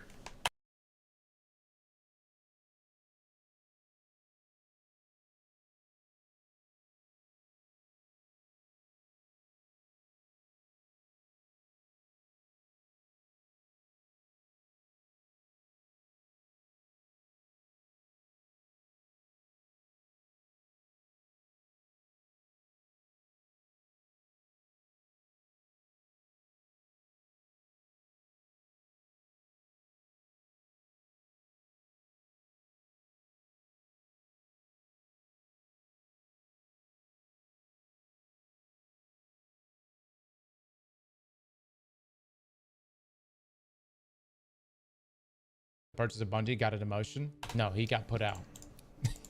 I accidentally hit the mouse. But anyway, so the bottom line is that I'm over the idea of exclusives. I love my Sony IPs, or my PlayStation IPs. I think that they're some of the best games in the history of the industry. Obviously, very prominent names: Ratchet and Clank, Infamous, Uncharted, God of War, Horizon. Though, to be fair, I think Horizon, it had its moment in the sun, but I don't think people, even though Horizon Forbidden West came out, I don't think people were really talking about Horizon anymore. So that kind of fell by the wayside. Last of Us, you got some of the most prominent mascots in the industry on PlayStation. But even with those IPs, I still don't care for exclusives anymore. Make your games available everywhere. You want money, make them available everywhere. I don't understand. It's not that hard. It's not that hard. I don't know why these companies make it so difficult for themselves. It's the smart thing to do. You're talking about you're talking about revenue. Always talk about revenue. It's always about the fucking numbers. You want numbers, put it out everywhere, you idiots. You got to let go. At least the metaverse worked out. Oh, you think the metaverse worked out? Really? Show me where the metaverse is. Show me how that's doing. What reality are you living in? The metaverse got shut down, didn't it? People. And that Marathon is going to launch and be some huge, massive multiplayer hit. Like, none of those were like the most reasonable of expectations, or at least not something you should be heavily banking on to pay that much for a company. Then they've gone, well, I guess it's probably 0 for 3 because as far as I can tell, Bungie's consultation has not resulted in any meaningful live service success at all. That when we hear about Bungie consultation, it always comes back to like, well, they canceled Last of Us Factions, which I don't think it's fair to say that. I think Bungie explained what it takes to invest in a live service for the long term, and Naughty Dog was like, well, we don't want to do that. We want to make another cool game. And so yeah, that was a waste of time and money. I heard that that Last of Us Factions was almost done, and then they canceled it. Like, what a waste of time and money. Why? Period. Why? You know what you could have done? You could have kept the servers up. I don't even know if they're available anymore, but you could have kept the servers up for Last of Us, the original, and people probably would still play it. Making Intergalactic, and then we don't even know anything about Bungie Intergalactic. wasn't consulting on Helldivers to make that a hit or whatever, but nor do I think they did stuff with Concord to make that a huge failure. Like Speaking of Helldivers, I actually just heard today that they're going to be adding in upscaling to Helldivers too, and that goes across PC and console. So obviously consoles will get FSR, PC will get the whole gambit of things, and apparently this engine, because it's so old, the Stingray engine, which is what they built the game on, never supported upscaling. So they somehow programmed upscaling into an engine that never supported it. Arrowhead is insanely talented. But the point is like they weren't utilized in that way, in a way that Sony thought they would be. The idea that Destiny was going to just continue to be a success forever. Everyone could see that after the final shape, there were going to be declines, and there would have to be a very real, logical, thoughtful, exploration of where the series went next. Even then, obviously, it seemed like the idea that Sony should have gotten behind from the beginning was, okay, we know Destiny's ending with the final shape. Let's start cooking Destiny 3 a bit. It should have ended there. In 2030, we'd be playing Destiny 3 or something, but that did not happen. It should have ended it with final shape. Banking on Marathon to be some huge hits in a ridiculously competitive Marathon should have been a market. single player game. It doesn't. The problem is like it doesn't matter that much if Marathon is a good extraction shooter, which again I think it is in the context of that genre, because of how much money went into this, how much weight Sony was putting on this, whether that's fair or not, and like isn't up to expectations, and the figures, talking to Bungie, no one is happy with these figures. Everyone understands that these are very bad numbers, and so now we need this like giant, large-scale turnaround, and that seems that's not gonna happen. But Sony again was putting too much pressure and weight on this game, which I think could have just, it's just another Bungie project. Like Destiny's still the flagship. We got Marathon over here. We got Gummy Bears over here. We're incubating this thing, but this idea that Marathon was going to be like the next Bungie thing, which seems like what they were banking on, was just, not going to happen. Yeah, Arc Raiders, blah, blah, blah. The minute that they announced that Marathon was as an extraction shooter was when they lost the entire audience. I know that I, of course, was not interested. I was interested before they mentioned that it was an extraction shooter. That initial trailer looked freaky and it looked very cool, and I was like, this is super sci-fi, whatever. Let's see where they go with this. And the minute that they announced that it was an extraction shooter, I checked out. Don't care. I really don't care. And I was so disappointed because it's Marathon. The IP of their original IP. It's their oldest IP, and they decided to make it into an extraction shooter. A game that's rich with lore and very deep story. They turn it. You can't make a deep story narrative with an extraction shooter. It's like Concord trying to do, let's do a new cutscene every week. For what? It's a multiplayer shooter. Yeah. Exactly. $3.6 billion, and they weren't expecting much. They were expecting everything. That's why that's why I blame Sony as well. They're a bunch of fucking retards with their money. But like that was a wildly unpredictable hit that, Embark was not thinking their own game would do anywhere even close to what it did. No, of course not. And now, even not that long after, like Arc Raiders is not exactly you know, maintaining its player base, or seems like it. Okay, but to be fair, Arc Raiders maintained a player base of triple digits for months after it released, far longer than Marathon did. Marathon released 2 months ago, and it's under 10,000 players on Steam. Arc Raiders...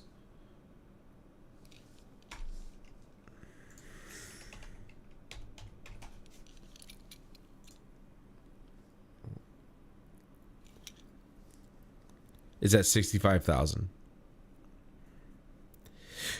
They were, for a very long time. I mean, look at these peaks and valleys. Look at this. This one, that's 1 week. Okay, let's just do max. Okay, here we go. So this is where they released. October 27th, 2025. By November, they were at 481,000. They dipped a little bit. They're still over 300,000. Back up to 466. And it's only been since January this year that they've been declining.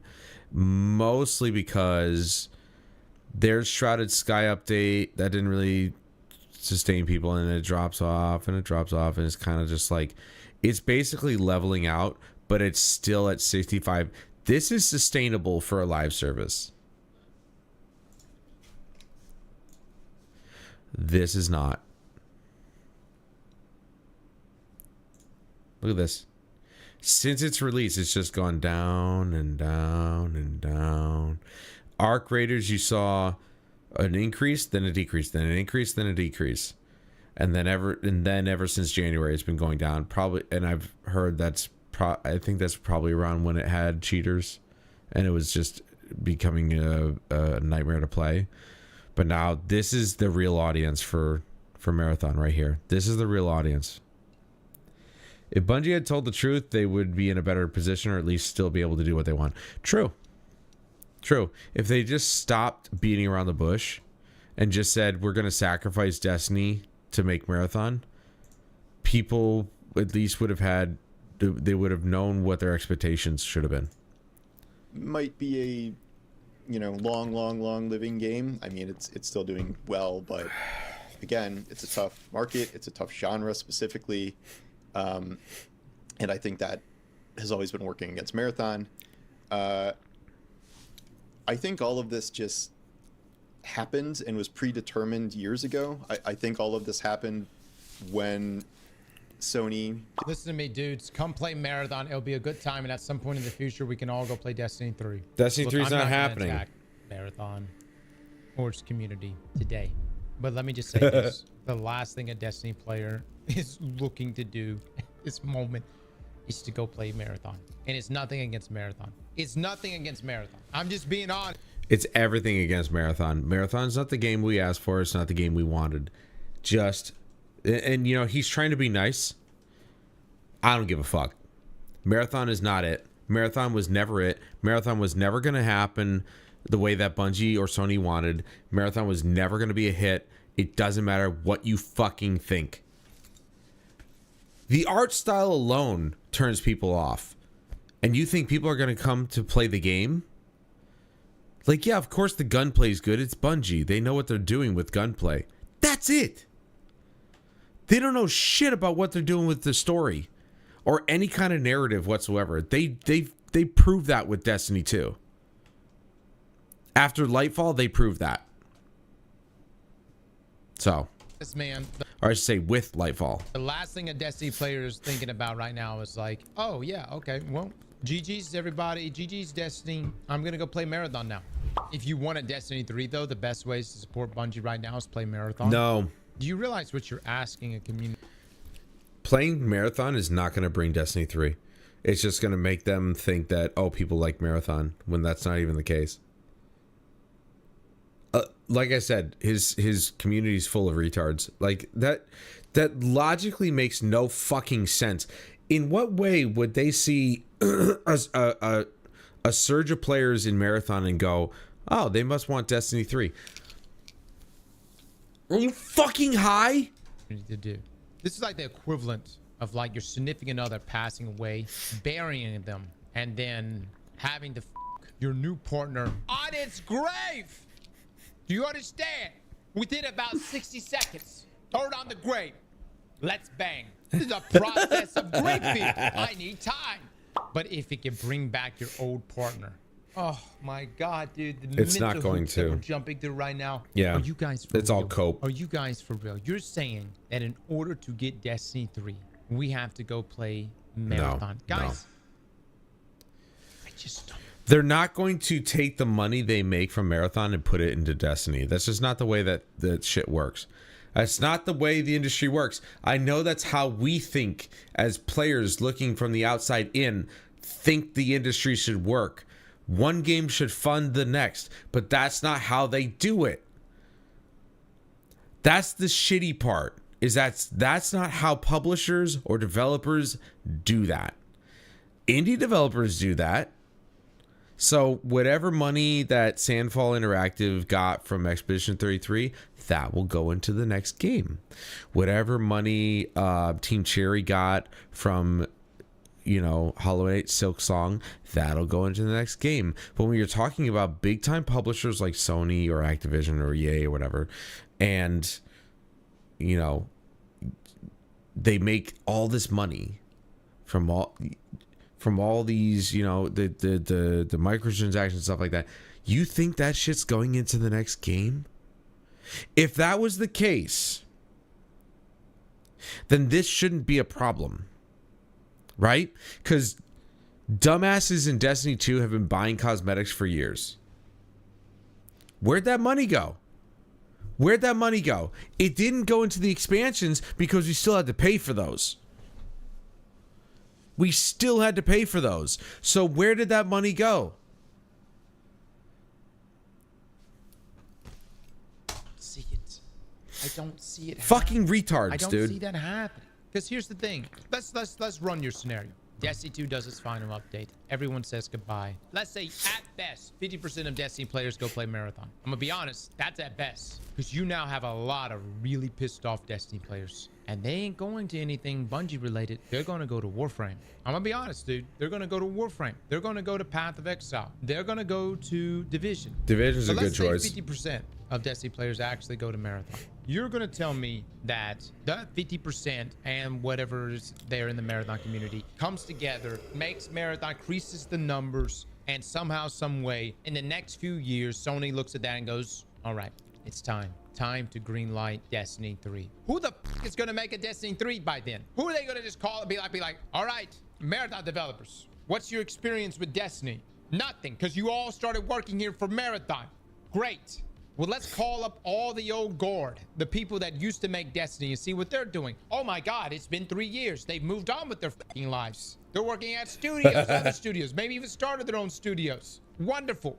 I would never suggest that. Marathon shouldn't be blamed for D2 though. We'll have this discussion another time. I'm not blaming anyone right now. I'm just angry. Yes, The last Marathon thing I should need be a blamed for Marathon Destiny 2's player death. to tell me is, hey Cross, just play Marathon. Shut the fuck up.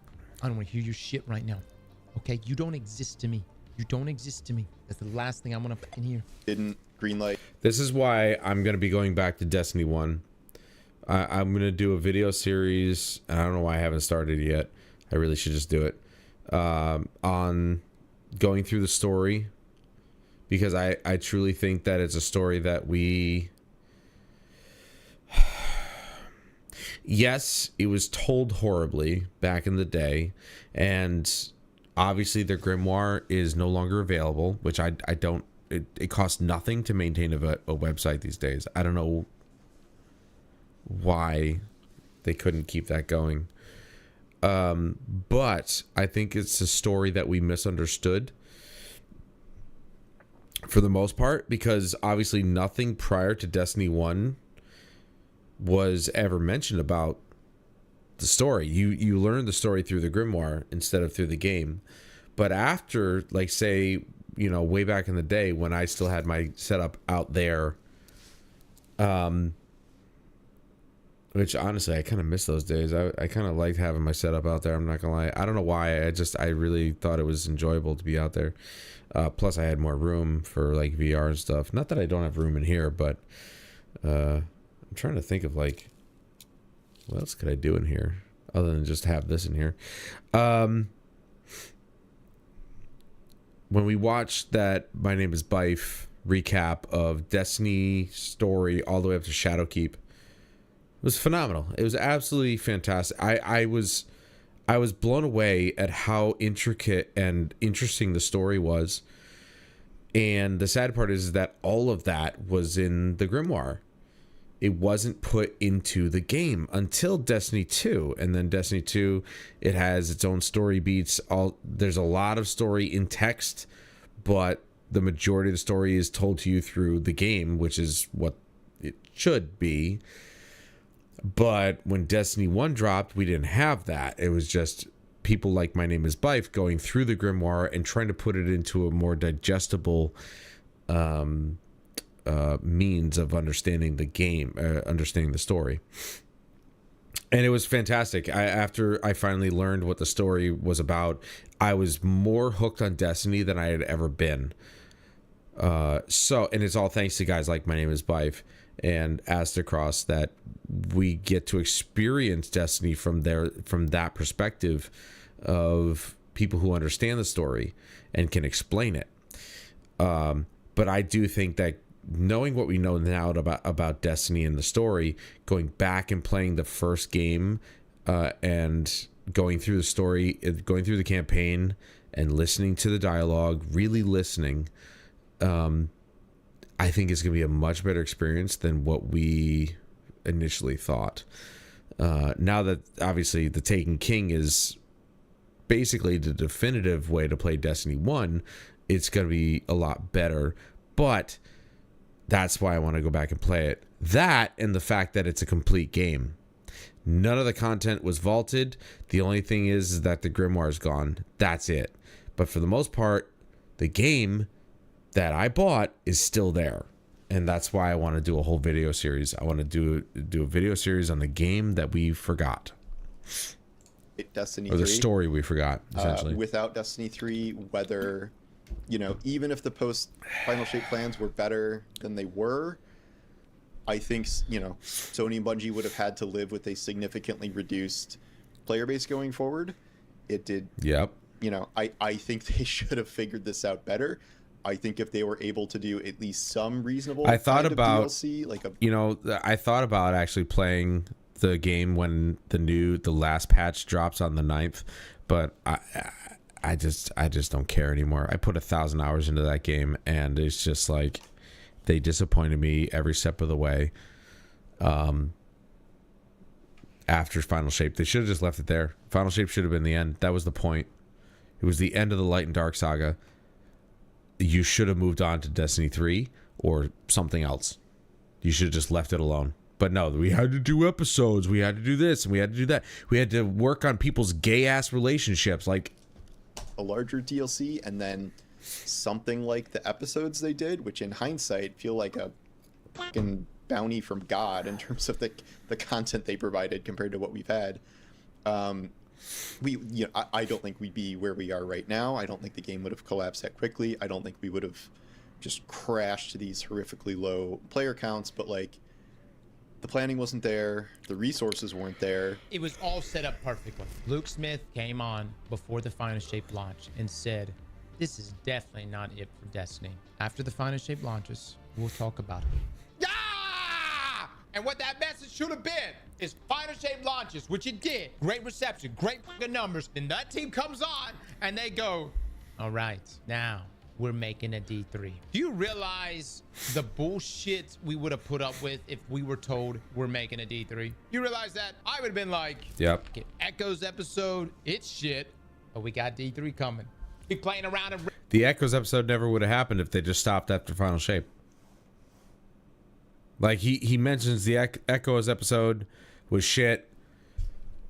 People seem to like Renegades, but that was just a Star Wars crossover, which again, why are you doing crossovers when you have your own world, your own universe to pull from? But if the game stopped after Final Shape, Echoes never would have happened. And they could have just been putting their effort into D3. Instead, we got shitty little episodes. Straight up, literally, the first episode after Final Shape, I was dealing with another gay relationship. It wasn't bad enough that we had to deal with Osiris and Saint 14 being gay. But then we had to deal with a female gay relationship, a lesbian relationship. Like, what the fuck is going on? And be like, yeah. And you killed off Amanda, one of the characters that I wanted, like, one of my favorite characters. You know, it's all right. But we got D3 right around the corner, right? In the dumbest way turning possible. Into Balls and Kepler and be like, not my favorites, but we got D3 coming around the corner. You see where I'm coming from? We would put up with so much knowing that a D3 was around the corner. I still think the portal was to blame for the player count. No, guys. I mean, yeah, the portal didn't help. But Heresy, like all the episodes showed lower numbers. That's the other Heresy thing too. kind of Director picked is it up a coming bit. back, But the so reality Portal is, is it's like Destiny 2 basically had gone. concluded. It Basically, was time. Bungie knew it was time. Hell, even the articles we read, Bungie themselves told Sony back around the Final Shape they were trying to get D3 greenlit, and probably even before then. I would assume well before Final Shape. And the issue now is like, okay, say there's not even that many layoffs, and like Destiny 3 does get greenlit, does go into incubation starting now. Well, it may not need a lot of people working on it now. Bungie would have to staff up very heavily to make something that is a full sequel to staff up for what? They have 800 people. They don't have enough staff to pull people over to make a D3?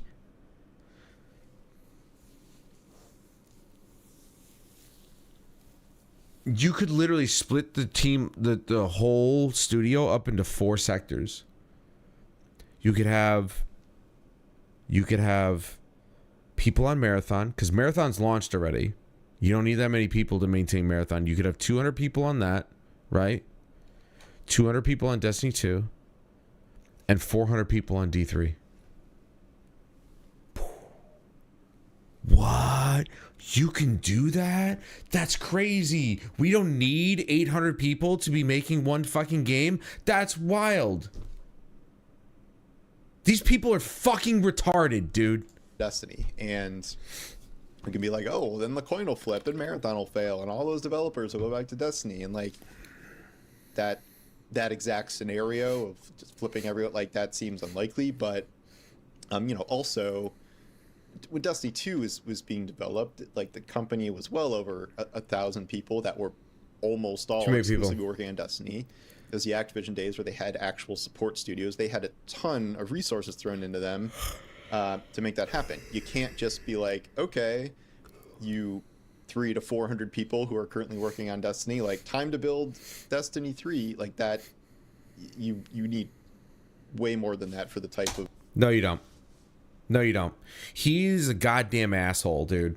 This is the type of fucking person right here that I cannot stand. He thinks he knows what he's talking about. He doesn't know shit. He doesn't know anything. He's not paying attention to the rest of the industry. We're having teams of 30 to 100 people make video games that are better than anything that we've seen in recent years. And he's going to sit there and say that 300 to 400 people is not enough to make a Destiny style game. Give me a fucking break, dude. You are a pathetic journalist. I am so sick of these people thinking that they're journalists when they spew bullshit like this. 300 people's not enough people to make a video game?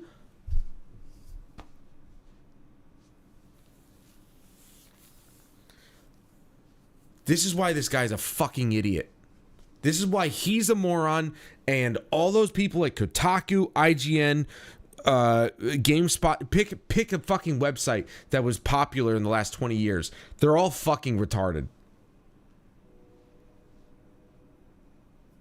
Oh yeah, Paul Tassi, he's absolutely a DEI fucking enjoyer.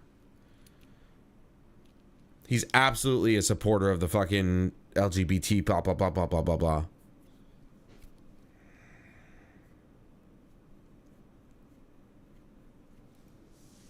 And he spews nonsense like this. 300 people's not enough to make a fucking Destiny. Give me a break. Give me a break, dude. In what way? How? Tell me how. How is 300 to 400 people not enough to make it? 1,000 people? There used to be 1,000 people in that studio, and that wasn't enough to make a video game? What? How many people are in Cloud Imperium?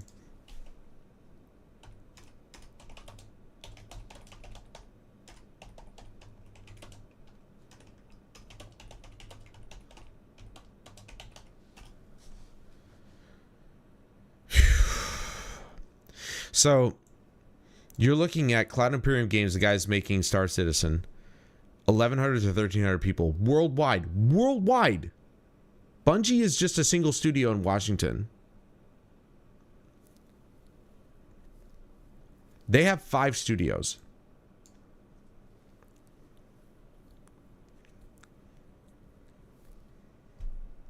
So let's say 1,100 divided by 5. That's 220 people per studio. And obviously, in this particular situation, they're all focusing on like certain aspects of the game. But you're talking about Star fucking Citizen, a game that's 100 times larger than Destiny is. And you want to sit there and tell me that a single studio out of Washington State needs 1,000 people to make a video game that's as small as Destiny compared to something like Star Citizen?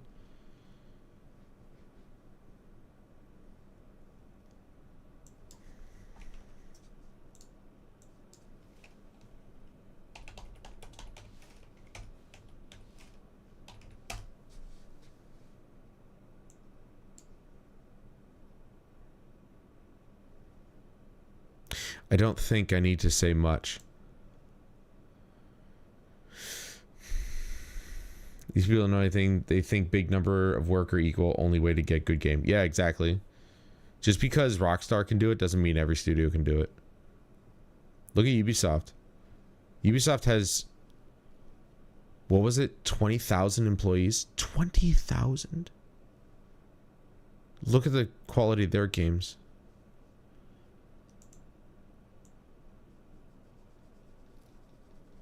I don't think I need to say much. Hello Games employs about 50. And the universe of No Man's Sky is at least 5 times larger than that of Destiny. And they're making a new game with 50 people. They're not only adding new content to No Man's Sky on a regular basis, but they're also developing a new game at the same time with 50 people. This guy is a goddamn retard. Of game you need to make that isn't just like Destiny 2.3 or something. Like, it would have to be a full sequel.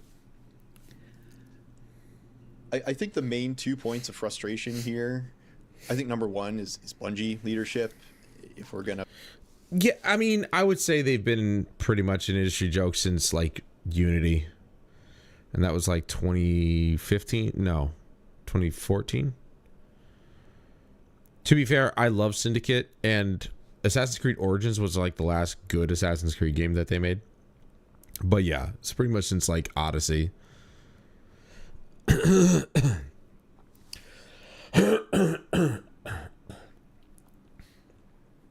Yeah, because they did Unity in 14, Syndicate in 15, and then they took 2 years to make Origins that released in 2017. And then ever since Odyssey, they've been basically a joke. Pinpoint anyone, obviously I think it's Pete Parsons, who way overvalued Bungie. Pete Parsons. And sold it to Sony. Pete Parsons was the guy with the cars, and he basically cut and run. And made out like a bandit and was behind, you know, a lot of these poor longer term decisions that we are seeing play out now. I think Fuck that guy. The rest of Bungie can kind of is worked with what they've gotten, but I think mismanagement under Parsons was a huge part of this. The fact that Marathon took Actually, here's something else. Steam DB. Hold on.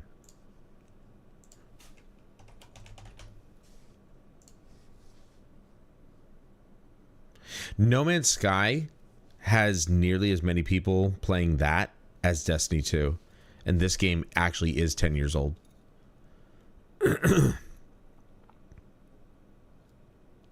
This game is actually 10 years old.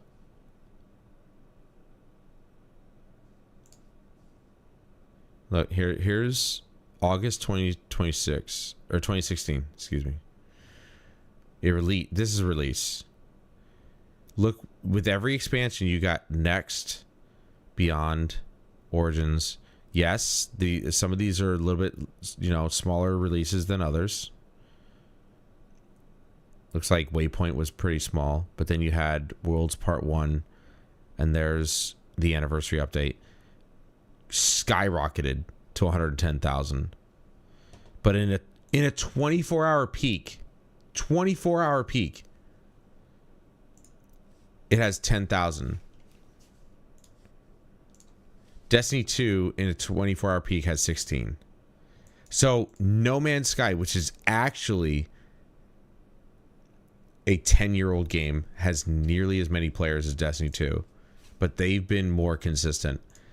No Man's Sky has nearly as many players as Marathon. I'm surprised there's this many players playing now. Like, I don't know where these players came from, but it's literally like, I don't know what to say. A studio of 50 people has been able to maintain a game that's not a live service. They've given away every single expansion for free of No Man's Sky since release. And it's a team of 50 people maintaining effectively what is a live service game better than a team of 800. Wild.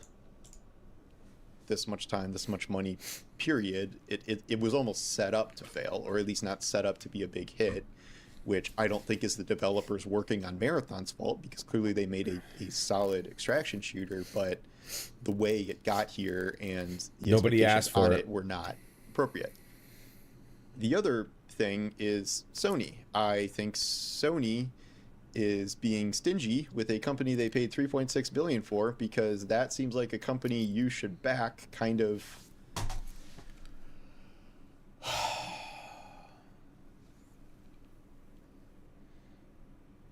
He keeps harping on this. And Matthew, going back to what you said before, they spent $3.6 billion. Why wouldn't they ask for more from that company? He's saying they're being stingy. Bungie can't even maintain the game they already have. What do you mean they're being stingy? They can't trust the company to do their job. That's not being stingy. They just lost almost $1 billion in value.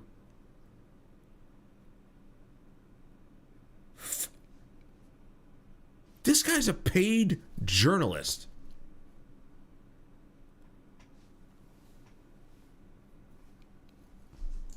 Relentlessly in order to, you could say it's throwing good money after bad. I guess I can see that position, but it's frustrating when this is a company that allows all of its single player studios to wait 3, 4, 5 years between games and sequels and whatever. He really is. To sell, however many millions of copies for a game people will play for 15, 20, 30 hours and move on. And great, I love those games, but you're not going to provide that sort of leeway and security for Bungie trying to make a Destiny 3, which I very much believe would be a huge hit and would also be a live service that does not seem destined to fail like so many other live services. That I don't understand Paul's mentality on this. How does he think that Sony Sony should just keep pumping money into a company? They spent 3.6 billion. That was their fault to begin with. They shouldn't have spent that much money on Bungie. $500 million should have been maximum that they spent on Bungie. At least they wouldn't be taking that much of a loss. But you want Sony, because they spent $3.6 billion, to pump more money into that investment on a losing battle, because Marathon sucks and Destiny 2 is taking a nosedive because Marathon came out. Marathon, I'm going to be the one to say it. Marathon is the reason Destiny 2 is dying. There is correlation. It's plain as day. It's basically might as well have been said. They took developers off of Destiny 2 and put them on Marathon. Marathon is the reason Destiny died. I don't give a fuck about what the Marathon players think. You can like your little gay ass game, dude. It killed Destiny. Period. You're going to tell me that they take developers off Destiny 2, the quality of Destiny 2 dies, it goes down drastically, and Marathon isn't to blame for that? Bungie basically came out and said as much, that they wanted Marathon to be their next live service shooter. Marathon was supposed to be the next big thing for them. They proved as much. They put all their developers on it. And look what happened. As of right now, 11,000 people are playing it. 11. Not 50. Not 100. 11. It didn't even reach 100,000 players on launch. And you want to sit there and tell me that after years of being on the market and hitting record numbers, that Marathon wasn't the reason Destiny 2 died?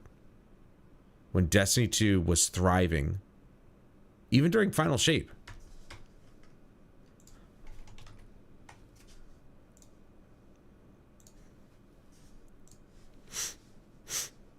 Where's Final Shape?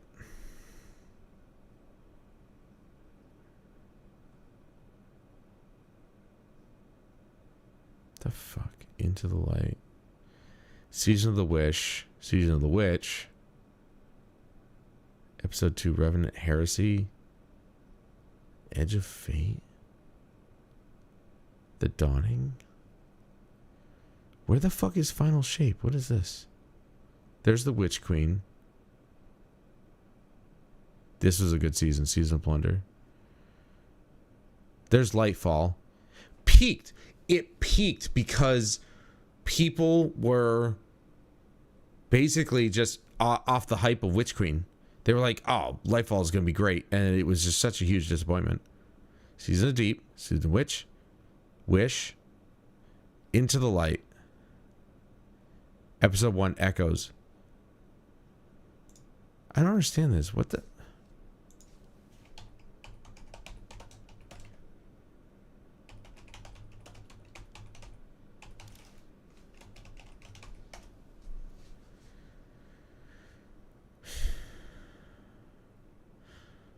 $2024, Destiny 2, the Final Shape, release, June 4th.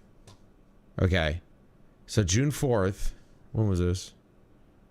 This is June 2024. So for some reason, this was called episode 1. So Final Shape's in here somewhere. I don't know why it's not listed here, but Final Shape happened like right here. Okay, you see the spike? And then it just... all the way down. Kept going down, and down, and down, and down. And Renegade's not even on here. I don't understand where most of this stuff is, but, like, Final Shape's somewhere in here.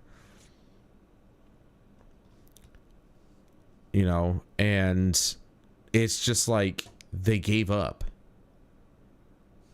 I don't know. I don't know where I was going with this, but there's the numbers right there. Like, Final Shape should have been the end. Like, what is it? So I didn't stop. How is this idiot can't stop being a shill is insane. I know, right? Sony has every right to shut them down after losing so much in less than a year. I know, right? Like, they are well within their rights to shut down Bungie as a company. Like, they're taking almost $1 billion loss on them, and it's wild to me. But when did we stop using words appropriately? I don't understand. The final means end. Final, that's it. That's done. It's over. The final shape should end the series, should end the game right there. Final. And then we have Echoes, whatever the fuck that is. Episode 1. It's basically just the seasons.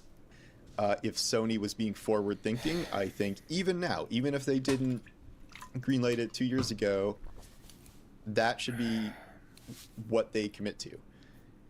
And at least now they're not. And I think that is a big mistake from Sony. And I don't know if they're like pissed at Bungie, like if they're just like doing this out of... Yeah, why would they be pissed?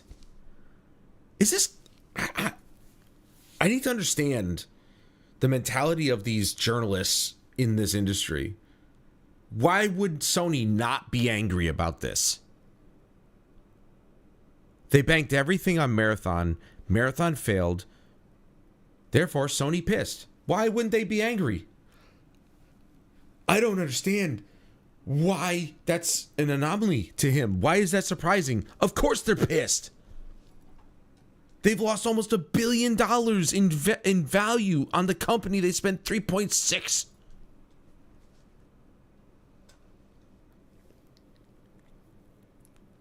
Well, Sony's mistake was buying them for 3.6, but it's Bungie who sold them on this. So it's Bungie's mistake. Spite because of how things have gone, but it seems pretty logical to me that if you're gonna, give Guerrilla another 5 years to make a third Horizon game or something, like give Bungie the resources and Okay, they're giving Guerrilla time to make a third Horizon game, which is not Hunter's Gathering. That was a waste of time. They're giving them time to make another Horizon game because Horizon Forbidden West, while it may not have like increased the number of people that they wanted to bring to the franchise from the first game, it's also not a live service game, and it's not a franchise that failed miserably with the second game. Like, the second game probably didn't sell as well as the first game because the first game was a new IP, but it didn't flop like Marathon did, and it's not a live service game. That's why. Because they know that Horizon, while it's kind of on a plateau, it's still going to sell. That's why, Paul. You fucking idiot. Time to make a sequel that is very likely to be a big live service hit in an era where that is increasingly difficult. I mean, and I don't agree with that at all. I don't agree with that at all. How does he know Destiny 3 is going to be a huge live service hit? How? With all the goodwill that Bungie has? They have tarnished their reputation. Anything Bungie does now, people are going to look at under a microscope. They're gonna watch every move that Bungie makes, and if it's not absolutely perfect to the way that the players of the original Destiny 1 and 2 want it, it's not going to be a hit. You can't just sit there and say that Destiny 3 would be a guaranteed hit live service game. That's a fucking lie, dude. You're huffing the copium so much. Do you think that Destiny 3 would be such a huge hit? Give me a fucking break, dude. Bungie has lost all their goodwill. Lost it. The only people playing their game are the hardcore fans of that franchise. That's it. And it's not a large number. We can see that. This is a series that has had a community that spans Horizon 3 is 10 years. 100% the game that decides their fate. That's why they're getting 5 years. Yeah, I mean, they're not making Killzone, so that's definitely off the cards. They put all their cards in the Horizon basket, or put all their eggs in the Horizon basket, which is unfortunate because while Killzone Shadowfall wasn't a great game, it certainly wasn't a terrible game. Even to this day, it's one of the best looking games on PlayStation. And now that now playing it on a PS5, you can play it at a locked 60 FPS, which is great. But yeah, Horizon 3, whatever it's going to be called. I don't know, man. Horizon 2 didn't really hit very well. I mean, it did well enough, I suppose, but people are not okay with the direction. Like, a lot of people immediately pointed out how much worse Aloy looked, like visually as a female, and the fact that of course she was turned gay. Yet another gay fucking character that we need. I'm like, why?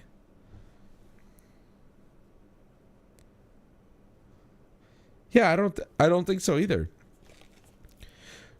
At this point, people are so fed up with live service, it's not even funny. No, it wouldn't. It would not. It absolutely would not. Destiny 3 would not even come close to the highs of Destiny 2. I agree. I don't think it would come even anywhere near. It wouldn't even hit the stratosphere. People are for the most part just fed up with live service at this point. We're tired of it. There's too many live service games coming out, and I think, like I mentioned earlier, Hoyoverse, Windrose, Where Winds Meet, these games are doing it a little different. They're live service because they have microtransactions in them, but they're not live service games at the same time. They're offering full, free, single-player experiences that are quality, but also have microtransactions in them. So if you want to help fund their projects, you can. But you could still play the game without buying a single thing. So I think what the Eastern developers are doing is they're doing the next evolution of live service games, which is you offer the whole game for free, and you bank on the fact that it's good enough that people want to support it by buying microtransactions. That's what a live service is supposed to be, but I don't. Western developers are so far up their own ass, it's not even funny. And has been a huge success. Like, yeah, the last period of time has been awful, but understatement. This was a game that so many other games tried to emulate, and almost all of them failed. True. And there's life in it. I guess I understand the argument of like Bungie doesn't want to make Destiny forever. But what I was gonna say was to finish the thought. What I was gonna say was people are sick of live service. We're over it. Sure, but Bungie also wants to continue to exist. If there was some big replacement plan for Destiny in the works, like if Marathon had been not just an extraction shooter, if it had been, a game on the scale of Destiny, to be like, oh, we're in this new world and like we have these modes. If it had been a single player game, Paul. If it had been a single player game, Paul, then it would have done better. And like there's this campaign and like these activities with effort put I think into that would it. have been a different story, and like, okay, that's when you fully move on from Destiny. This isn't like the whole like I wish this is what it was thing. Like, I'm just saying, if that was what happened, I think it would have been more logical to not greenlight Destiny 3 and development on Destiny 2, and then we're like, okay, we're in the Marathon era now. I do think the goal now is to grow Marathon past where it is now, as I said, but I mean, you're not going to grow it to the scale of what I just said here. And no, never. It's if they want to. Marathon is where it's going to be. Period. That's just where it's going to be. It's settled in. It's plateaued. Those are the numbers it's pulling. 9 to 11,000, whatever. When you bring in the PvE stuff, you might bring in some people, but that's about it. You're not going to get the hundreds of thousands of people that you would need to maintain a live service game. And to just throw all those resources into Marathon, to the Marathon universe, like, I would be okay with that. I mean, again, like, you don't need hundreds and hundreds and hundreds of developers on an extraction mode, but you need hundreds and hundreds and hundreds of people to make a Destiny 3? This guy doesn't even know what the fuck he's saying. You don't need hundreds of people to work on Marathon, a game that flopped so hard that they need to do a complete reversal of what their plans were and say, okay, we'll put PvE in the game. So you don't need to rework an entire game with hundreds and hundreds and hundreds of developers. But you do need hundreds of people to make a Destiny 3? And 800 isn't enough?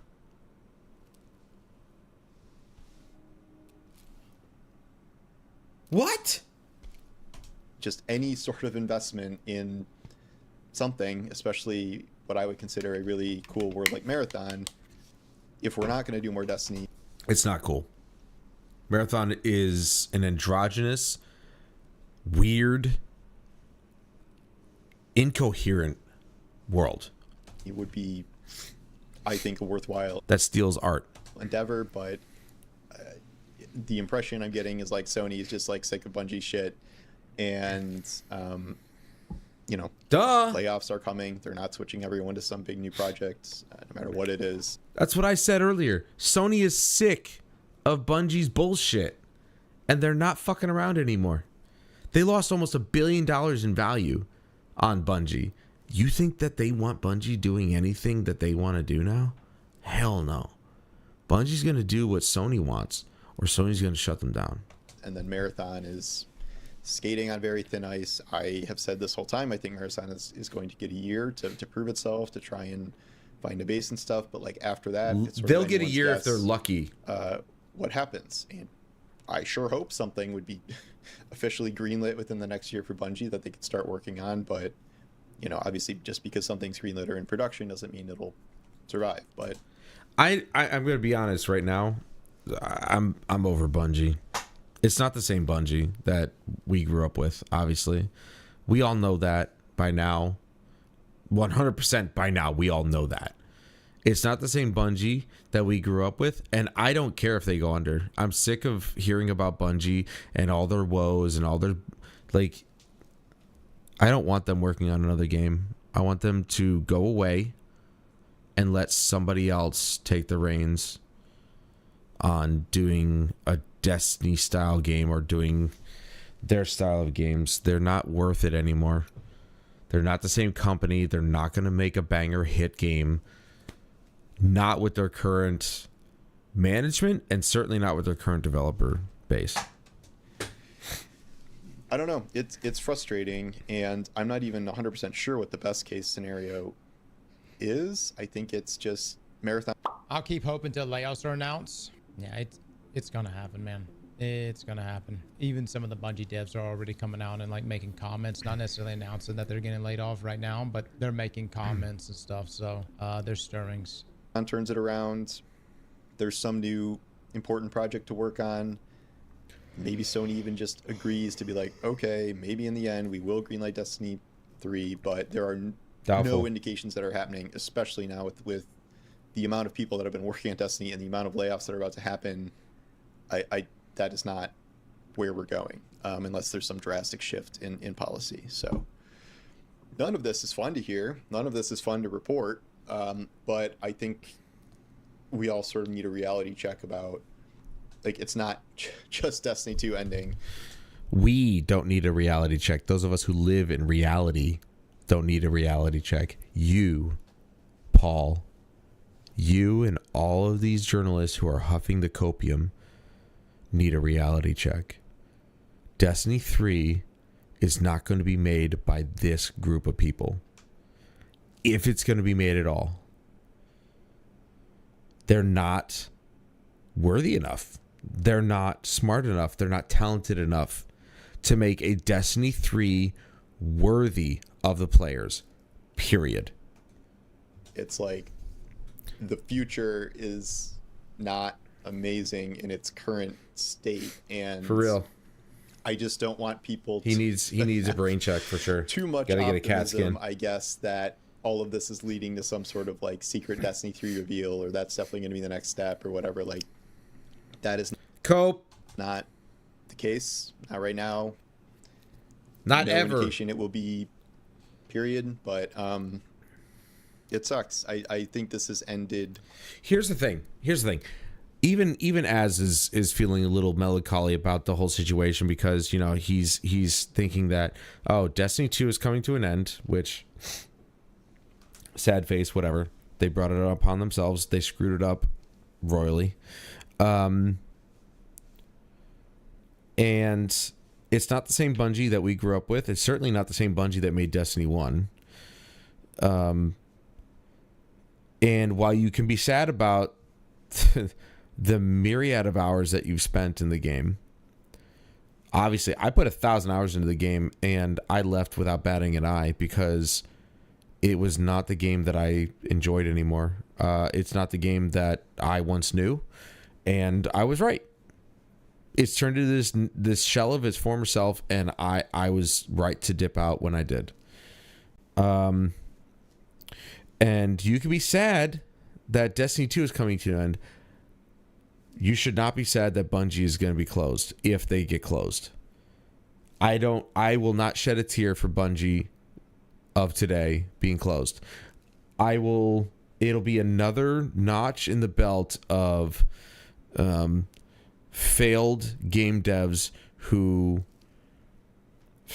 just, I don't know, they lost the plot. There was one developer that I did feel very sad when they disappeared, and that was Zipper Interactive. They were one of my favorite developers, and for all I know, they were still the same studio all the way up to SOCOM 4, all the way up to Unit 13, excuse me, on the PS Vita. That was their last game that they made. I really liked SOCOM 4. I thought it was great. I don't think they needed to go the route of, you know, telling a cinematic story with cutscenes and and main characters and stuff like that. But I think what they did do with it was really well done, and I think the multiplayer was a lot of fun. It wasn't SOCOM in the traditional sense, but Zipper Interactive did not deserve to go out like that. Bungie deserves to go out like that. They deserve to be buried under the weight of their own decisions. And I will not shed a tear for Bungie. Poorly, I think there was a way to do this where the community would not be like it is now, where if there was a planned conclusive ending to Destiny 2, the final shape, and then we heard Destiny 3 was coming, we'd be like, okay, I mean, we're pretty chill stopping Destiny 2, we get it's going to maintenance mode, like, we're looking forward to Destiny 3, let's move on, let's play Marathon, let's go to other games, like, cool, and we'll be back to Destiny. But that is not where we are. That is not the plan that panned out. So anyway, a lot more to say. Yeah, because for some reason they thought it was a good idea to keep going after Final Shape. Final shape. I'm gonna keep saying it. Final means the end, means finale, means it's done. Let's bring out 3 more episodes. I promise I will be positive at some point and talk about the history of Destiny, how much it means to me, that kind of stuff. But I'm not quite there yet, and we'll see. But yeah. Thank you, Paul. Thank you for the video. I'll tell you what Destiny 2 in the early days meant to me. It meant a great many things. It was one of the few games that I enjoyed playing with my friends, especially with my clan at the time. I had a pretty awesome clan at the time. I got to do raids. I have a lot of great memories in early days of Destiny 2. I have a lot of great memories of, you know, mid Destiny 2, like Beyond Light. And, you know, when we went to Europa, I made a lot of great memories in Lightfall, even though it was a shit fucking expansion. And I'm not going to lie, I don't remember anything about the final shape. I don't. Well, I definitely remember thinking it was a good expansion when I played through it. I don't remember anything about it. Not one thing. I remember things from Lightfall. I remember things from The Witch Queen. I remember things from Beyond Light. But I don't remember anything from the final shape. So I think I'd already mentally checked out by then anyway. But there was a lot of missteps. Like I said, Season of Plunder was my favorite season of all. Of any of the seasons that they had throughout the entirety of Destiny 2, Season of Plunder was the best one for me. I loved it. It was so much fun. So, you know, I have great memories of Destiny 2. I would say I have better memories of Destiny 1, but I have great memories of Destiny 2 when Red War and Forsaken were playable. But that's about it. Destiny 2 is dead. It's been dead for me for many years at this point, and I'm fucking over it. While we have our memories, you know, just like with Overwatch 1, it's the best, or just Overwatch now that they've rebranded, and just like with Overwatch, its best days are behind it. The same thing with Destiny 2. The best days are gone. We'll never get them back. You know, Destiny 2 and Overwatch were two games that really got me through some tough times. And the companies that ran them decided to fucking bury them under a pile of shit. And your thoughts? Former Destiny dev says ex-CEO Pete Parsons was the real Destiny killer after Bungie ends live service development. Pete Parsons didn't help it, but Marathon killed Destiny. We'll hear from Zuhad. Former Destiny 2 senior narrative designer Robert Brooks criticized ex-Bungie CEO Pete Parsons after Bungie announced the end of Destiny 2 live service development. Bungie officially announced yesterday that Destiny 2's final live service content update will launch on June the 9th, 2026. After that, active development on Destiny 2 will come to an end, though the game will remain playable. Bungie describes the update as a send-off for the... Don't you love how they say, though the game will remain playable? So, do you think that... Are they trying to avoid the whole stop killing games thing by mentioning that the game will still be playable? Because they think that if they mentioned, oh, this is the final, you know, live update, it'll be ending that day. Like, I mean, do they think people are really that retarded that they have to mention, oh, but the game will remain playable? Well, no shit. Of course it's going to... You're not going to release a final update on June 9th and then cut it off the next week. That's retarded. Fucking idiots, dude. A long-running game with the new rewards, Pantheon 2.0, raid and dungeon loot updates. But then again, maybe people are that stupid. Who knows? Racing League. For a lot of players, it's a hard one to process. This has been part of people's weekly routine for years, so the news does not feel like just another update. Since the announcement, many current and former Bungie developers have started sharing their thoughts online.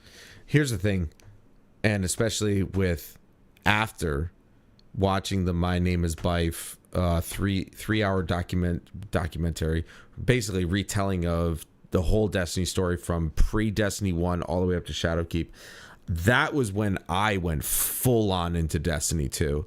I was Destiny all the way. That was a good time in my life. You know, those Sunday mornings when I'd wake up and just a couple hours later I'd be streaming Destiny 2 and just having a blast. That shit was awesome. And one former And senior we'd stream Destiny it for like narrative 6 to designer 8 hours a clearly is day. not happy with how It was things awesome. ended. Former Bungie narrative designer takes aim at Pete Parsons following Destiny 2's final update announcements. The comment comes from Robert Brooks, a former senior narrative designer on Destiny 2. Brooks posted on Blue Sky following the Bungie announcement, taking Blue Sky. Yeah. Yeah, that makes sense for a company who puts fucking pronouns in their fucking names. direct aim at former Bungie CEO Pete Parsons. Parsons stepped down Of course from he's on Bungie Blue in Sky. 2025 with Justin Truman taking over as the studio's new head. It turns out the real Destiny killer was ex-CEO Pete Parsons. The post reads. This is not the only Destiny-related comment And Marathon. Brooks has made recently. In another exchange on X, he responded to a fan talking about a possible Xivu Wrath campaign and raid. Those that don't know, Xivu is the other sister of Oryx and Savathun, which, if you play things like Season of the Witch, everything was leading to that, to Xivu, especially now that she's like in her mortal state. You'd be surprised how many times this was pitched for Destiny 2. Brooks worked on Destiny 2 from 2020 to 2024 with credits spanning from Beyond Light through episode Revenant. That detail has made the situation more painful for some fans. Xivu Wrath has long been seen as one of Destiny's biggest unresolved villains, And it many will players remain expected so. her to eventually get the same kind of major story treatment as Oryx and Savathun. Instead, Destiny 2 is now heading toward its final live service updates. Top of all this, Bloomberg report claims Bungie is planning significant layoffs after Destiny 2 development ends, and that Destiny 3 is not currently in development. Yes, there is, narratively speaking. Destiny 3 would have had to be in development. Like, I think Asdacross said it before, like, it would have to be in development prior to the final shape even coming out. It would have had to have been in development 2 years ago. They're not just going to end Destiny 2, like, updates now and then start Destiny 3 development. The game wouldn't be out until 2032. So they would have had to start development on Destiny 3 like 2 years ago.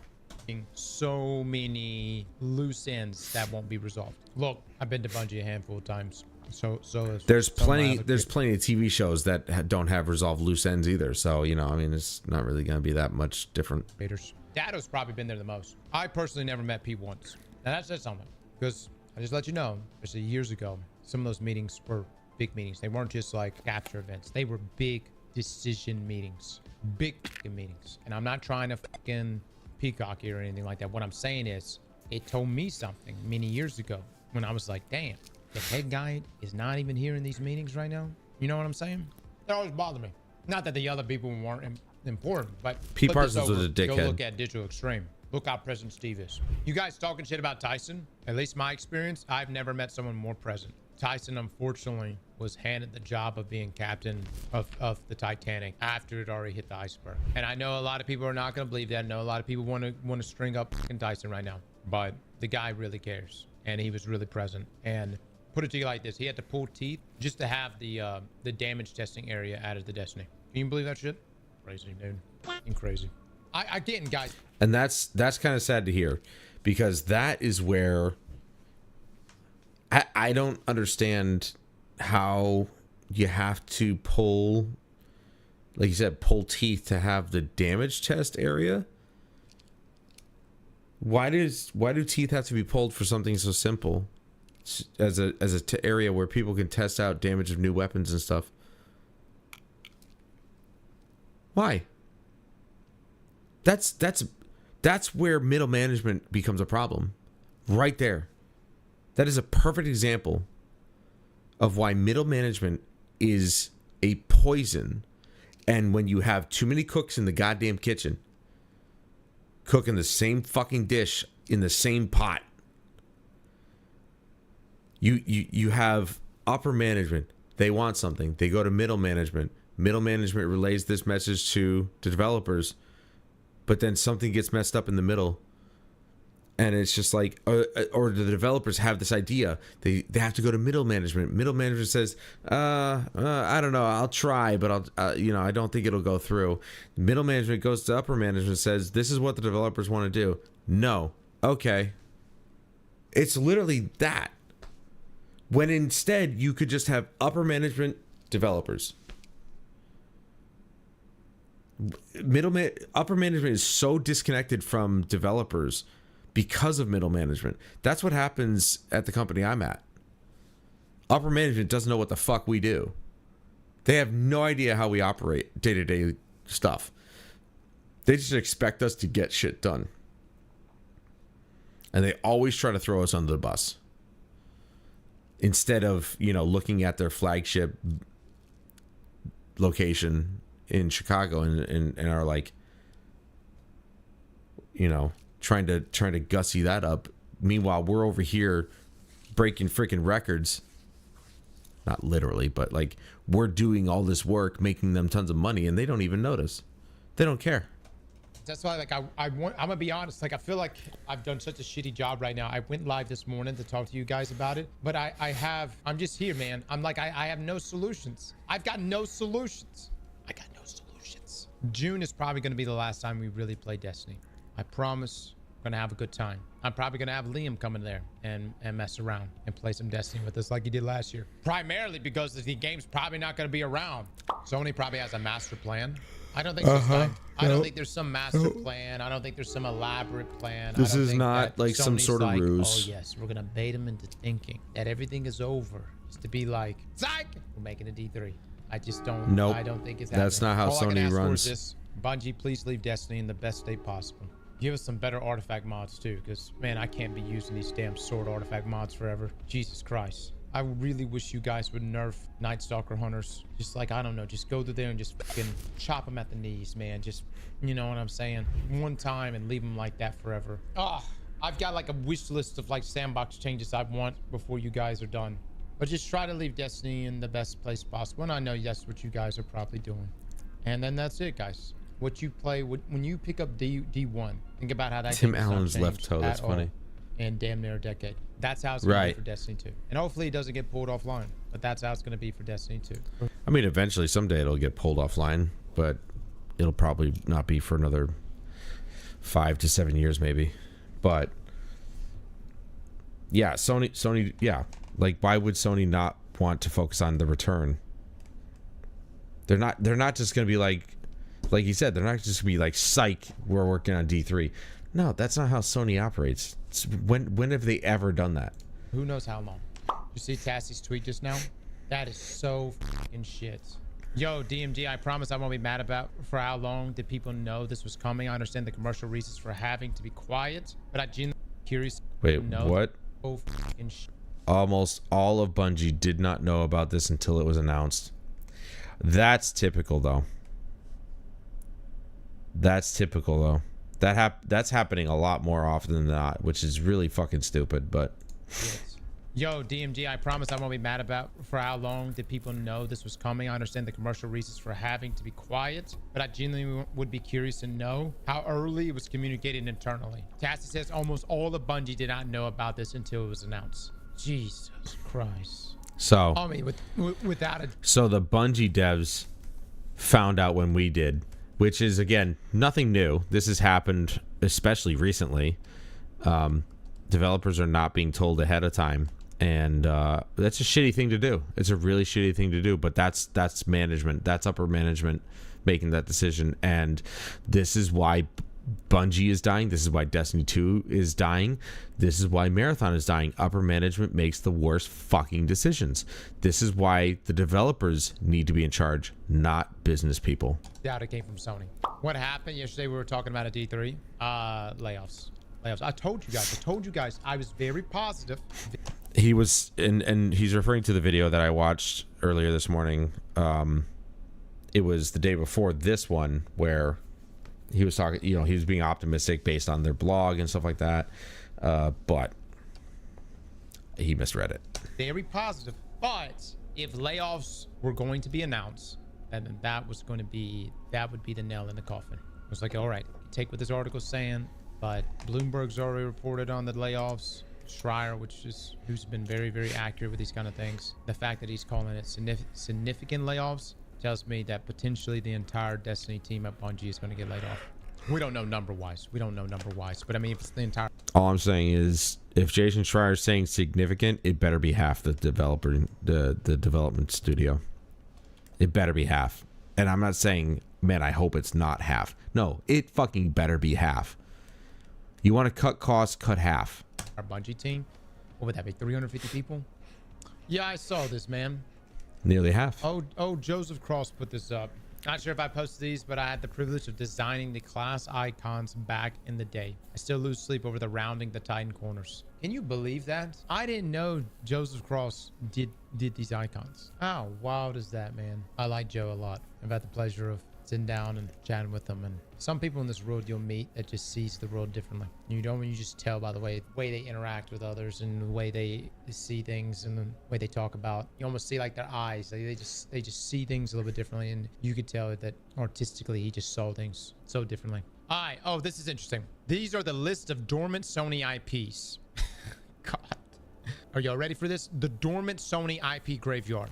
Bloodborne, 2015. Yeah. Killzone. Last entry was Shadowfall 2013. Resistance. Trilogy 2012. Infamous. Second Son 2014. Yes. Well, Infamous in general, yes. But technically it was First Light. That was the last one. It was a standalone expansion, but yeah. Cooper. Thieves in Time 2013. Jack and Daxter. Ape Escape. Twisted Metal. Medieval. SOCOM. Motorstorm. SOCOM's never coming back. Zipper Interactive is gone. Motorstorm, I don't think that company's around anymore.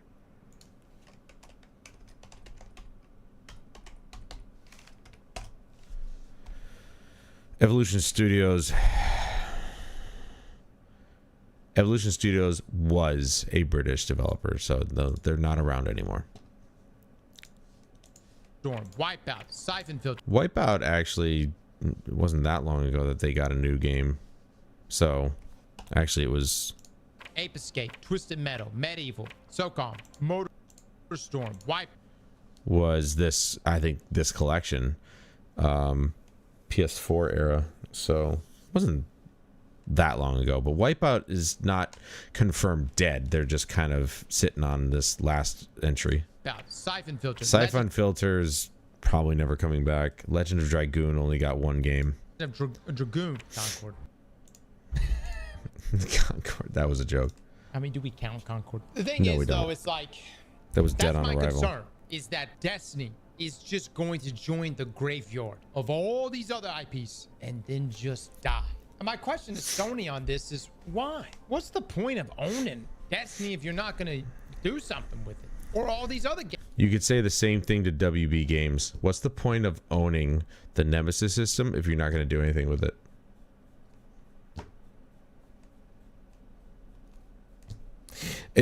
You could say that to a lot of publishers. You could say that to a lot of developers. You know, Konami for a while sat on the Metal Gear, the Castlevania, and all those, you know, big franchises that they had and were doing nothing with. Why would you sit on those and do nothing with it? WB Games, they patented, which I cannot believe that they could do that. That they were allowed to do that. They patented one of the most innovative gameplay systems in the history of the industry, so nobody could use it, and they do fucking nothing with it. So that Sony wouldn't be the first company to do it. All these other IPs. Why? I mean, seriously, guys, at this point, Sony, you spent $3 billion on the Tiger engine? Really? I mean, that's really what you're going to get. That's what's left. This is the same company that wanted to pull Spider-Man from the MCU. What? Oh my God, I had no idea. In 2019, Disney proposed a 50-50 co-financing deal for future MCU Spider-Man films. Sony refused. Sony proposed keeping the arrangement going under the current terms. Well, yeah, Sony wanted Spider-Man to be their own property. They didn't want to make him part of the MCU. I thought that was pretty widely known. That's why they had their own movies, but they were never actually officially part of the MCU.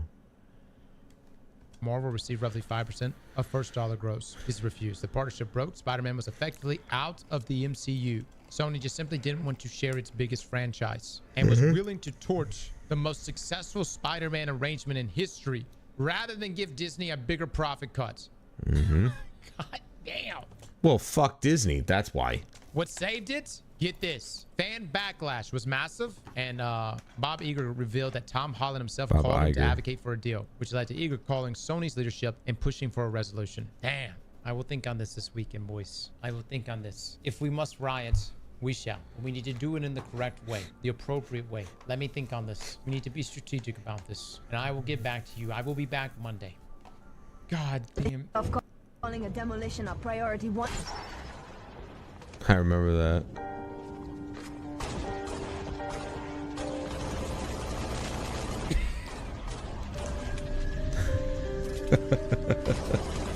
Come on, get in. Let's go. Come on. You know, that part in that game was pretty wild though, because it's like it just happened instantly. It seemed like things were going fine, and she was talking, she was giving, and then boom, she's dead. My God.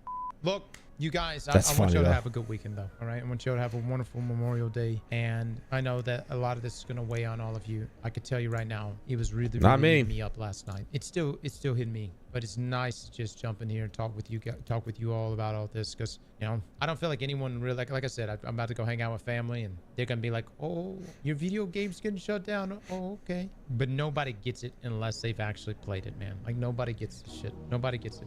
It's not that. Well, you know, when they started vaulting content, that's where they lost a lot of people, and the tone of Bungie shifted massively.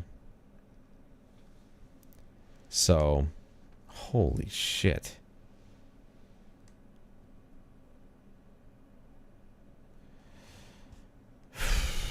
They got some really hot chicks working in pizza restaurants, dude. I swear to God. So yeah, that the whole tone at Bungie or surrounding Bungie just shifted when they decided to vault content that we purchased. I kept supporting it because I love Destiny, but it's not like I was blind to the writing on the wall. Anyway, I'm gonna get going. Thank you, Matthew, for hanging out with me. I appreciate it, man. Always a treat to have you here, giving feedback and giving me a conversation, because you know I think you made a lot of great points, and I guess we'll have to see what happens with Bungie. I don't know if they're gonna last. You know, Astacross says that he thinks that maybe a year is what they'll get, but I don't know. It'll be impressive to say the least whether or not they last a year with Marathon. But we'll see. Anyway, thank you.